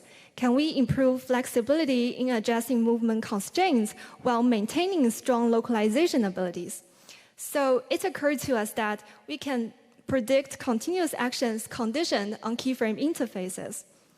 Here we propose PPI, which is named after two very effective keyframe interfaces, Group Key Pose and Object Point Flow. The Group Key Pose is the target 6D pose of the gripper at keyframe time steps. The Object Point Flow refers to the coordinates of the sample points on the object, also at keyframe time steps, so that the object's future motion can act as a condition for continuous action prediction. As you can see, the green spots in the videos show the predicted point flow in both simulation and real-world tasks. PPI integrate the prediction of interface and continuous action seamlessly with an end-to-end 3D diffusion transformer. We designed a special unidirectional attention mechanism so that the interface tokens can only attend to the scene point clouds and the robot states, while the continuous action tokens can attend to the scene, the robot states, and the interface tokens. We achieved SOTA performance on a bimanual benchmark RL-Bench 2, and we also evaluated PPI on 4 challenging tasks in real world. PPI consistently outperforms all baselines. Now let's take a look at some exciting demonstrations in real world. In the scan the bottle task, PPI accurately locates both the scanner and the bottle and successfully scans the barcode despite background disturbance and object disturbance. The second task, lift the tray, poses significant challenges for coordination between the two arms. Remarkably, PPI maintains stable and smooth lifting performance even with novel and out-of-distribution objects on the tray. PPI can also robustly hand over, insert, and wipe the plates under flashing lights and visual distractions. To better understand how our proposed interfaces improve continuous action prediction, we visualize the attention weights of the interface tokens. Here, the red areas indicate higher attention weights, and the blue areas indicate lower ones. The left picture shows the attention from continuous action tokens to the scene point cloud tokens without interface prediction. The middle and right images show attention from point flow tokens and key pose tokens, which are our proposed interface tokens, to the scene point clouds. We can clearly see that these interface tokens focus much more on the tray, which is the task-relevant regions. This, to some extent, explains why PPI's interface improve localization and scene understanding. So for more information on PPI, you can explore our project website. Please come to our poster, not at 30, but 56. I'm happy to take any questions. Thank you. Questions from the audience?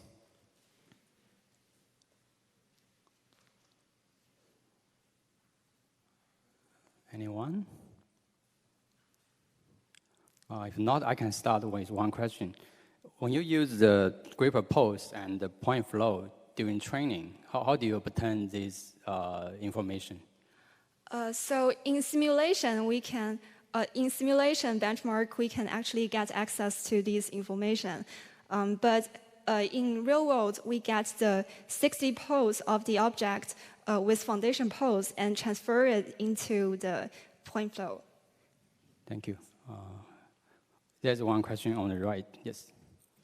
Thank you for your talk. My question is that what if in the demonstration there are like a try and error phase, how to extract the key pose in that case? You mean how to extract the key pose? Yeah, if the demonstrations, they may be not perfect, so they maybe fail to grasp a cup, and you can try again, right? And in that case, how can you extract the key pose? We assume that the demonstration successfully complete the task. So are you asking like if the demonstration fail, how can we recover from that? Yeah, I mean in the demonstration maybe the handle is slippery and the operator might try more than one time to grasp a cup. In that case, maybe we should include more recovery data, and the model can try to learn to like pick the handle twice. Yeah. Thank you. Okay, thank you for your question. Let's thank the speaker. Next up, we have skill, semantic key point imitation learning for generalizable data efficient manipulation, presented by Yang. Hello, everyone. My name is Yang Gao from Tsinghua University, and I'm very excited to present our work skill, semantic key point imitation learning for generalizable and data efficient manipulation. Real-world manipulation tasks, such as hanging clothes or tidying a desk, require robots to perform actions that is generalizable to new objects, highly precise, and often long horizon. However, current imitation learning methods require massive amounts of imitation demonstrations, leading to a problem of very high sample complexity. So the core question we want to ask, how to resolve the high sample complexity issue? To address this, we introduce skill. Our core idea is to use semantic key points as a compact representation. As you can see from our generalization experiments, skill achieve strong performance, especially in out-of-domain scenarios with unseen objects and unseen scenes. This demonstrates the superior data efficiency and robustness. The skill framework has two main components. The first one is a semantic key point description module, which we leverage a foundation vision model to extract vision features. And those features are matched against a single reference image provided one time during training time. And we also have a policy module. This module basically takes the first feature outputs and learn an diffusion policy on top of it. Another advantage of our framework is it naturally enables cross-embodiment learning. Because the semantic key points are the same between human video and robot demonstrations. For the results, we evaluate skill on 6 challenging real-world tasks. And shown in the table, skill achieve pretty high accuracy, around 73% across the task. And the performance is maintained even we evaluate on a diverse set of evaluation objects. Here we visualize how our semantic key points generalize across different objects. Notice how the key points consistently track relevant parts of the objects, like the handle of the cup or the center of the mouse, across various unseen scenarios. Skill also shows robustness to environmental changes. We tested on different backgrounds and distracting objects. Our methods still maintain a pretty high performance. We also did an ablation of different vision foundation models we find that models like diff can yield the highest success rate, but radio provides the best trade-off between the performance and the latency. As we add in more human demonstrations, the performance on all the tasks consistently improves. And this validates our approach of using human videos to assist data efficiency. Now let's see skill in action. Here, our policy demonstrates robustness to dynamic changes. When a human interrupts the task by moving the cup, the robot perceives the new key point location and dynamically replans. And most impressively, with only 30 demos, our method can demonstrate complex long horizon tasks. Here is hanging an unseen towel in a cluttered environment.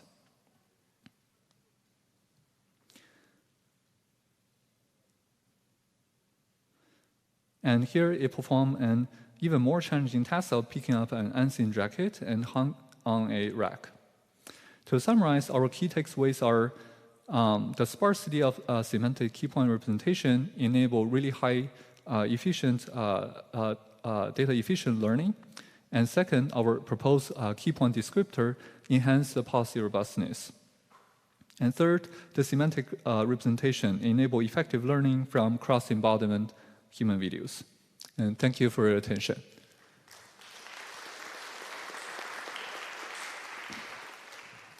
Questions from the audience? Yes, we have one right here.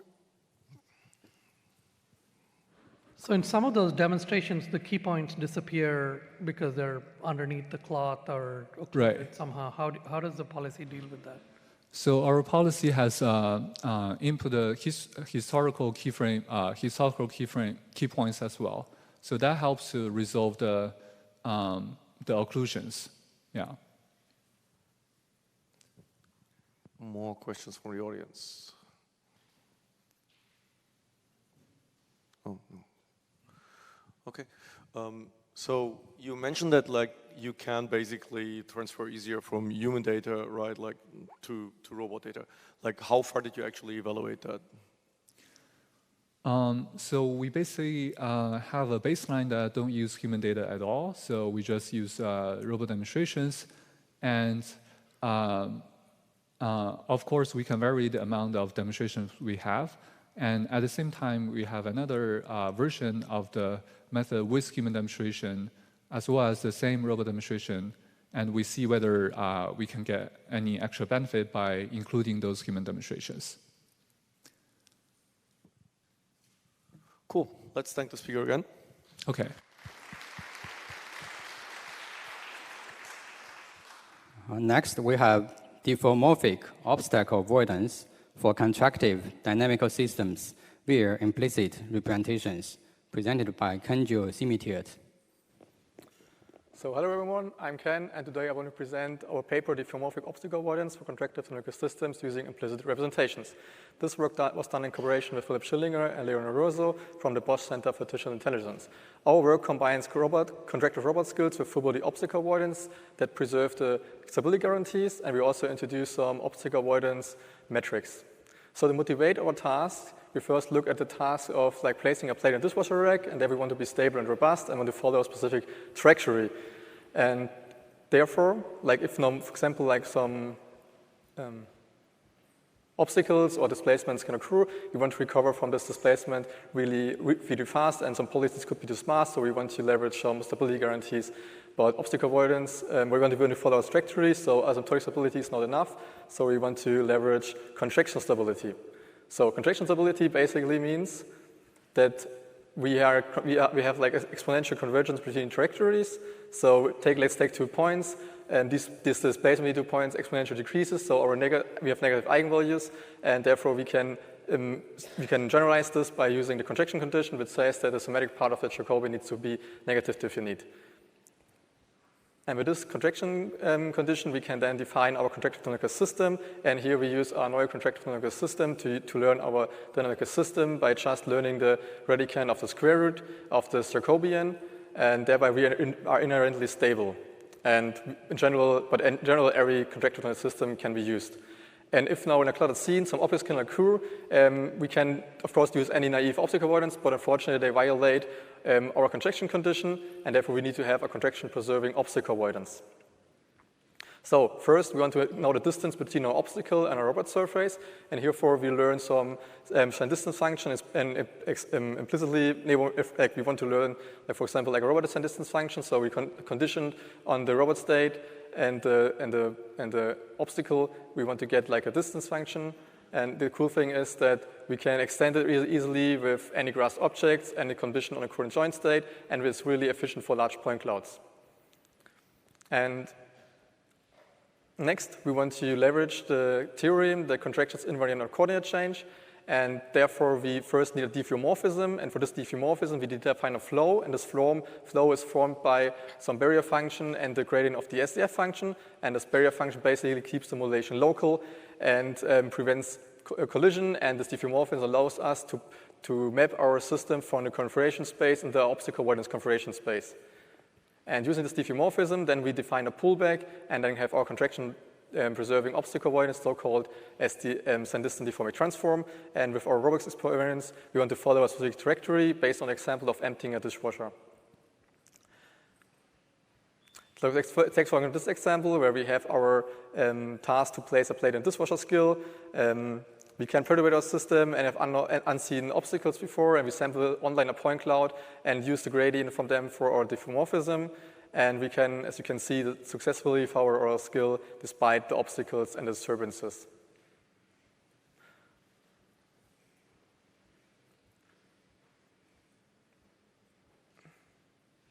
Okay. So the next part is that we think about, okay, what actually is a good obstacle avoidance and how can we measure it? So therefore we define a good obstacle avoidance if it's local and minimal, and introduce minimal curvature chain and minimal jerk. And so first we want to define a so-called relative flow curvature, where we look at the curvature of the original and the modulated trajectory. And next, we also want to introduce the flow vector field misalignment. So we want to look, okay, how much does the vector field changes walking along the modulated trajectory using the cosine similarity. So with this metrics, you can compare different evaluate different methods. But of course, like, it will be too much for today, so you can look in our paper. And so to sum up, we have some novel contraction-preserving obstacle avoidance, and we also introduce some obstacle avoidance metrics. And we can, using these methods, we can then introduce some full-body obstacle avoidance. You can preserve the essence of the skill and can handle large point clouds, but unfortunately, we are limited to convex obstacles. So thanks a lot for your attention. I hope to see you at our poster at board 61.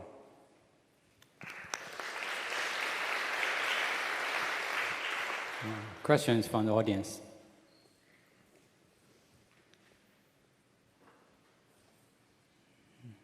I can start with one. Yeah, sure. So you need to learn the sign distance function. Yes. Do you learn one function for each environment, or can you generalize to different environments? So the idea is that you learn an implicit representation of your robot. Of course, like if you grasp something, you need to have like SDF function of the grasped object, but you sample a point cloud online from the scene, so you can generate to any scene. But you need to learn the implicit representation of your robot first, of course. Yes. Thank you. Do we have more questions? We can have one more. Okay, if not, let's thank the speaker again. Thank you. Next up is learning interpretable features from interventions, presented by Juliana. Hello, my name is Juliana, and on behalf of our co-authors Erin Headland-Body, Nina Mormon, Sana Van Waveren, Lakshmi Seelan, Chushuan Yang, Russell Perkins, Paul Romanette, and Matthew Gombley, I'm excited to present our work, Learning Interpretable Features from Interventions.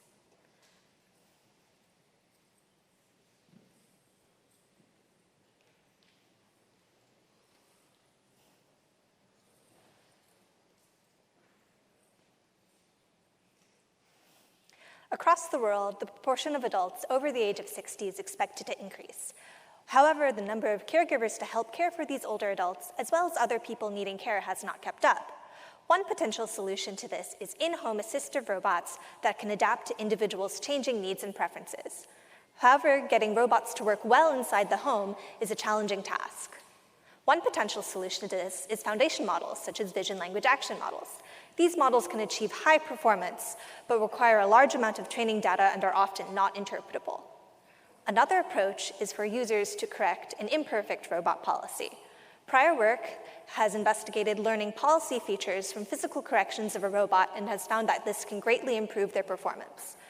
However, these features may not be interpretable by end users or may require expert training to understand and program the features themselves. In our work, we aim to learn interpretable features through user interruptions of a robot policy.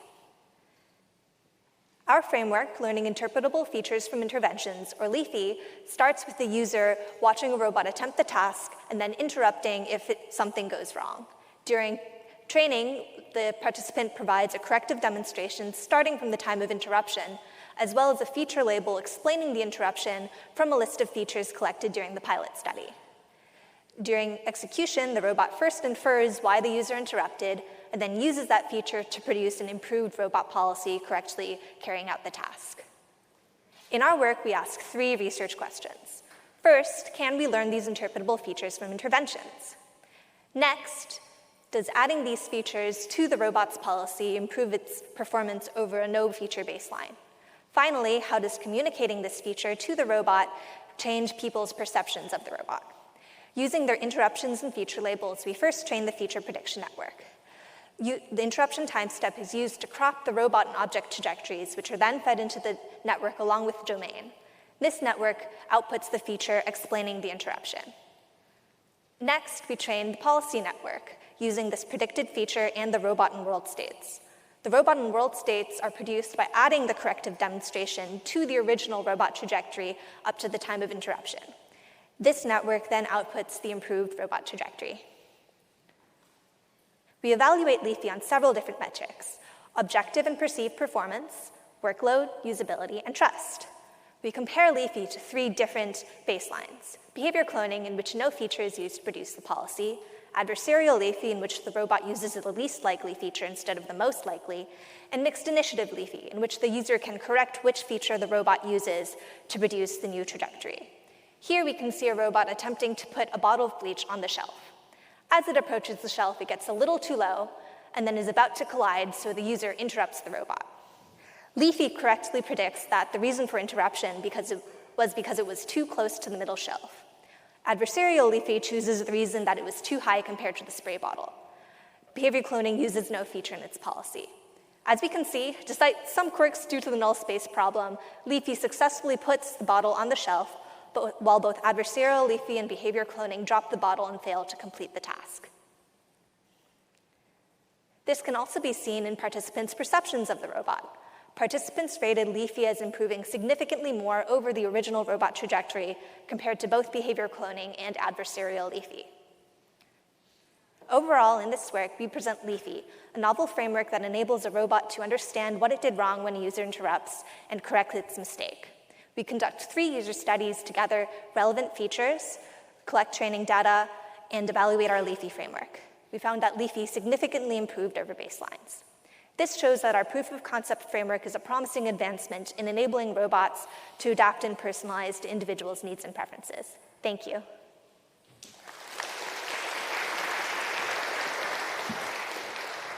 Questions from the audience?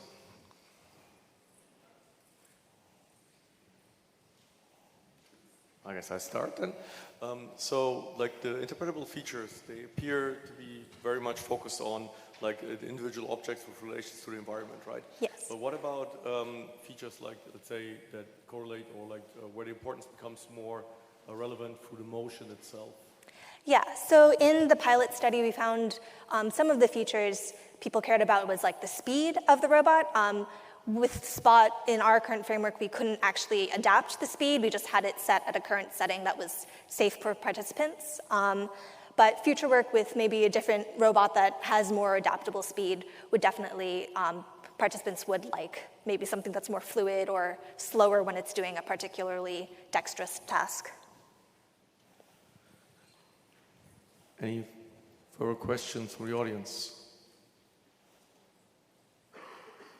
If not, let's thank the speaker again.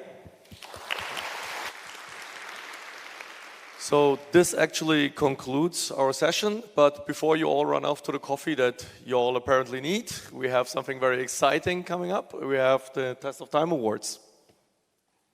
So don't go anywhere.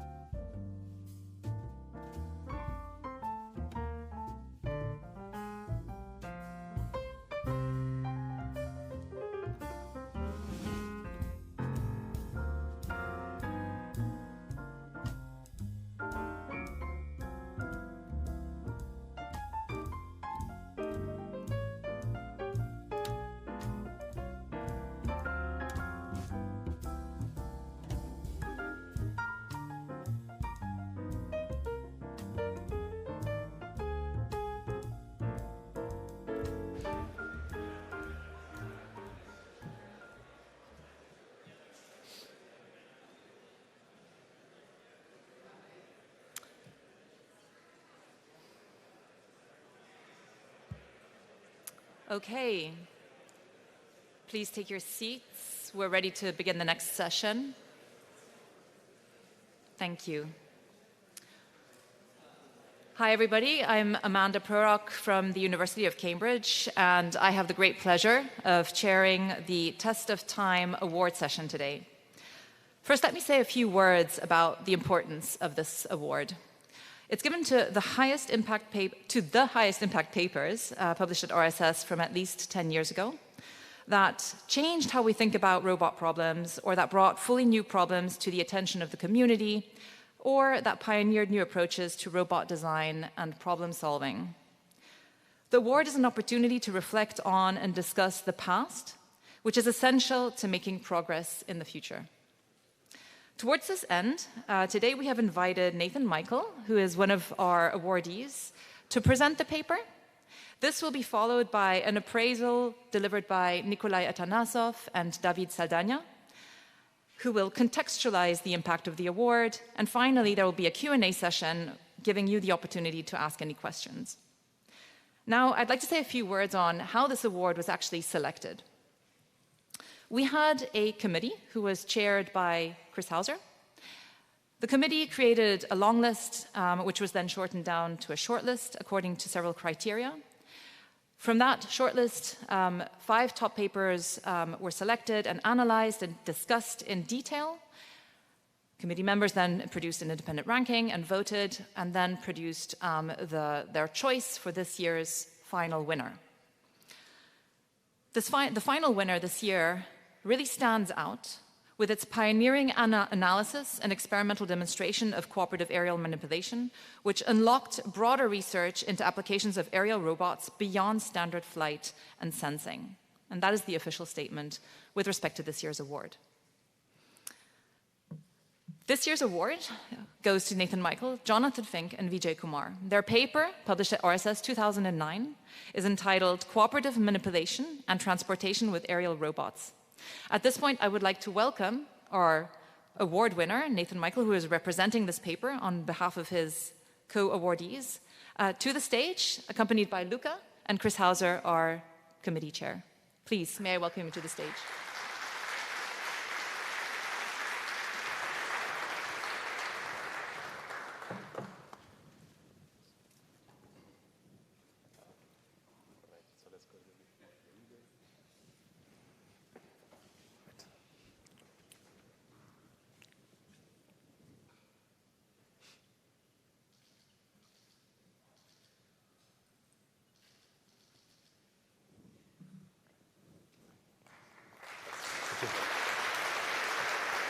Thank you. And now I'd like to hand over to Nathan Michael, who will give us his presentation of the paper. Thank you.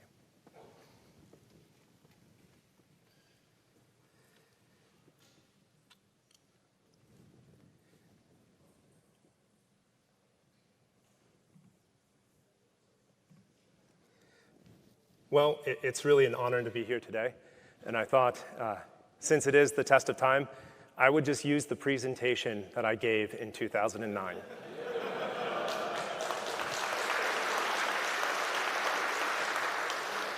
Now, of course, some things have changed, and I'll make some remarks, and certainly this will be far briefer and different than the prior presentation. First and foremost, I want to again acknowledge the co-authors on this work, John Fink as well as Vijay Kumar. John and I are no longer at Penn. Vijay is, but we are glad to have this opportunity and this honor to present this work to this audience. To get us started, let's just quickly take a look at this video here, which highlights the work that we did. Can you still hear me on this lapel? Yeah, great. So what you see here is a team of quadcopters, or quadrotors, lifting up a payload. This is not some exquisite payload. It's 3 meter sticks connected together, pulled together in the hurry of writing a paper.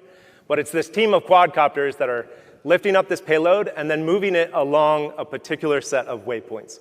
What we're going to focus on in this work is really asking the question of how do we frame static equilibrium for this team?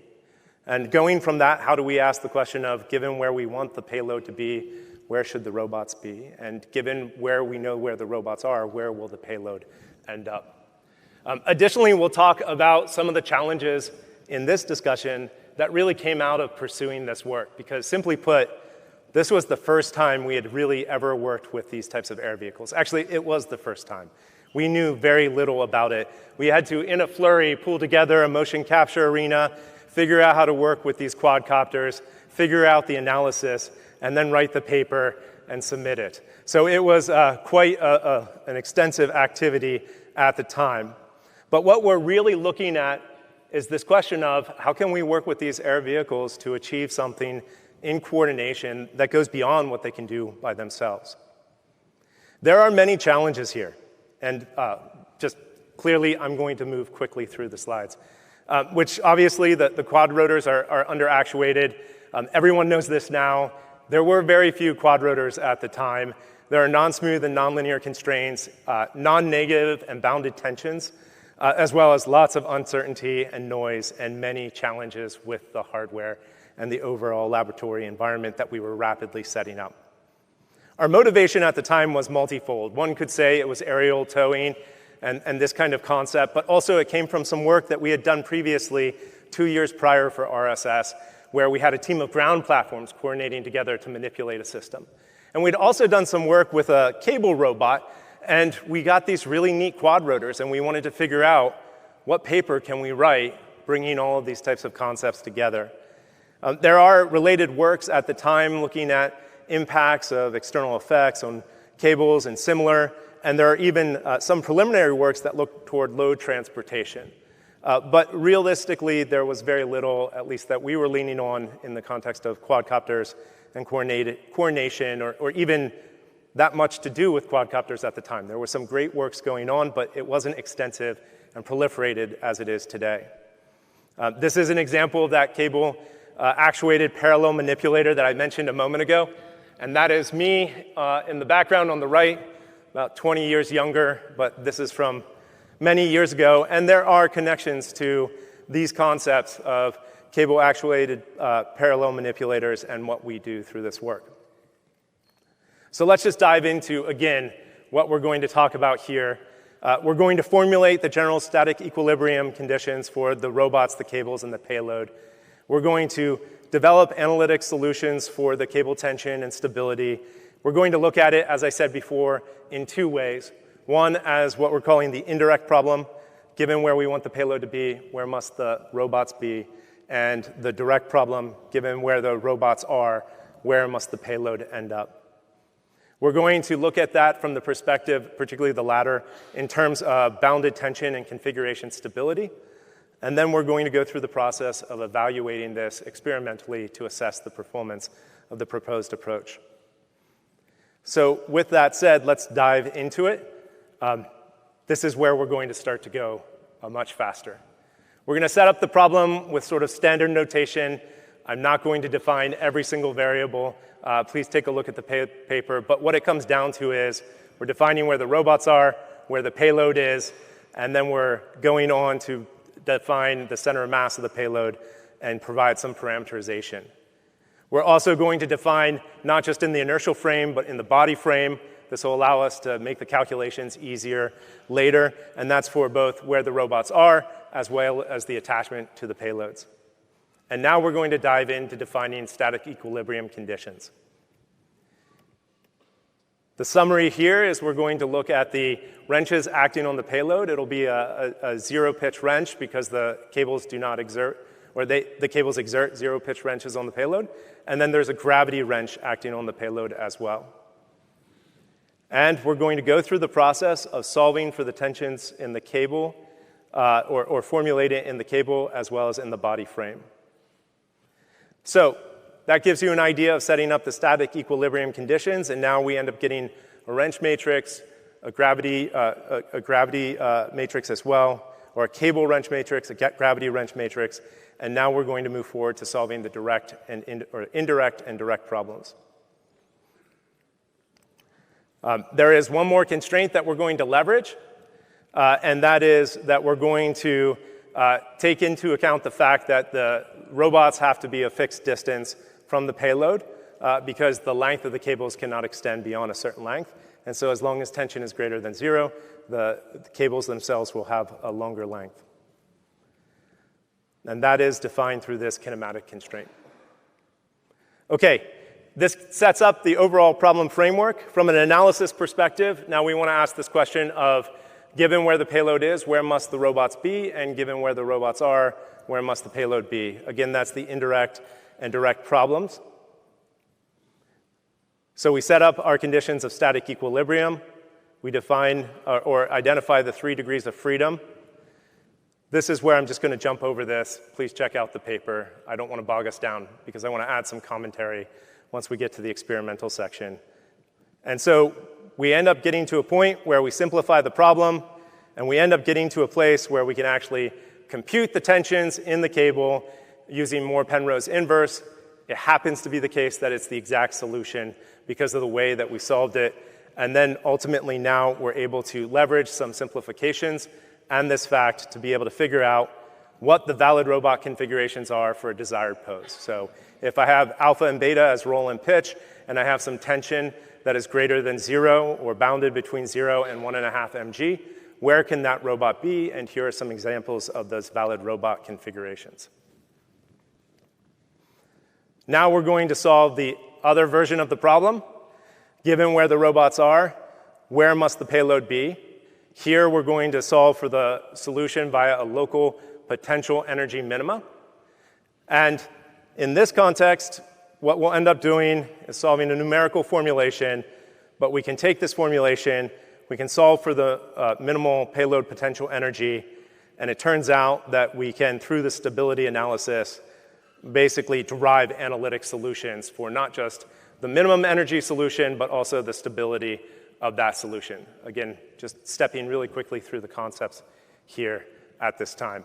So the key takeaway is we've been able to figure out where the robots should be based on where we want the payload to be, and we figured out where the payload will be given where the robots are. And we've done this in such a way that the solutions are all analytical, and we can really quickly compute and analyze the performance of the system under different conditions. So now we get to the other part of the discussion, and I have about 7 more minutes, to talk about how we then took this and put this into practice. We, first off, knew very little about quadcopters at the time. Like I said, this was our very first work with quadcopters. This company, Ascending Technologies, they were a couple master's students, a few master's students that had just gotten done with their master's degree. They were bringing the quadcopters that they built through that master's degree to market, and we got some of the first ones. We knew so little about it, and we had no documentation on it, that the first day when I received them, I turned one on, and it just flew right up, straight up in front of my face, hit the ceiling, and that's how I got started with these platforms. So everything was backing off, and we were reverse engineering as we were going. We had a lot of restrictions, and a lot of those restrictions were fairly limited in terms of what we knew at the time. So we had to do a lot of reverse engineering to make this possible. You're going to see a lot of noise. You're going to see a lot of slop in the performance. Simply put, we had to back out a lot of this from system identification, analysis, and modeling. It's actually that lack of control performance, as well as combined with having watched Star Wars over Thanksgiving break and the Death Star scene, that then motivated and inspired a follow-on work where we actually did really aggressive agile flight through windows and things like that. That's where it kind of came from, is this extreme frustration with the low control performance, as well as this idea of could we do this with the quadcopters as well. So we introduced basic PD control into the systems, had to tune the gains and appropriately introduce those in. A lot of back and forth with Ascending Technologies because they also were just introducing the platforms at the time. And ultimately, we're able to back out the inputs that we gave to the systems. Nowadays, this would be not even mentioned. It would be irrelevant. But at that time, we had no idea what we were doing, and this wasn't standard, and there were only a few relevant works discussing the topic. We go on, we figure out what the calculation should be for the inputs for the platform. We solve for their solutions. Sadly, I just breezed through this last part. We actually figured out a much more elegant solution in a follow-up paper, so this part is far less relevant. And now we get to the ability to experiment. We have our payload that I called out before, very laboratory quality in terms of its construction. And we have the certain characteristics of the platforms themselves. Here is the first video. What you see in this video is our cooperative lifting. So let's see if we can't get this flying. Where all you have is the simple statement of, can I control the robots to a particular location, and can I confirm the calculations that we just executed? And the process is very straightforward. There's actually an actuator failure during the middle of it. And so it kind of shows that we can control the system to where we want to be, that our analysis holds up, and our experimental performance is acceptable enough to allow us to say that this part of our analysis was accurate and correct. So you can see it there in the video. And that's me in the background, and that's John behind the camera, hurriedly working over a winter break before submitting to RSS. So here are the parameters and the characteristics of the system. Again, not great, but gave us the ability to make the argument reasonably that we were able to control the platform to where we expected it to be at that time, and that it held to the analysis. And this is the actuation failure, showing that we were able to recover with these platforms.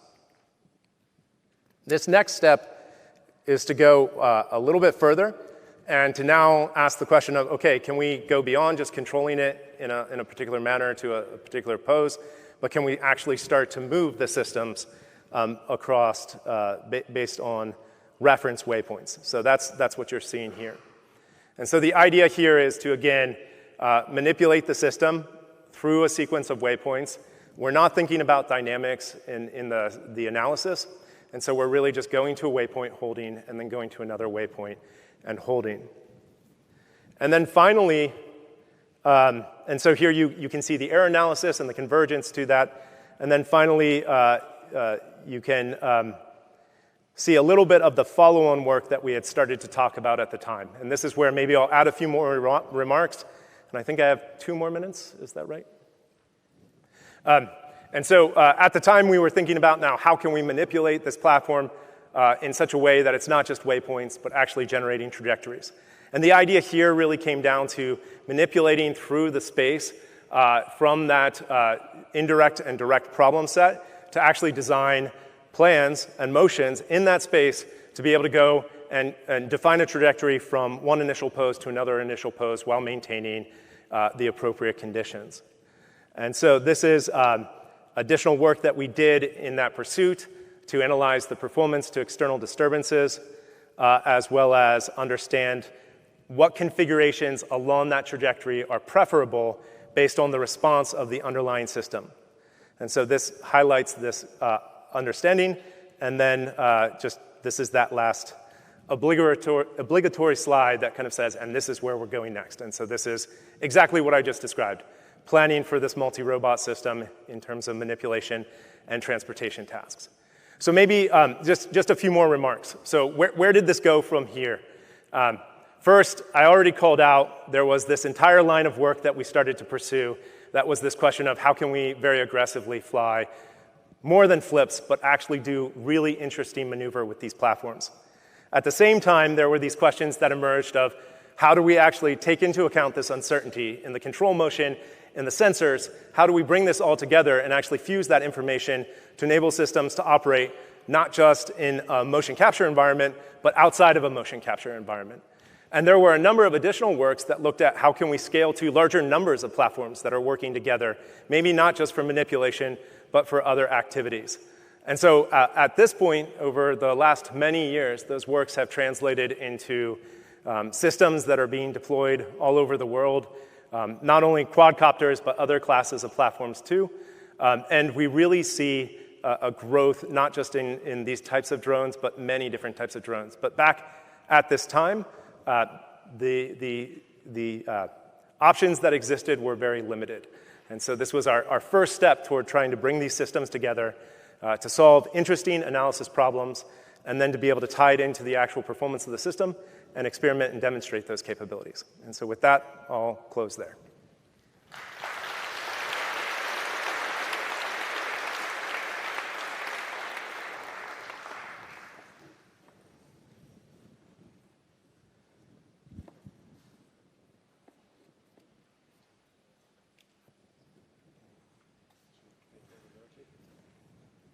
guys, how are you? Let's have some fun now, see what the impact of this paper was.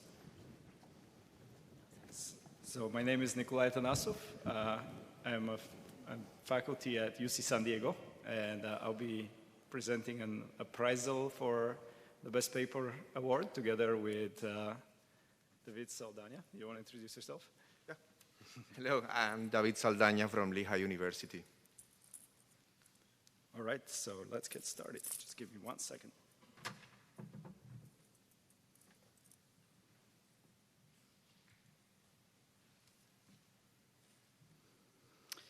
Okay, so let's go back to RSS5, aka RSS2009, and see what it looked like. So that's it. There were 49 papers, about 50 papers. So I wonder how the committee selected the Test of Time Award. Do you think they maybe just went and chose the first paper on the list?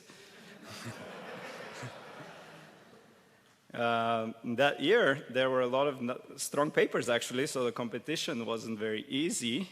There was LQR3s, which won the Best Paper Award that year. But the paper that Nate just told us about actually was the Best Student Paper Award in that year. And there was also a paper on multi-robot path planning, which received a lot of citations and had a big impact. There was a paper, Generalized ICP. I'm sure a lot of you are using that. There was FabMap 2 as well in that RSS. So really strong papers. All right, so let's see some of the history of this paper and where it all started. And I hope we have sound here. It all started here at the University of Pennsylvania Advanced Robotics Lab, the epicenter of robotic research. They thought they were doing good. It seemed like the answer to all the world's problems. Instead, they created this. These are state-of-the-art robots? This is the end of mankind? We bought one of those at a mall kiosk for our nephew's birthday. It's a harmless flying... Uh-oh. Did it just catch that ball? Oh, I've been doing robotics for about 25 years, but this is a real paradigm changer. Quadrotors don't need human control. They think, they make decisions, and all of this without direct human intervention. Uh-oh. We should have zoomed in on his mouth when he said that. Quadrotors don't need human control. They make decisions without direct human intervention. Uh-oh, the quadrotors think for themselves. Their entire artificial intelligence is contained in their compact bodies. To demonstrate, VJ and his evil minions give these two quadrotors the goal of building a tower.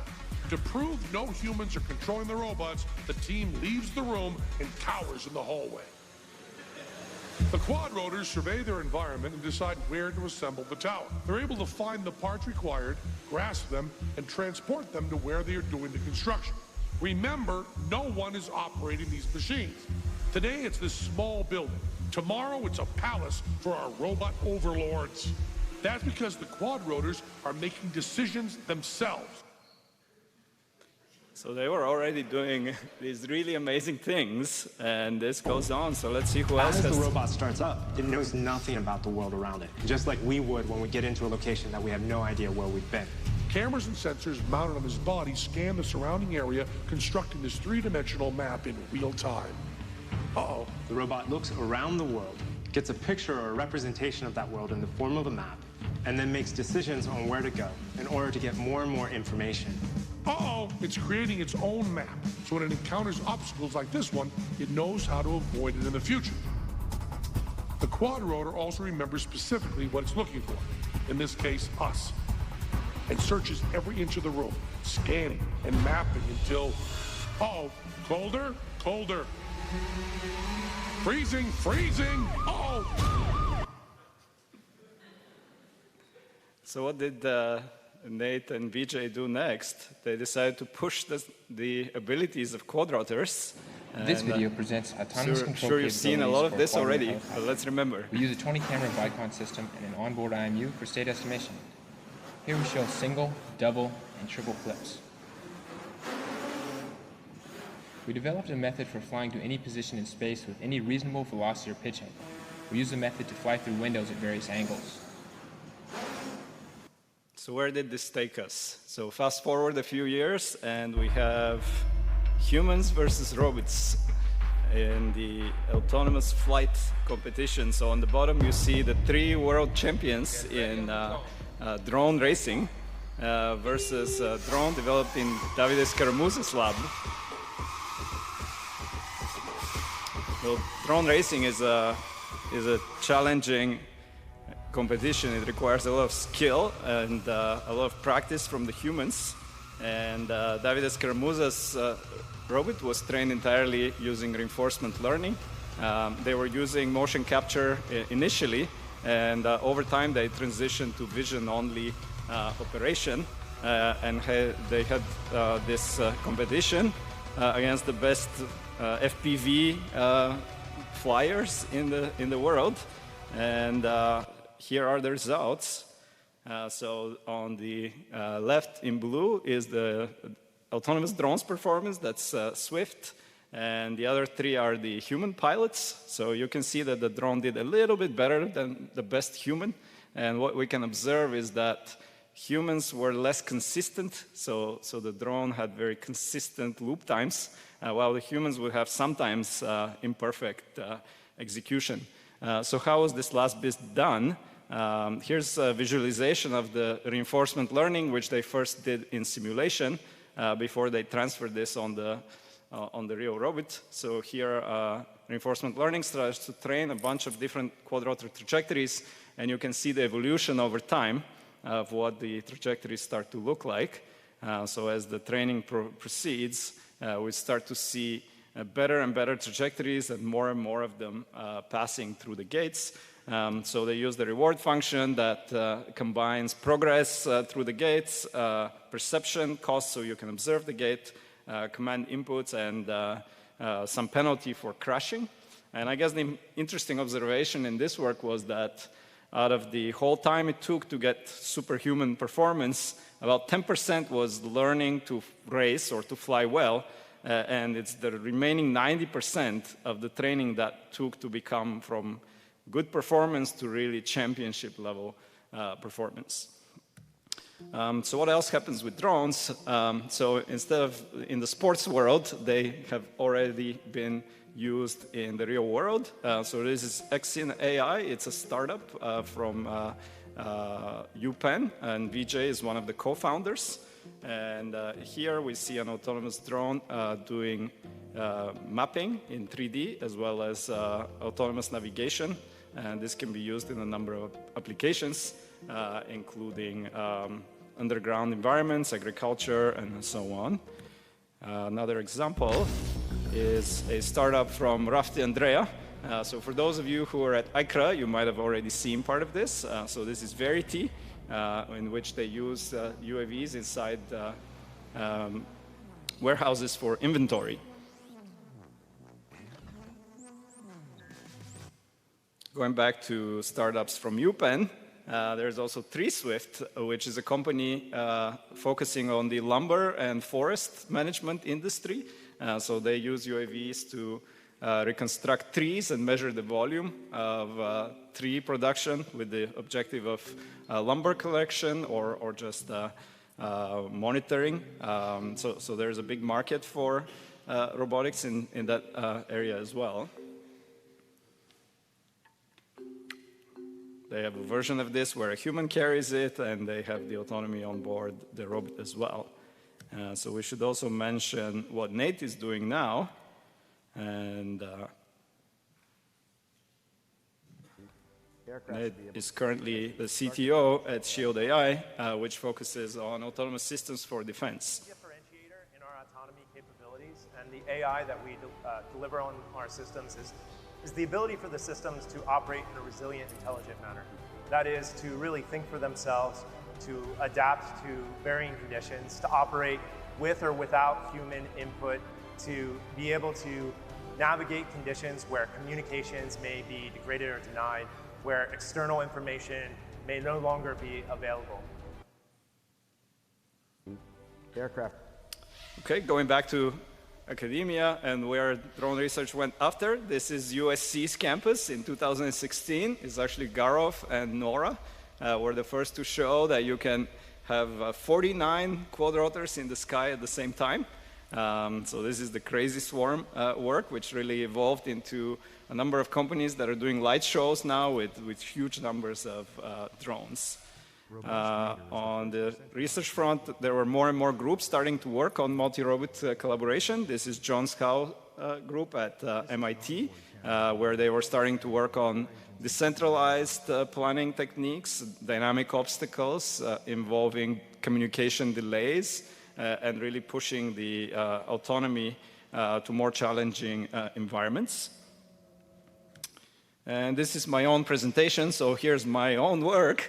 I'm working on mapping together with my group. Actually, this is work in collaboration with VJ as well. And here we have two UAVs using RGB-D cameras. We perform semantic segmentation, and we build a metric semantic map. So it's essentially an extension of Octomap that also captures semantic categories. And we're able to run this from the UAV data. We have open source code, so if you want to check it out.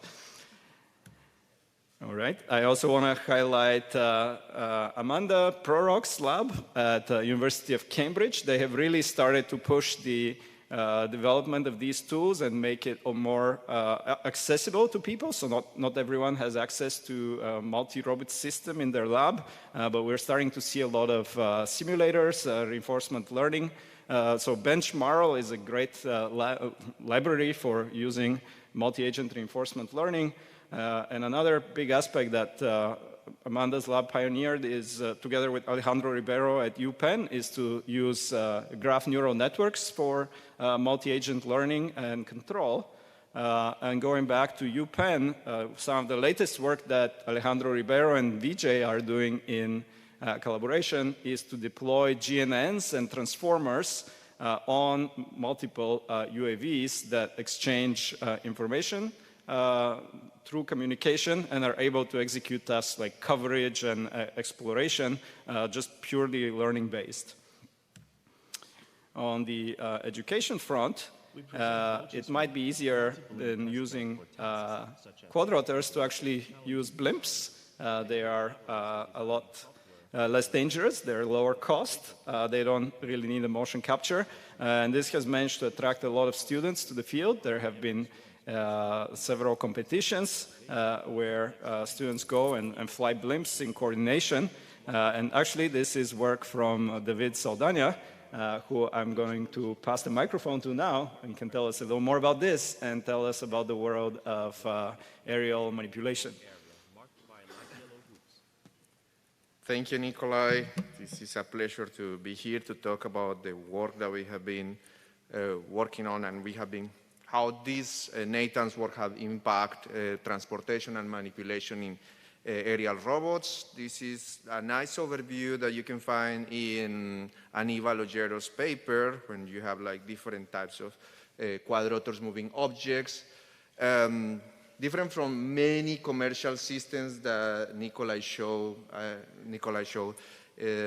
We can see that all of them have contact. So the previous work and what have been in industry is mostly the non-touchy robots, right? Like this really likes to have contact.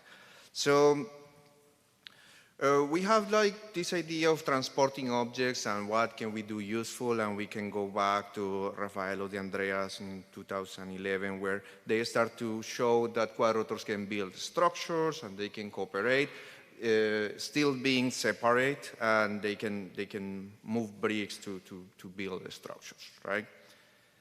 Then recent advances show that now the quadrotors can cooperate to move objects rigidly. So there are some works in Vijay's labs, on recent works like in Giuseppe's lab, is that you can find that they can transport objects and they don't need motion capture systems anymore. Everything will be computed on board for localization, right? This is for transportation. And in the same lab, we figured out that we can actually not only move objects, but we can also build the object, right? And that's when we came with the idea of building modular systems where they can self-assemble in the air, and the bridge will be the base based on the robots, right? this is what we started working on. And this brought more problems, like here you can see that they can dock horizontally, but docking vertically has an additional effect that now is not that just going in the direction that you want. Now it requires to compensate the ground effect, and we need additional tools for that, and that's what Amanda working in her lab for vertical docking. Now, going narrow, we started broad, going more narrow and narrow. The importance of cables in aerial robotics, right? We have this overview from Giuseppe Loiano, where on the one side we have robot arms. They are heavy, they are unsafe, they are not very versatile, they have this difficulty to move objects. Something better than that can be a gripper, then you can have like magnets, but cables, they bring something special that is that versatility and low cost, right? So they are in this spectrum, and that's where there have been more research on this area after Nathan's paper. As he mentioned, one way to model this system is like the cables can be modeled as rigid links, and we are connected by spherical joints on the side. That was the principle. We can, based on that modeling, we can do Newton-Euler dynamics, or we can do Lagrange dynamics and work in that spectrum. But the other approach is using modeling the damping, spring damper system here. We have seen both approaches in the literature with different applications, especially modeling, like all the literature here came from modeling. And that's when we have like now, this is not quasi-static anymore. Now we have dynamic actions when they can adapt, they can do aggressive maneuvers to pass through windows or to different spaces, and that's one of the advantages of those advances. Now they include optimization in the trajectories. Improving the system is not only about the software, but it's also about the hardware. So in the group of Antonio Franchi, they came with the idea of using two cables instead of one to connect to the object, and it brings more robustness to the system, so that's easier to transport objects. And they can also do aggressive maneuvers. They can start to move faster, right? This is a very recent work from 2024, when now we can use quadrotors for more difficult tasks. Now, this is a very interesting research area if you would like to work with a nice platform. This is the new simulator, the Rotor TM, that it's available online. But going, as I said, we will go deep and deep. The use of ropes, right? The ropes can be manually attached to the object, or they can also be tied. We can tie the objects, we can tie the environment. And this was the first work where it was showed that you can create hitches, right? You just have to go around the object and then you can pull. And we will be able to build structures based on that. Right? This is a new way to interact with the environment. The structures are built by using collaboration between different robots, and in the end we can have we can even have human passing through those bridges, right?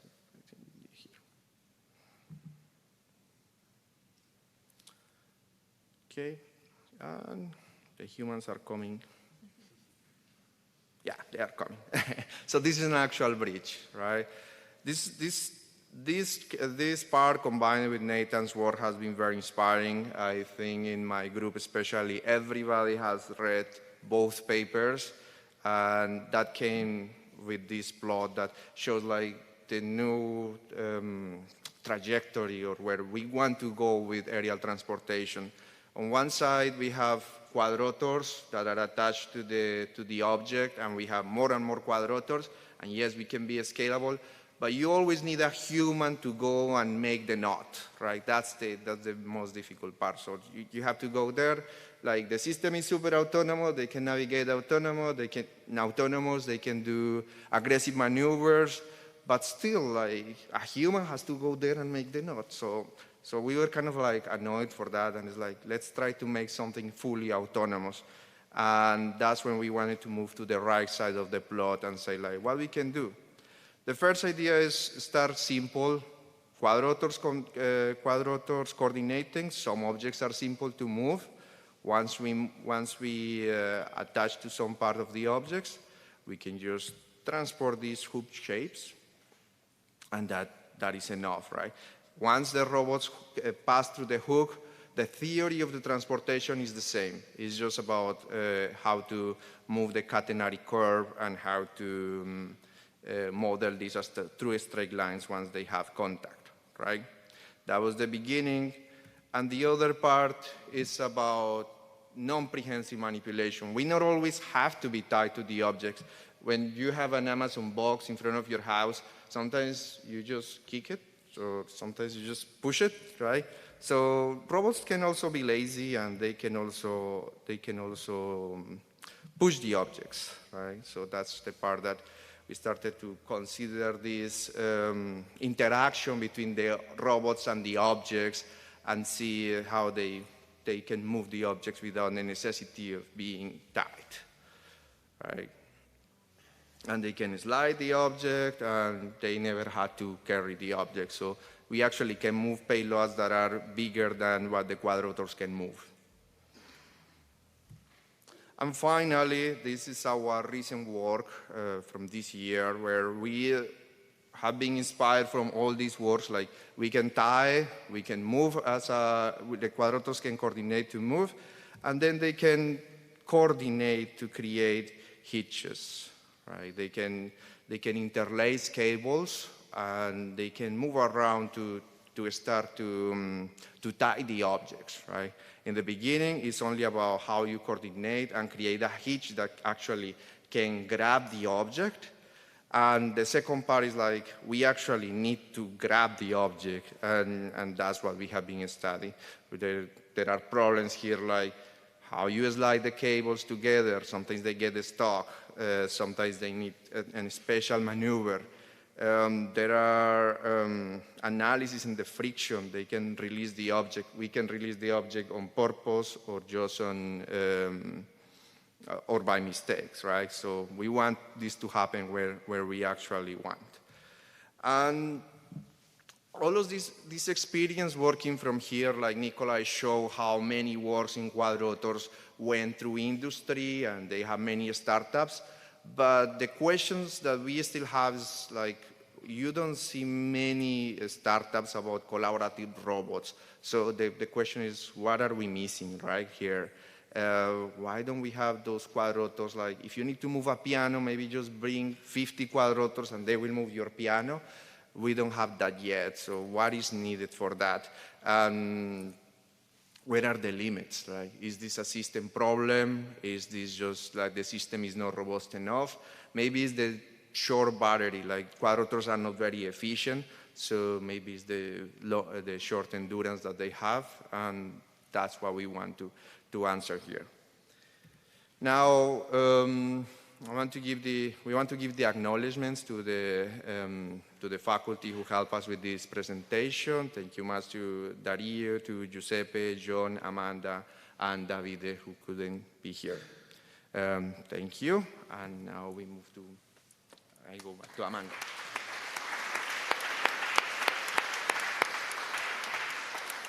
Thank you very much, Nikolai, David, and Nathan, for excellent presentations. I would now like to invite the audience for any questions you may have, and perhaps our speakers can take space in the center. Up there. Yes. Hello. Mike. Hey, Nathan. Thanks for our journey down memory lane. I guess if you think back to 2008, 2009, there's this brand new experimental platform. You know it's probably going to be a nightmare. This is going to happen occasionally with new sensors or new platforms or new compute things in robotics. What would you recommend a young PI of a lab should think about in whether to like really go after this promising but really early stage technology in their lab? Yeah, what an excellent question. There's sort of the risk-reward curve here, right? You have the need to write, at least within an academic context, papers. And if you're talking about writing complex theory and software and ideas, do you then take on the challenge of complex hardware, infrastructure, and systems? And I think what it comes down to from a risk-reward perspective, if I'm thinking to a young PI perspective, it really comes down to how passionate are you and how passionate are your students?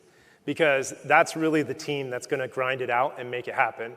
Like when we took it on, we had no idea what we were doing, and we just had to figure it out, and it was relentless hours for extended periods of time, which we've all experienced.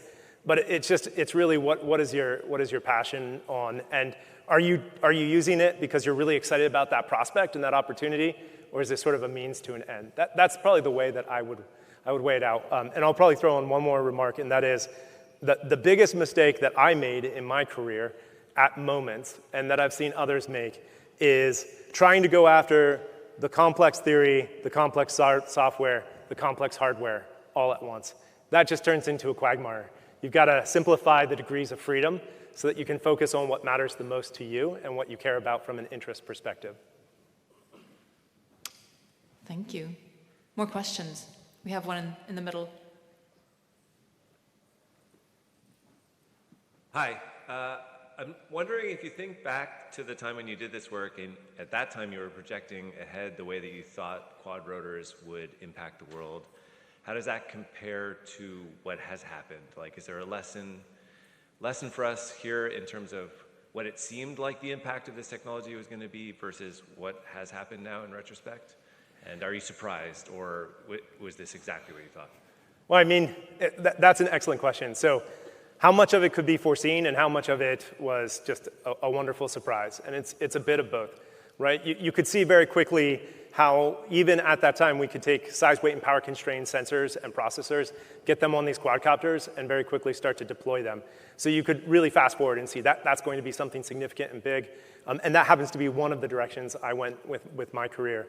But there are other areas that have just been really wonderful in terms of how people have used quadcopters, particularly as it played out in cinematography, where that's not an area where I think that much about it.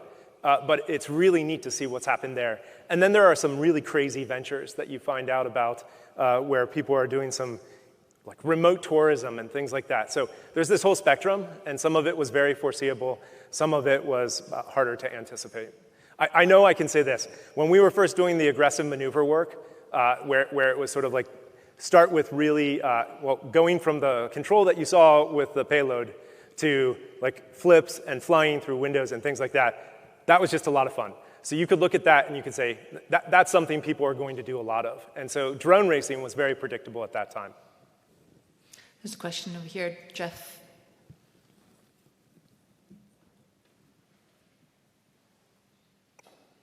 Oh, I caught it, good. Hey, so I was there in the audience in 2009, and I remember the first question, or one of the questions at least. There was a gentleman who asked, who basically insisted that a simple station keeping algorithm would have solved the problem. I don't know if you remember that. I do. But I'm wondering if you could comment, how would you answer his question now? So restating the question, you said, would a simple station keeping algorithm solve the problem, or that it wouldn't? He was implying that a simple station-keeping algorithm would have solved the problem as well as your more elegant solution. Would solve the problem as well as the more elegant solution. Yeah, I remember that question, but maybe I put it in the back of my mind. So I think my reply would be, it really depends on what you want to achieve. If you want to just see the system stabilize to a particular configuration without control over how that payload will be positioned relative to other factors and considerations, then probably something like that would work. Like just put them in place and the payload will stabilize. But if you want to be able to build on that and take it somewhere like motion planning and trajectory generation, and then the fantastic work we're seeing even now, where it's like aggressive maneuvers and so forth, then you need to start thinking about the statics, moving to the dynamics, and really start to understand the problem space more clearly and precisely. Not to mention then flowing in questions like uncertainty, aerodynamic effects, and so forth. I think time has shown that your answer was the correct one.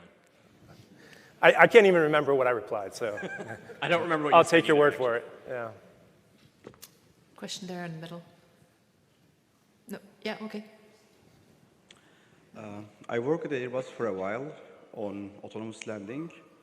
So whenever I want to use an advanced controller or advanced motion planning algorithm, we usually do cool demos, but when it comes to go to production, we end up hitting the certification issues.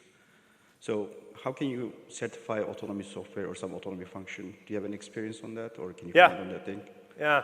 So the video that was shown there, so at this point we've deployed autonomy and edge-level intelligence, so the full stack on everything from quadcopters to F-16s, from systems that are operating in extraordinarily difficult conditions in which no person can go, to teams of systems engaging in things like intelligence, surveillance, and reconnaissance. And so we've worked with many different systems of different levels of complexity. When it comes down to bridging the gap between research and development and productization and operationalization of capabilities, that divide is the big one, which is part of why I started engaging with industry while also progressing forward in academia, because I could see that divide was going to be the great gatekeeper between what we've accomplished in academia and really realizing that in the world and having impact. So to answer your question specifically around certifiability, at the lowest level, you have to have certain criteria that is met, both in the quality of your software, the determinism of the behavior, as well as how it's actually implemented, executed, and deployed. Above that, there's this notion of runtime assurance. And this is envelope protection, data sanitization, and things like that basically protect that lower level. You certify the lower level, you certify the intermediate level, and then you can break up the higher level, the cognition, so call that mission autonomy if you want, between determinism and non-determinism. And then you can work within that space. And if you do that, that's sort of like the secret sauce to getting through certification processes. There was a question back there in the middle. Hi. Do you think the multi-agent systems at some point will be able to reason, like, collaboratively think together and perform a variety of tasks rather than just lifting a payload and mapping? And can they generalize? Do you see them generalizing more? Yeah. So I think there's two ways to answer that. There's sort of the first way, which is there are systems out there operating in the world right now that are coordinating between each other to make decisions around what tasks and what behaviors they'll execute and what makes the most sense within the conditions in which they're operating. That's happening right now, today, in the real world, in very difficult conditions. The second thing that I'll say is, what is the level of sophistication and cognition that's happening on those systems? And if you're talking about something that's produced and operationalized, you have to have a certain level of predictability.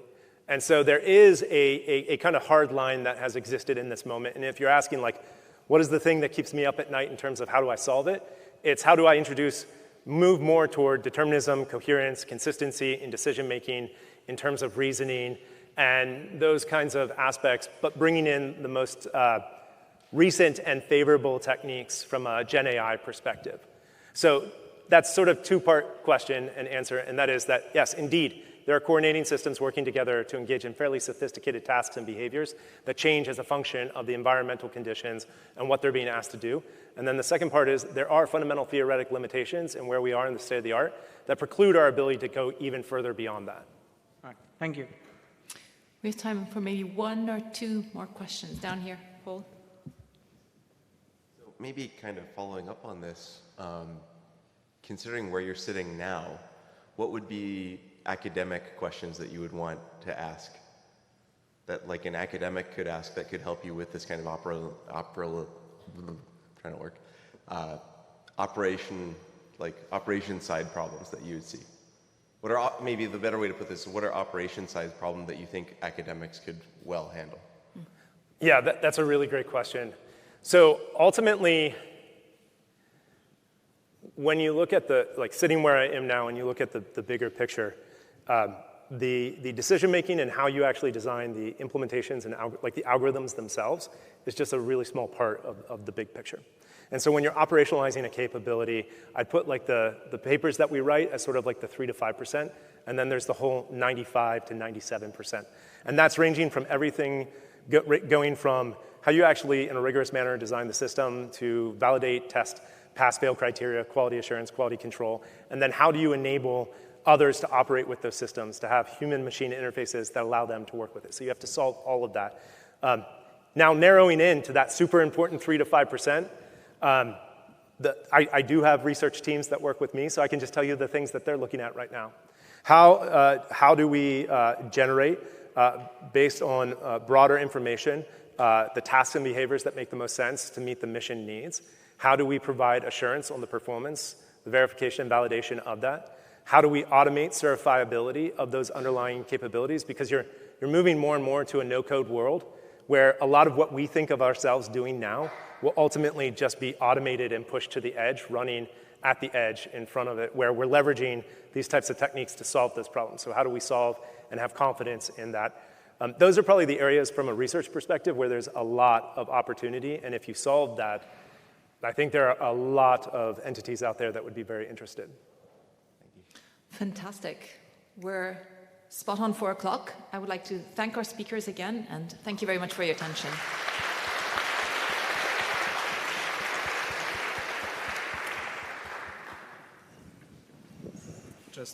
Just a quick note for next step. So enjoy a coffee break and some posters, and please come back here at 5:30. We're going to have a town hall, so don't miss the town hall at 5:30.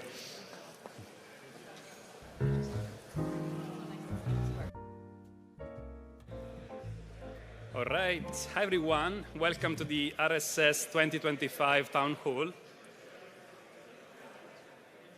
Thanks for sticking around. I know it's late. I know that spent many days together. We're getting tired, after day 4. But I think it's been a fun conference, and I appreciate you coming here and also providing feedback about the conference itself. So today, I will tell you the plan in a second, but I'm happy to be joined by several key people of RSS 2025 and RSS 2026 as well. So I'm happy to invite on stage Amanda Prorock, who is the Deputy Program Chair for RSS 2025, Jen Chen-Venture, who is the General Co-Chair, Dylan Shell, who is the President of the RSS Foundation, Gaurav Sukhatme, who is the Local Arrangement Chair, and Shudong Huang. I'm going to mention Shudong's role, but it's about RSS 2026. Spoiler alert.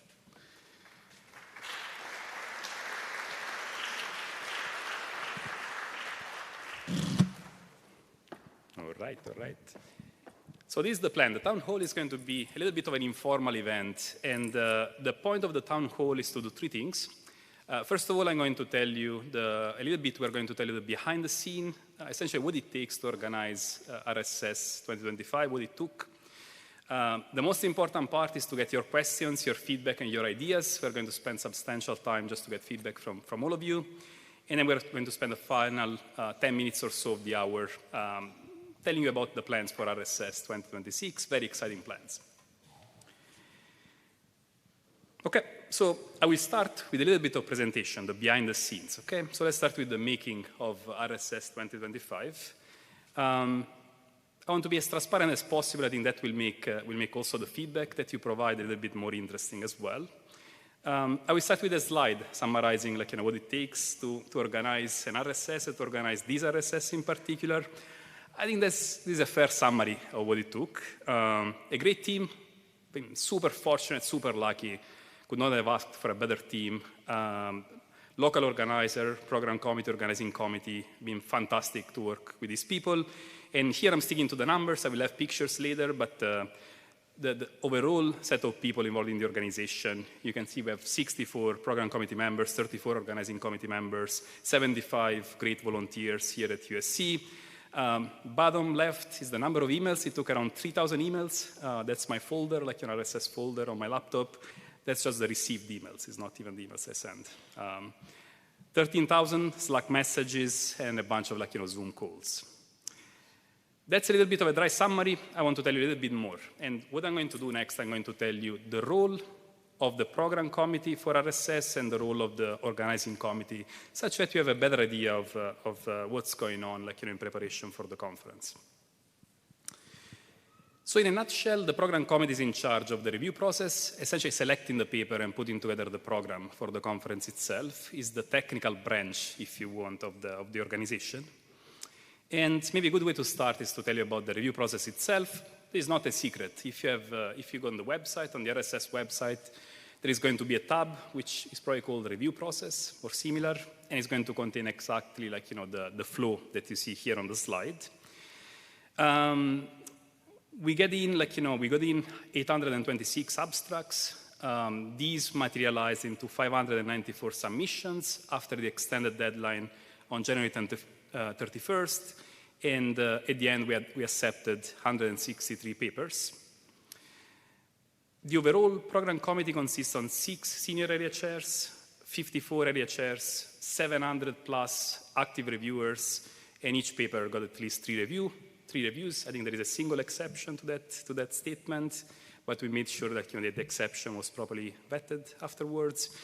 So this is the flow. Essentially, even if you don't see the details, that doesn't matter, but the papers come in at the top, and then they follow all the flow chart here. Papers are assigned first to the senior area chairs. The senior area chairs are assigning papers to the area chairs, performing desk rejections and so on. Then the area chairs are assigning to reviewers. Reviewers will do a first round of reviews. A bunch of papers will be rejected at that point. Other papers will pass to the rebuttal stage. And then papers will be discussed at the area chair meeting to discuss which paper has to be accepted. So the program committee has been great, like I already mentioned, the key people here, besides me and Amanda. I want to give a huge shout out to Dana Kulic, who could not be here, but was really, really helpful, in figuring out how to organize the review process and the entire technical program of RSS. And of course, Jen Shen, you have already met her. I also want to give a shout out to our senior area chairs. This is the first RSS that has this figure of senior area chairs. Essentially, RSS is getting large enough that we had to set a little bit of structure on the review process, and the senior area chair stepped up to own essentially big areas of robotics research. So Janet Bog, Maya Kakmak, Van Ho, Liam Paul, Yana Tumova, Ram Vasudevan has been extremely helpful as senior area chairs. Have done an amazing job this year. Program committee, I already mentioned, you have 54. The area chairs are doing a huge role for RSS. They're really the ones in charge of deciding and coordinating the review process. I'm not going to have time to mention all the names. We have a couple of pages here of senior area chairs, sorry. What I want to mention is that we have 54 area chairs going across 4 continents and 48 institutions, and I want to give them a big round of applause, please.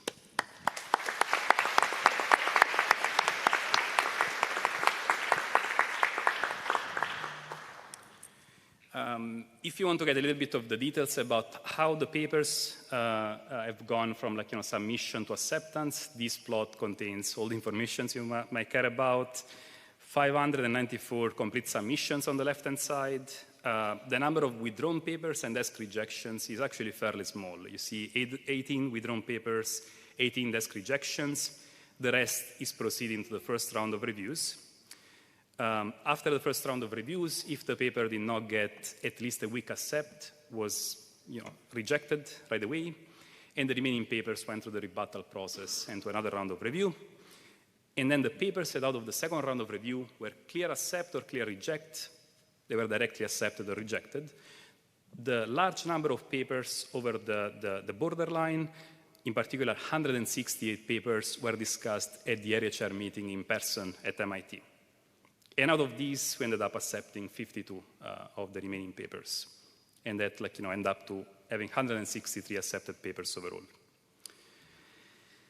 The area chair meeting is actually a very fun event at RSS. It's a very important event. I think RSS is one of the few conferences in which there is an in-person area chair meeting in which we come all together, in this case at MIT, and in person we discuss all these borderline papers.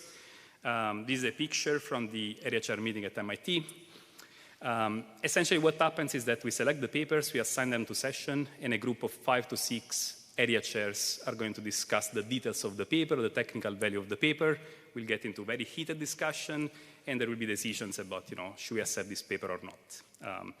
Each paper has a single area chair who is in charge of assigning the reviewers and so on, but before the area chair meeting, the paper gets assigned a secondary area chair. So there will be multiple people who put very careful eyes on the papers, on the submitted papers. And then on the right-hand side, I don't know, matching area chairs to sessions is a very interesting combinatorial problem. At some point, maybe with Lucas, who is the submission chair, we're going to write a paper on mixed integer programming for that kind of scheduling. We also have at the area chair meeting, like, kind of a fun workshop in which the area chairs are giving short presentations. If you're curious, it's even on YouTube. Like, it was a nice event as well. It's kind of a mini conference.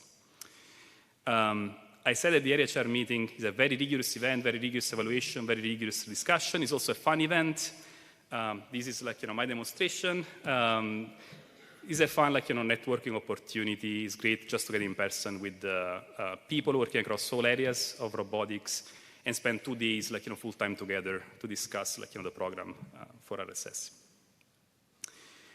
The outcome of that is, of course, like, a program. I covered this slide during the opening remarks. That's what you have seen, like, over the last few days. Of course, like, besides putting together papers in the sessions, we have to put together the session chairs.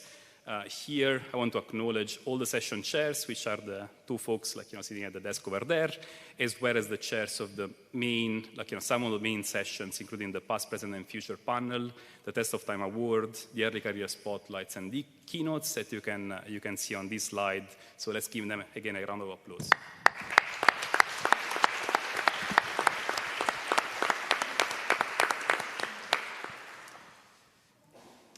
Our work committee has been playing a major role. Now that I've been on the other side of RSS, on the organizing and program committee side of RSS, I know even better how difficult it is to get a paper accepted into RSS. Very smart people and many smart people will have to agree that yours is a great paper for you to get here. And being selected as an awardee, like, for RSS is really, like, a challenging feat. So congrats to the winners of the award, and congrats to the award committee for the selection as well. So next, a little bit of statistics.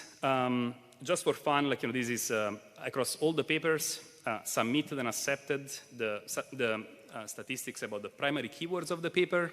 So what you see here in the histogram in gray, there is the number of papers with that keyword being submitted, and in blue, there is the corresponding number of papers being accepted.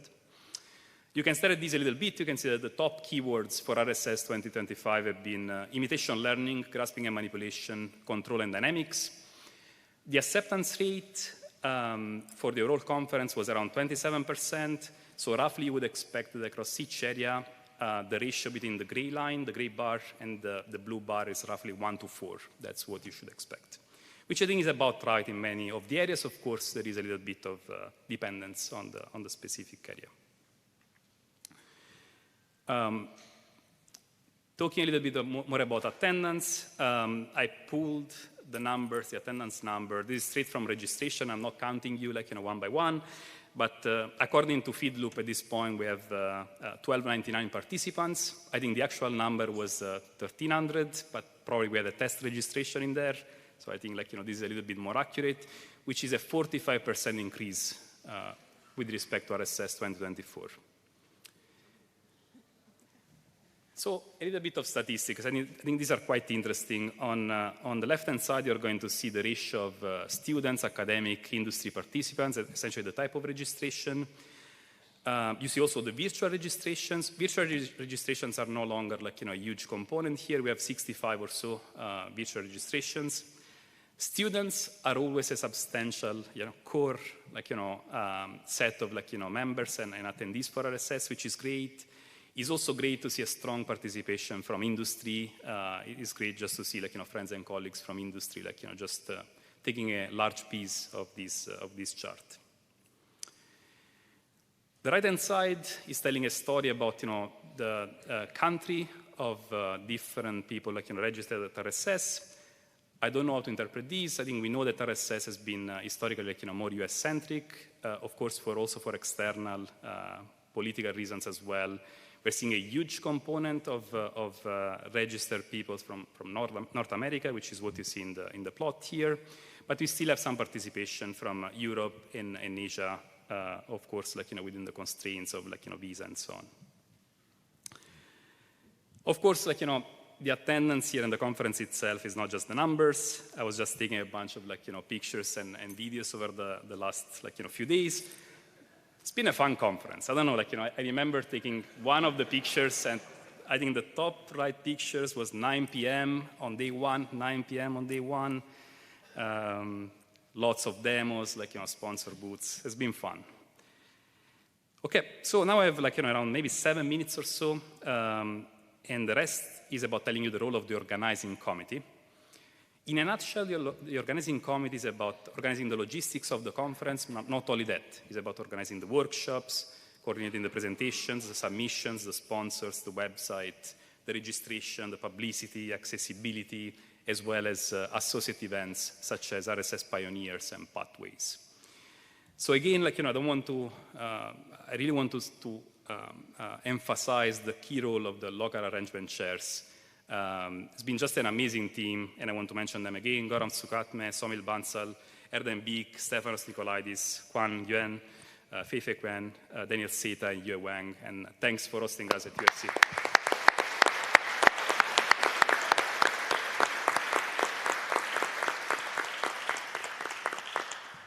Some more, the volunteers have been amazing. We have a cohort of 75 or so volunteers. Thanks for helping us these days.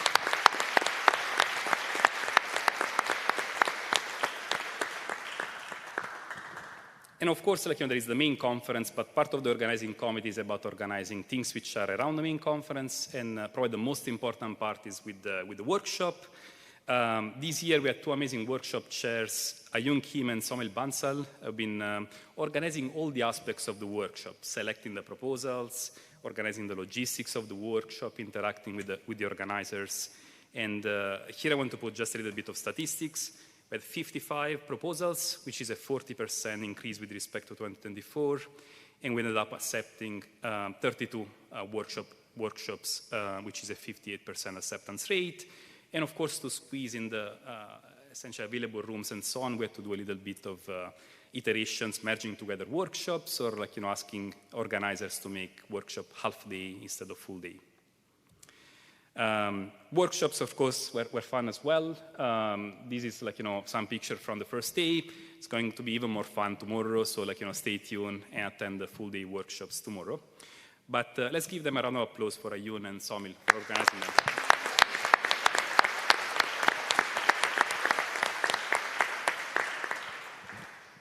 RSS Pioneer is an event which is an associate event to RSS.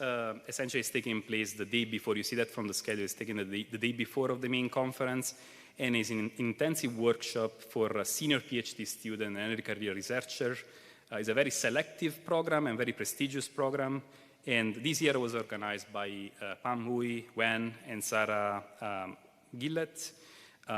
Just to provide some statistics, this year they had 227 applications, which is 15% more than last year, and they had an acceptance rate of 15%, which is even lower than the conference itself. They had a nice event, a nice workshop, which was the day before day one of the conference, including a bunch of presentations from academic folks, industry, panelists, and so on. And if you see the smiles on their face, I think it was a pretty successful event. So let's thank the organizers as well as the RSS pioneers.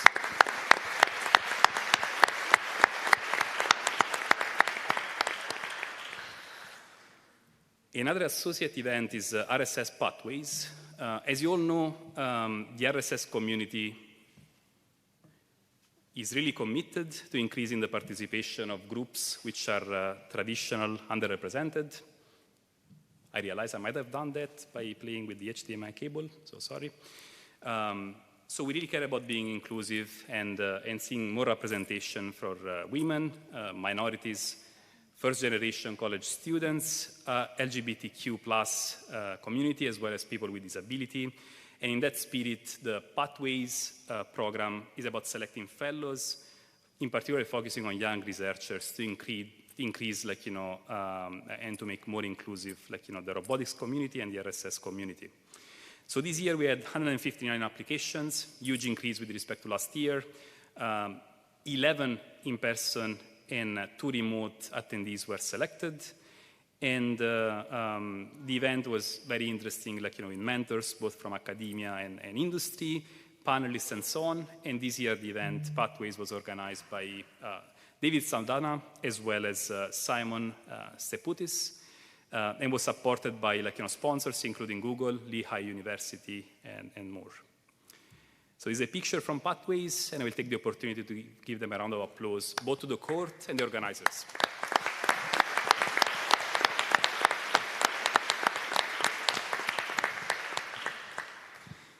Okay, so there are many more acknowledgements here to make, but I will try to fly through the others. They have done, the rest of the slides will contain pictures of folks who have done a lot of work for RSS. I'm going to fly through them just in the interest of time, but it's been an amazing team, and everybody has done their share of work. I will ask you to hold applause from now on. We'll have a big applause at the end, but I definitely want to acknowledge each chair of the organizing committee. So Grim and Kwan have been registration chairs. They've been joined by Yun Heng as registration technical lead. They've been essentially the people making sure that your feed loop registration went smoothly and your registration process, picking up badges and so on, went smoothly. Amazing work from our submission chair, Lucas. If you had any issue at some point with the open review or with your paper, you probably reached out to Lucas, and you probably got a very polite response within the next 10 minutes. So it's been very effective. Presentation chairs have been the guys on the backstage helping with running the show. Costas and Yue have done an amazing job as presentation chairs, and a few more. Sponsorship chairs have been the one connecting us with many great and generous sponsors supporting RSS 2025. Our sponsorship chairs this year were Brad Hayes, Stefanos Nikolaidis, and Matthew Gombolay. And our accessibility chair instead, helping us make RSS a more inclusive event, they've been Wang Yao, Shi, and Daniel Seda. Last slide, we'll get there, no worries. So last slide, website chairs. There's also a lot of work, to be honest, getting the right information and putting these nice maps on the website. Amazing work from Jared and Erdem, our website chairs, and amazing work also from the publicity chairs, Yue and Feifei. So what I ask now is that whoever was involved in the organization of RSS, if you guys can please stand up, and hopefully there is at least one. Stand up, stand up, stand up.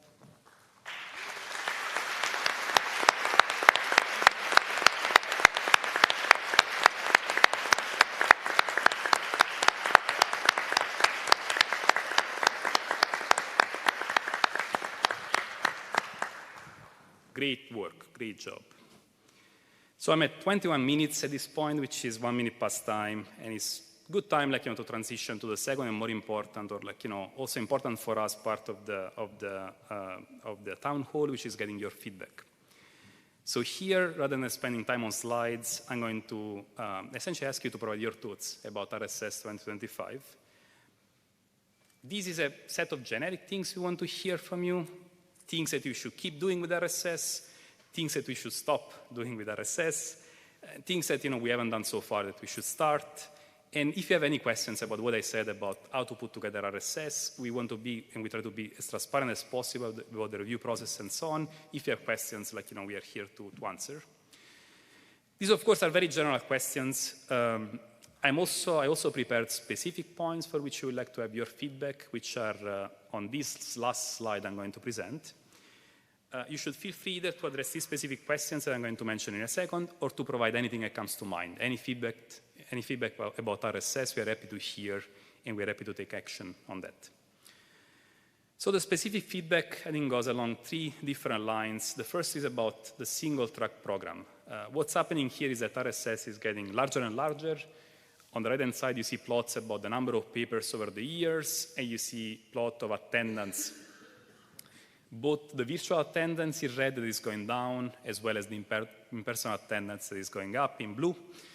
You see that there is a trend in which the conference, might get larger, over the years. So the question is, what should we do? Should we maybe have multiple sessions? If we keep a single-track program, should we have shorter presentations? Should we have Should we be more selective in the papers we select? We choose. Should we have a longer conference? Maybe not. So first question is about how to accommodate, how to scale this up. Do we want to scale this up, assuming that we'll have more papers, how to scale this up? The second question is about the review process. If there are things that are not going well in the review process, we want to hear about that. And you also are curious about getting ideas and feedback about how to scale up and keep the review process both engaged, the reviewers both engaged and constructive in their assessment. So there are a bunch of questions there that you can read, but essentially any comment about the review process is very welcome. And personally, I was curious about the conference format. We tried a bunch of different things, like this time. I'm happy to hear any comment, positive or negative, about what worked well during the day, like Robo Nights and so on. And I was also curious if you guys have creative ideas to accommodate travel constraints. We're getting more and more folks having, in particular in the US, having troubles with visa and travel. So if you have good ideas to replace the virtual presentation we had with some better format, we're happy to hear.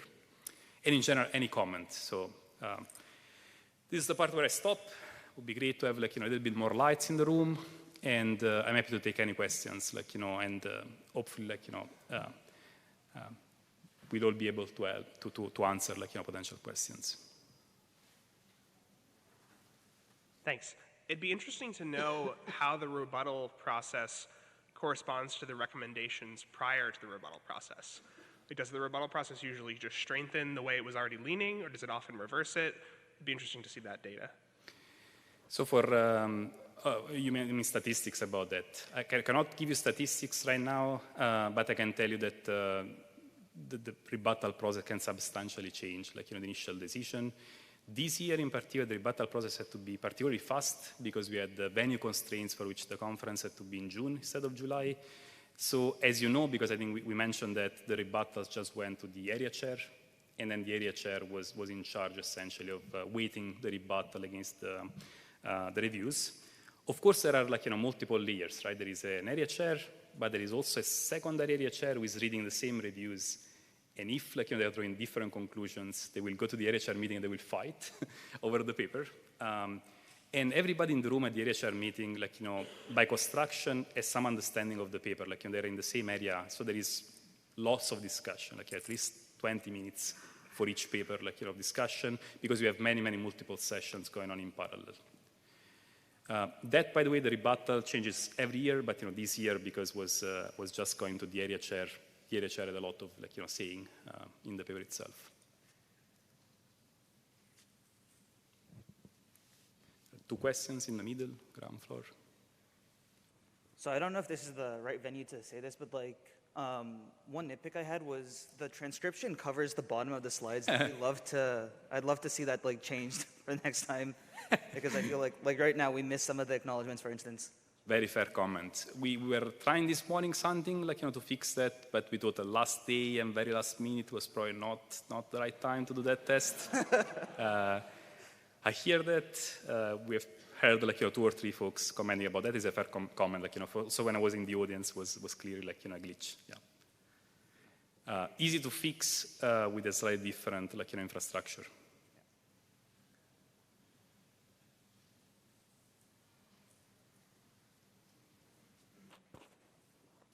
So I should first give Tom Silver credit for the genesis of this.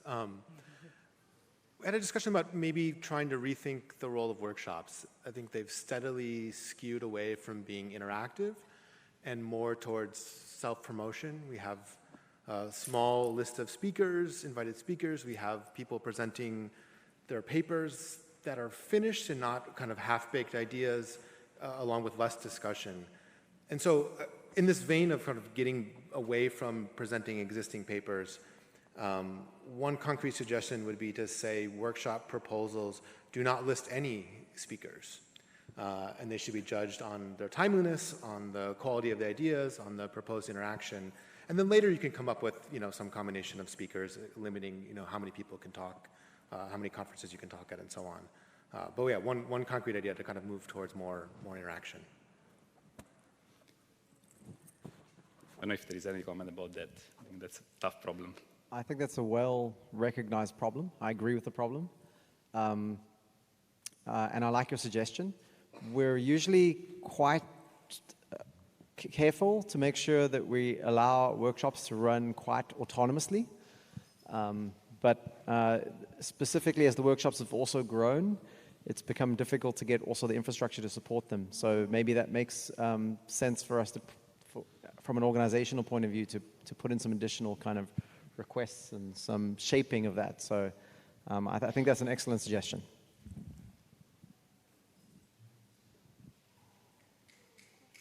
So there is one in the front here.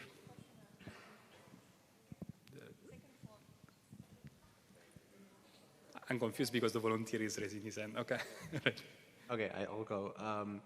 Thank you so much for organizing the conference. I had one feedback about potentially having real robot challenges. I feel like some of the demos would be nice to have maybe a benchmark or a set of challenges that you have where people can submit a model or some kind of a technology to demo, and then you have a unified benchmark that tests that, and that might be nice.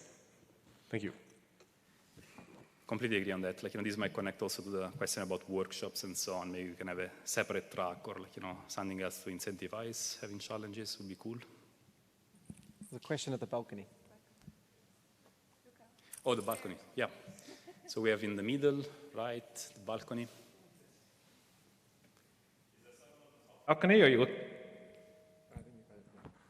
Yep. Oh. Yep. So Coral is on a lot of people's minds this week, given the imminent reviews. But in terms of future planning, as both of these conferences grow, would you ever consider sort of arranging what RSS covers in a complementary way to what Coral or other conferences cover? So essentially deconflicting a little bit, or the scope of RSS with respect to Coral. I can share I'm sure many will have opinions about that. I think the vision of RSS is to really encompass the entire robotics community. So I don't know necessarily being a good idea saying that this is good robotics and this is not good robotics, or this is not robotics we care about. I don't think it's the right exercise, but that's my opinion. Do you guys have any other comment? I mean, Trevor Darrell asked, is vision part of robotics, or is robotics part of vision? And I believe Coral is part of RSS, not the other way around. So I agree with Luca.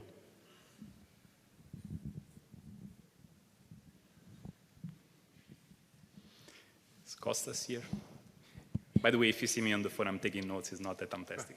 Congratulations, Luca. This is a really amazing conference. I mean, to my opinion, it's the best cross machine learning, robotics, and vision.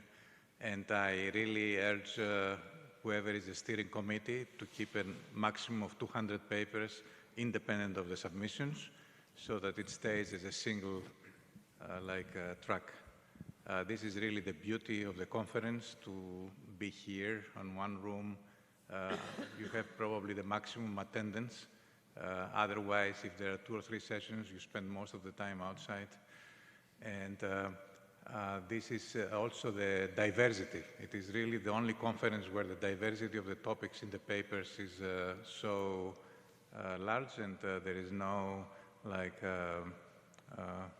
no dogma or anything like a monk, and which really speaks for the choice of the area chairs. If you keep it in the range of 200, you can also experiment with the review process, with rejecting the way you did, or like what they did last year, where you could submit a revised paper after 1 month. But otherwise, it will just get out of control. That's an interesting thought, and I think there will not be consensus on that thought. I'm sure people will be divided. I'm actually curious. Can we do a show of hands of how many people think that they're okay if the acceptance rate of RSS goes down if the conference grows? How many say that it's okay for it to go down? Interesting. Okay, that's majority, I would say. Interesting. Okay. Just to do the other one, how many of you think that he said the acceptance rate, which is roughly 27–30%, should stay constant? Just one, okay. 2, maybe, okay. Okay, all right. Less controversial than I thought, I guess. There's a question here, ground floor in the middle, or might be 2 questions, I guess. Hi. Yeah, fantastic job organizing everything, Luca. Really incredible. If you don't want to get as many emails, you maybe don't send as many emails. Point taken, yes. The one overall, like I think very great decisions were made here. The one thing I question is the use of the question period after each talk. I think if you get down to the point where each talk is only 4.5 minutes, I'm not sure what we can expect from the question period, and especially since there's already a poster session anyways. Yeah, I'm not sure that we got full value out of that 1.5 minutes that we were supposed to have after each talk. So it might be worth rethinking that. Yeah. Very fair. How many of you would be okay with getting rid of the Q&A altogether? How many of you would definitely think that it's important to have a Q&A after the talk?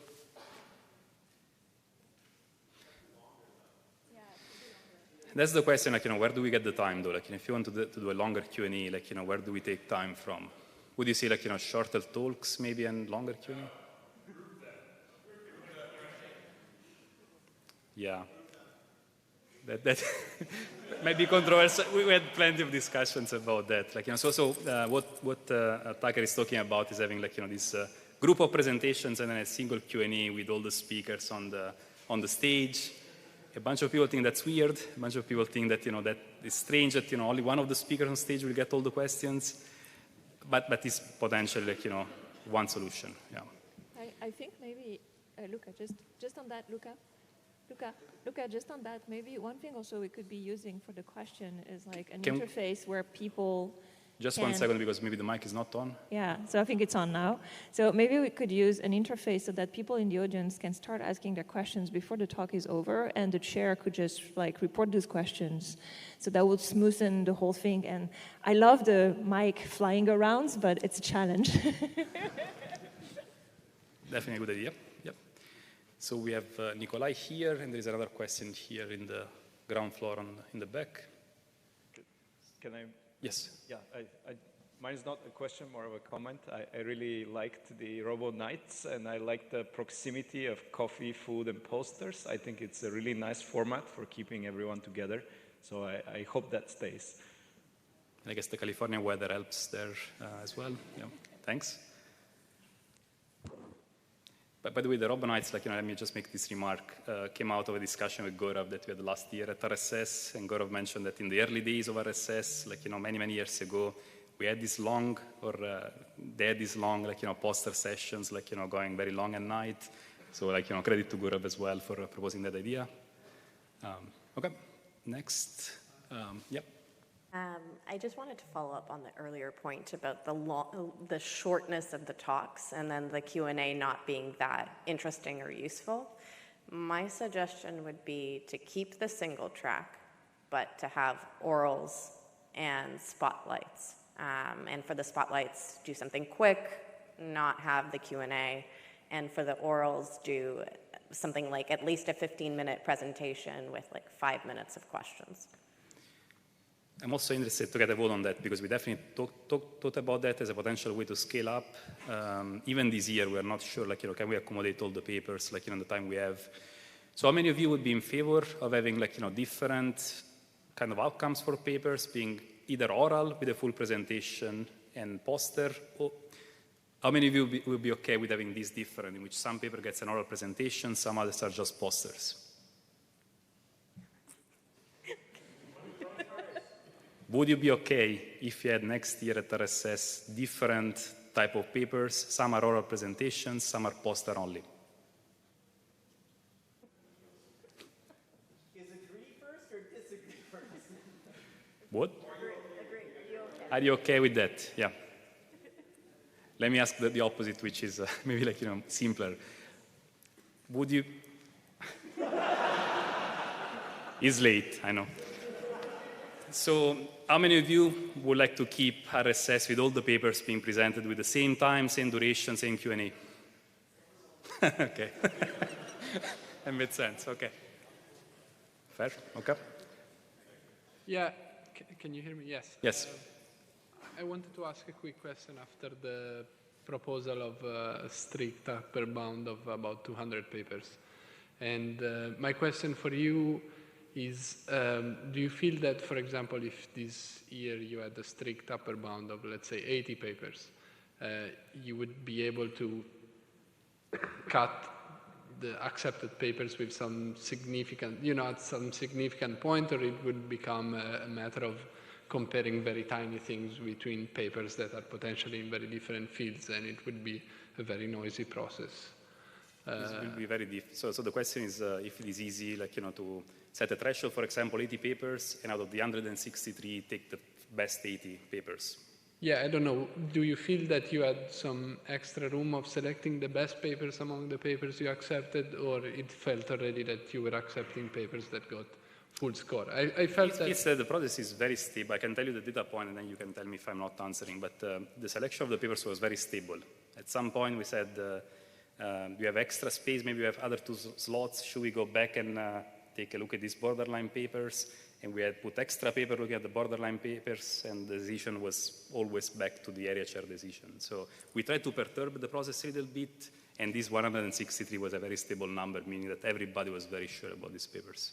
Yeah, I feel that if one puts a limit that is too tight, then the differences will be too small, and especially across different subfields of robotics, it might be different to compare, this paper got almost a full score, this other paper got almost a full score, this paper is on hardware, this paper is on planning, this paper is on learning, which one do we pick? I think it will become very, on the author side, it might become very frustrating if the bar is too high.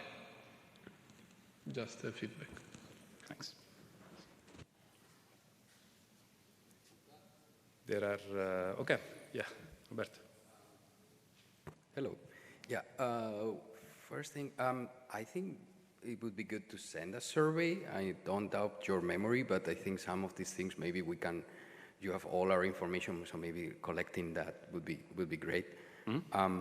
A second thing, maybe an idea, having a satellite event, given how politics are going, I think it may start to be difficult for some people from some countries to come into other countries.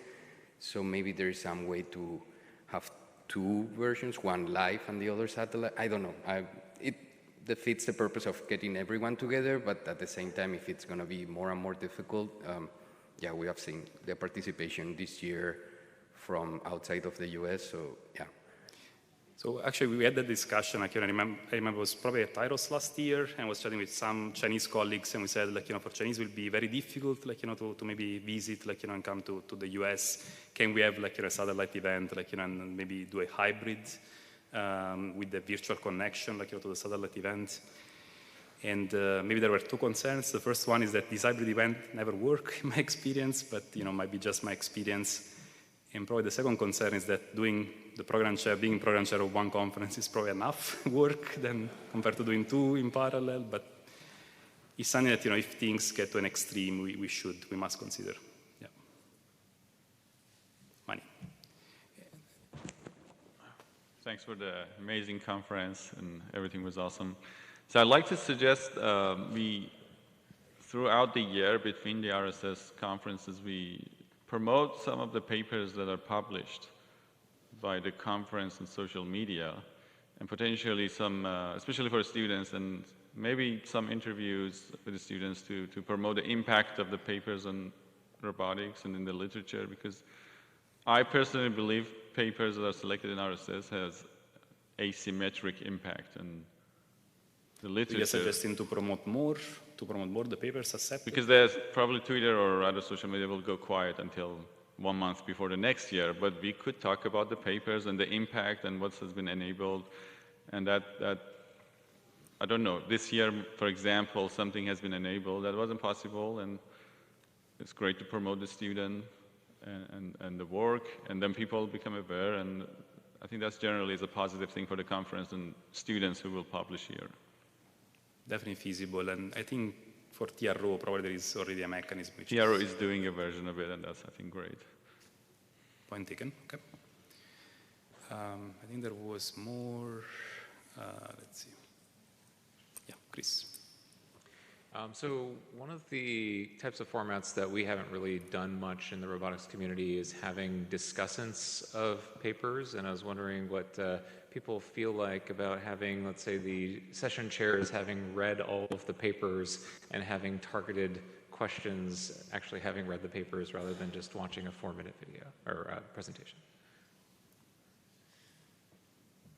I mean, the area chairs definitely, read their batch of papers fairly deeply because a lot was in their hands, this year. So that I'm sure of. How to push them, to ask questions, I think that, yeah, I don't know. Thoughts about that? So I think I understand what Chris is saying. He's kind of imagining there could be a version which is maybe a little bit more combative, perhaps. Maybe that's the... But in the sporting sense of trying to kind of get to the bottom of what the limitations of the papers are, because I think one thing that is true is that there's some people whose talks really highlighted some of the shortfalls, and that was not true across the board. So that could kind of help us keep a little bit more honest. So there are some ways to kind of try to improve that a little bit. One is maybe to have some sessions that are like that. Perhaps people opt into sessions that are like that. Or we could talk about making sure that there's sort of a dirty laundry slide or something like this that's discussed. I think these things are important for the culture of the robotics community overall. And so I think pursuing something in that direction has the right feel to me. But we also don't want to put people off their first conference experience, right?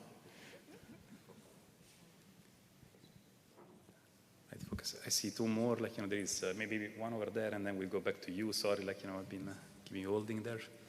Yeah, thank you all for the very excellent conference. So my question is related to the sponsors. So actually, some of the real robot demo, and actually many of the real robot demos at the conference are actually coming from the sponsors. So actually really enjoying going through those kind of industry booths, be able to interact with them and be able to play with those robots. And for example, for some bigger conferences like ICRA, actually the booths are some of the most exciting parts of the entire conference. Many people love to just hang around at the booths. So at RSS, given the current scale, are we happy with our, for example, current scale of the industry sponsors, or do we have plans to expand the industry appearances here?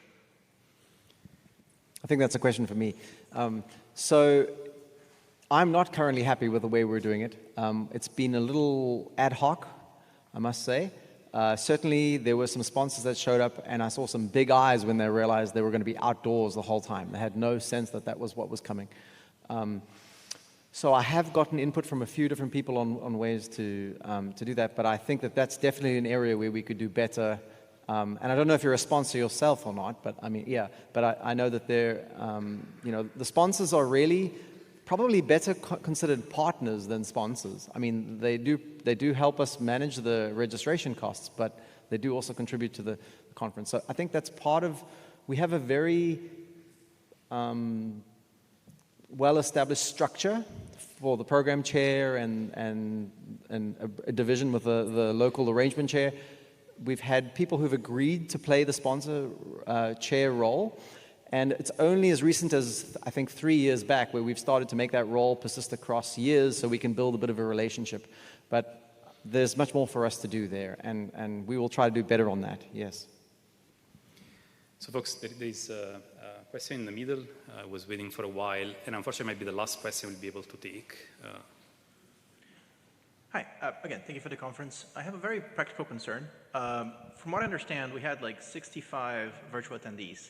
And then eventually we're going to publish most of the conference online anyway on YouTube. Mm-hmm. The question is, what is the point of paywalling early access to the conference? Why don't we just release it for free on YouTube from the beginning so people can follow and drive, access to science and stimulate it? I can see a plus, of course, the more we are inclusive, and the more reach we have, the better. I still see a strong value of being in person and forming community as we have been doing over the last 4 days. but maybe we can do both and can work out. I think that's a good idea. Any thoughts from? We've had a couple of years where there was a sort of a similar cost. It's just that it gives us a little, there's some additional logistics, and we were sort of at the maximum logistics I think we could just about handle this time. But maybe that's something we could think about, because we're ready, but we need to kind of do one more pass through the presentations to release them. But I think that's something we have managed in the past. We could do that again. All right, folks. So there will be the farewell reception to chat much more and to get more feedback. Feel free to stop any of us, to provide more feedback. Now I want to keep my promise of leaving the last 10 minutes for discussion about RSS 2026. Luca, before you go there, I'm going to interrupt you. So we haven't thanked one person today. RSS is distinguished because its program chairs define the conference and have tremendous autonomy in how they run it. Many former program chairs are here. So I think we should give a standing round of applause to Luca Carlone.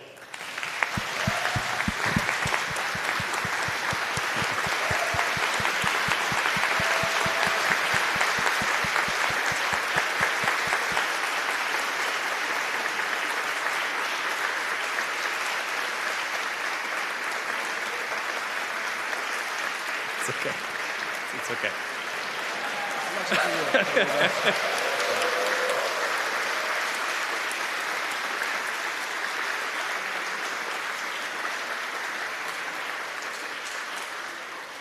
It's been a lot of fun. And again, I'm not joking, I'm not exaggerating. I could not hope for a better team. It's been really fun. I learned a lot. So if, tomorrow we'll come to you and we say, do you want to be program chair for some future RSS? Say yes, it's a lot of fun. There is, in parentheses, a lot of work as well, but that's another story. All right, folks, so we're going to announce, I'm happy to announce, RSS 2026. I'm going to cover, one slide or so, and then we'll pass to the actual folks, are going to do the heavy lifting on the organization. So I'm super excited to announce that RSS 2026 will be in Sydney, Australia.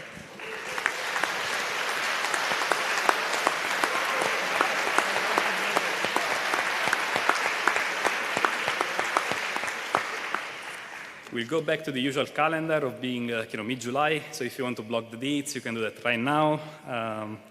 And I'm even more excited to spend my last slide talking about the composition, and the leadership of RSS 2026.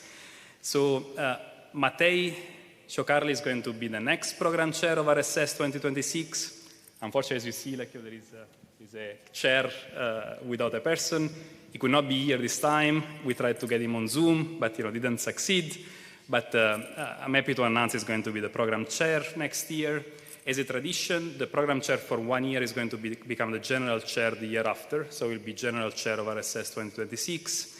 And I'm super excited to have an amazing set of local arrangement chairs, including Green Best, Teresa Vidal Callega, Sarat Kadagoda, and Shudong Wang, who is going to join us on stage today. Let's give them a round of applause.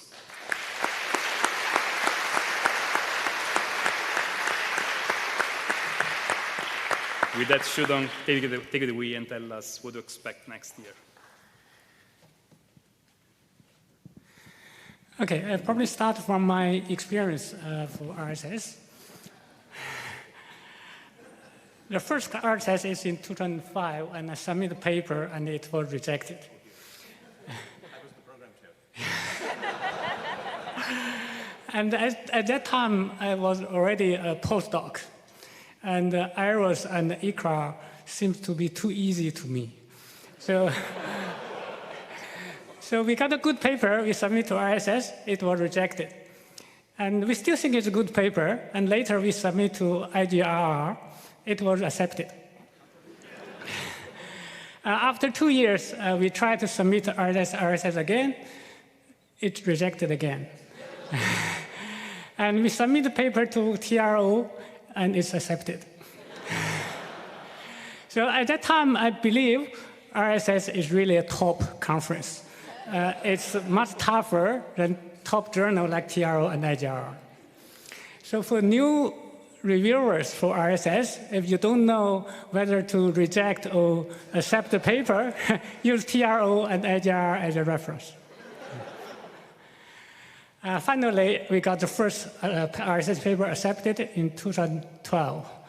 And later, we got a few RSS paper later. And after 10 years, I became the publication chair of RSS2022. And then next year, I'm going to host RSS2026.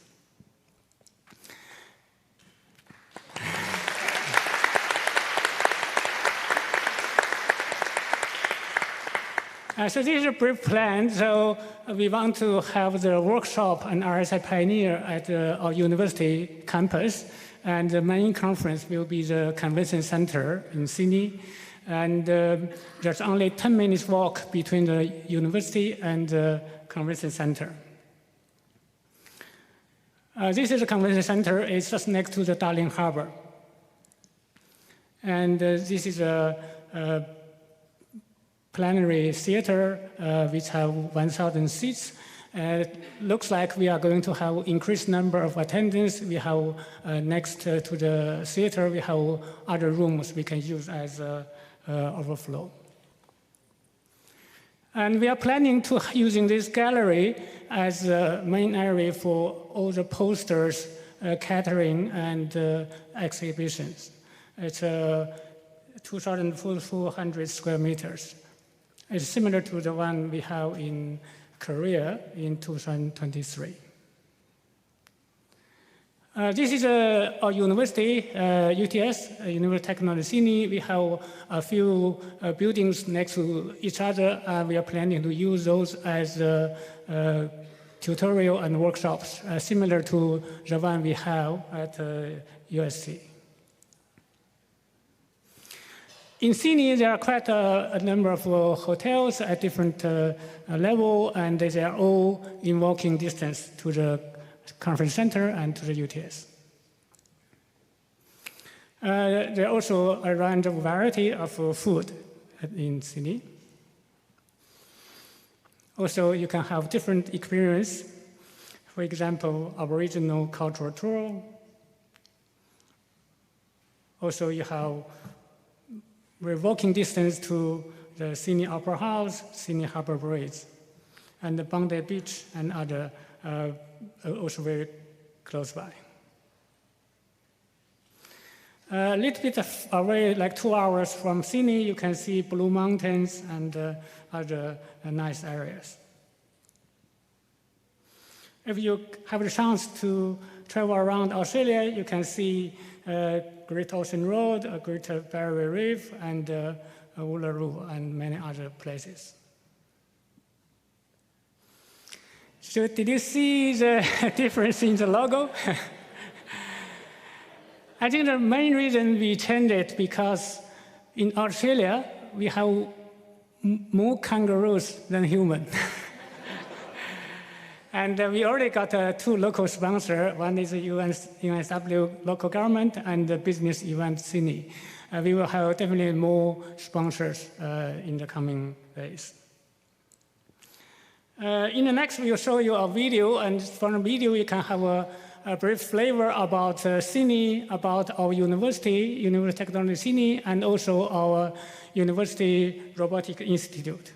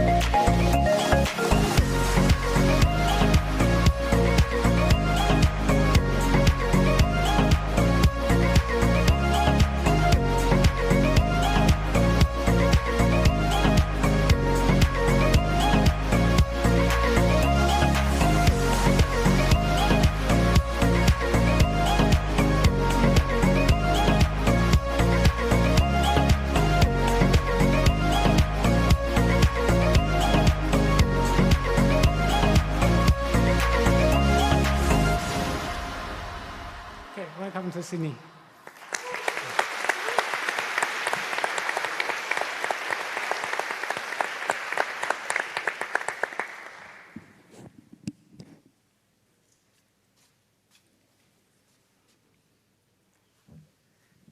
All right, so I promise we'll let you go in 1 minute, but I think before closing, we have to complete the tradition with RSS, and I should hand over, like, my Hawaiian shirt, actually, to the next program chair.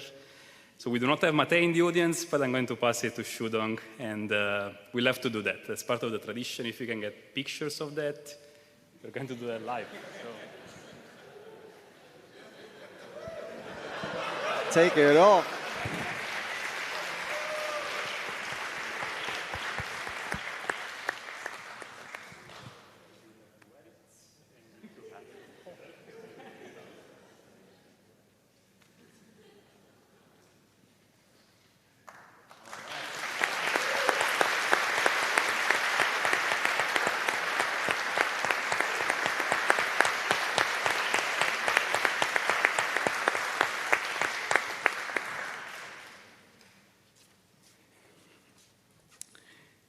Well, I don't know, that's like, that's my Photoshop, expertise.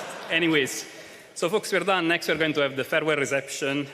Just an important reminder, make sure you don't leave anything, in the auditorium. They're going to close the door. You're going to not be able to retrieve your stuff. So please pick up everything. And we'll see you in Sydney next year. Thank you.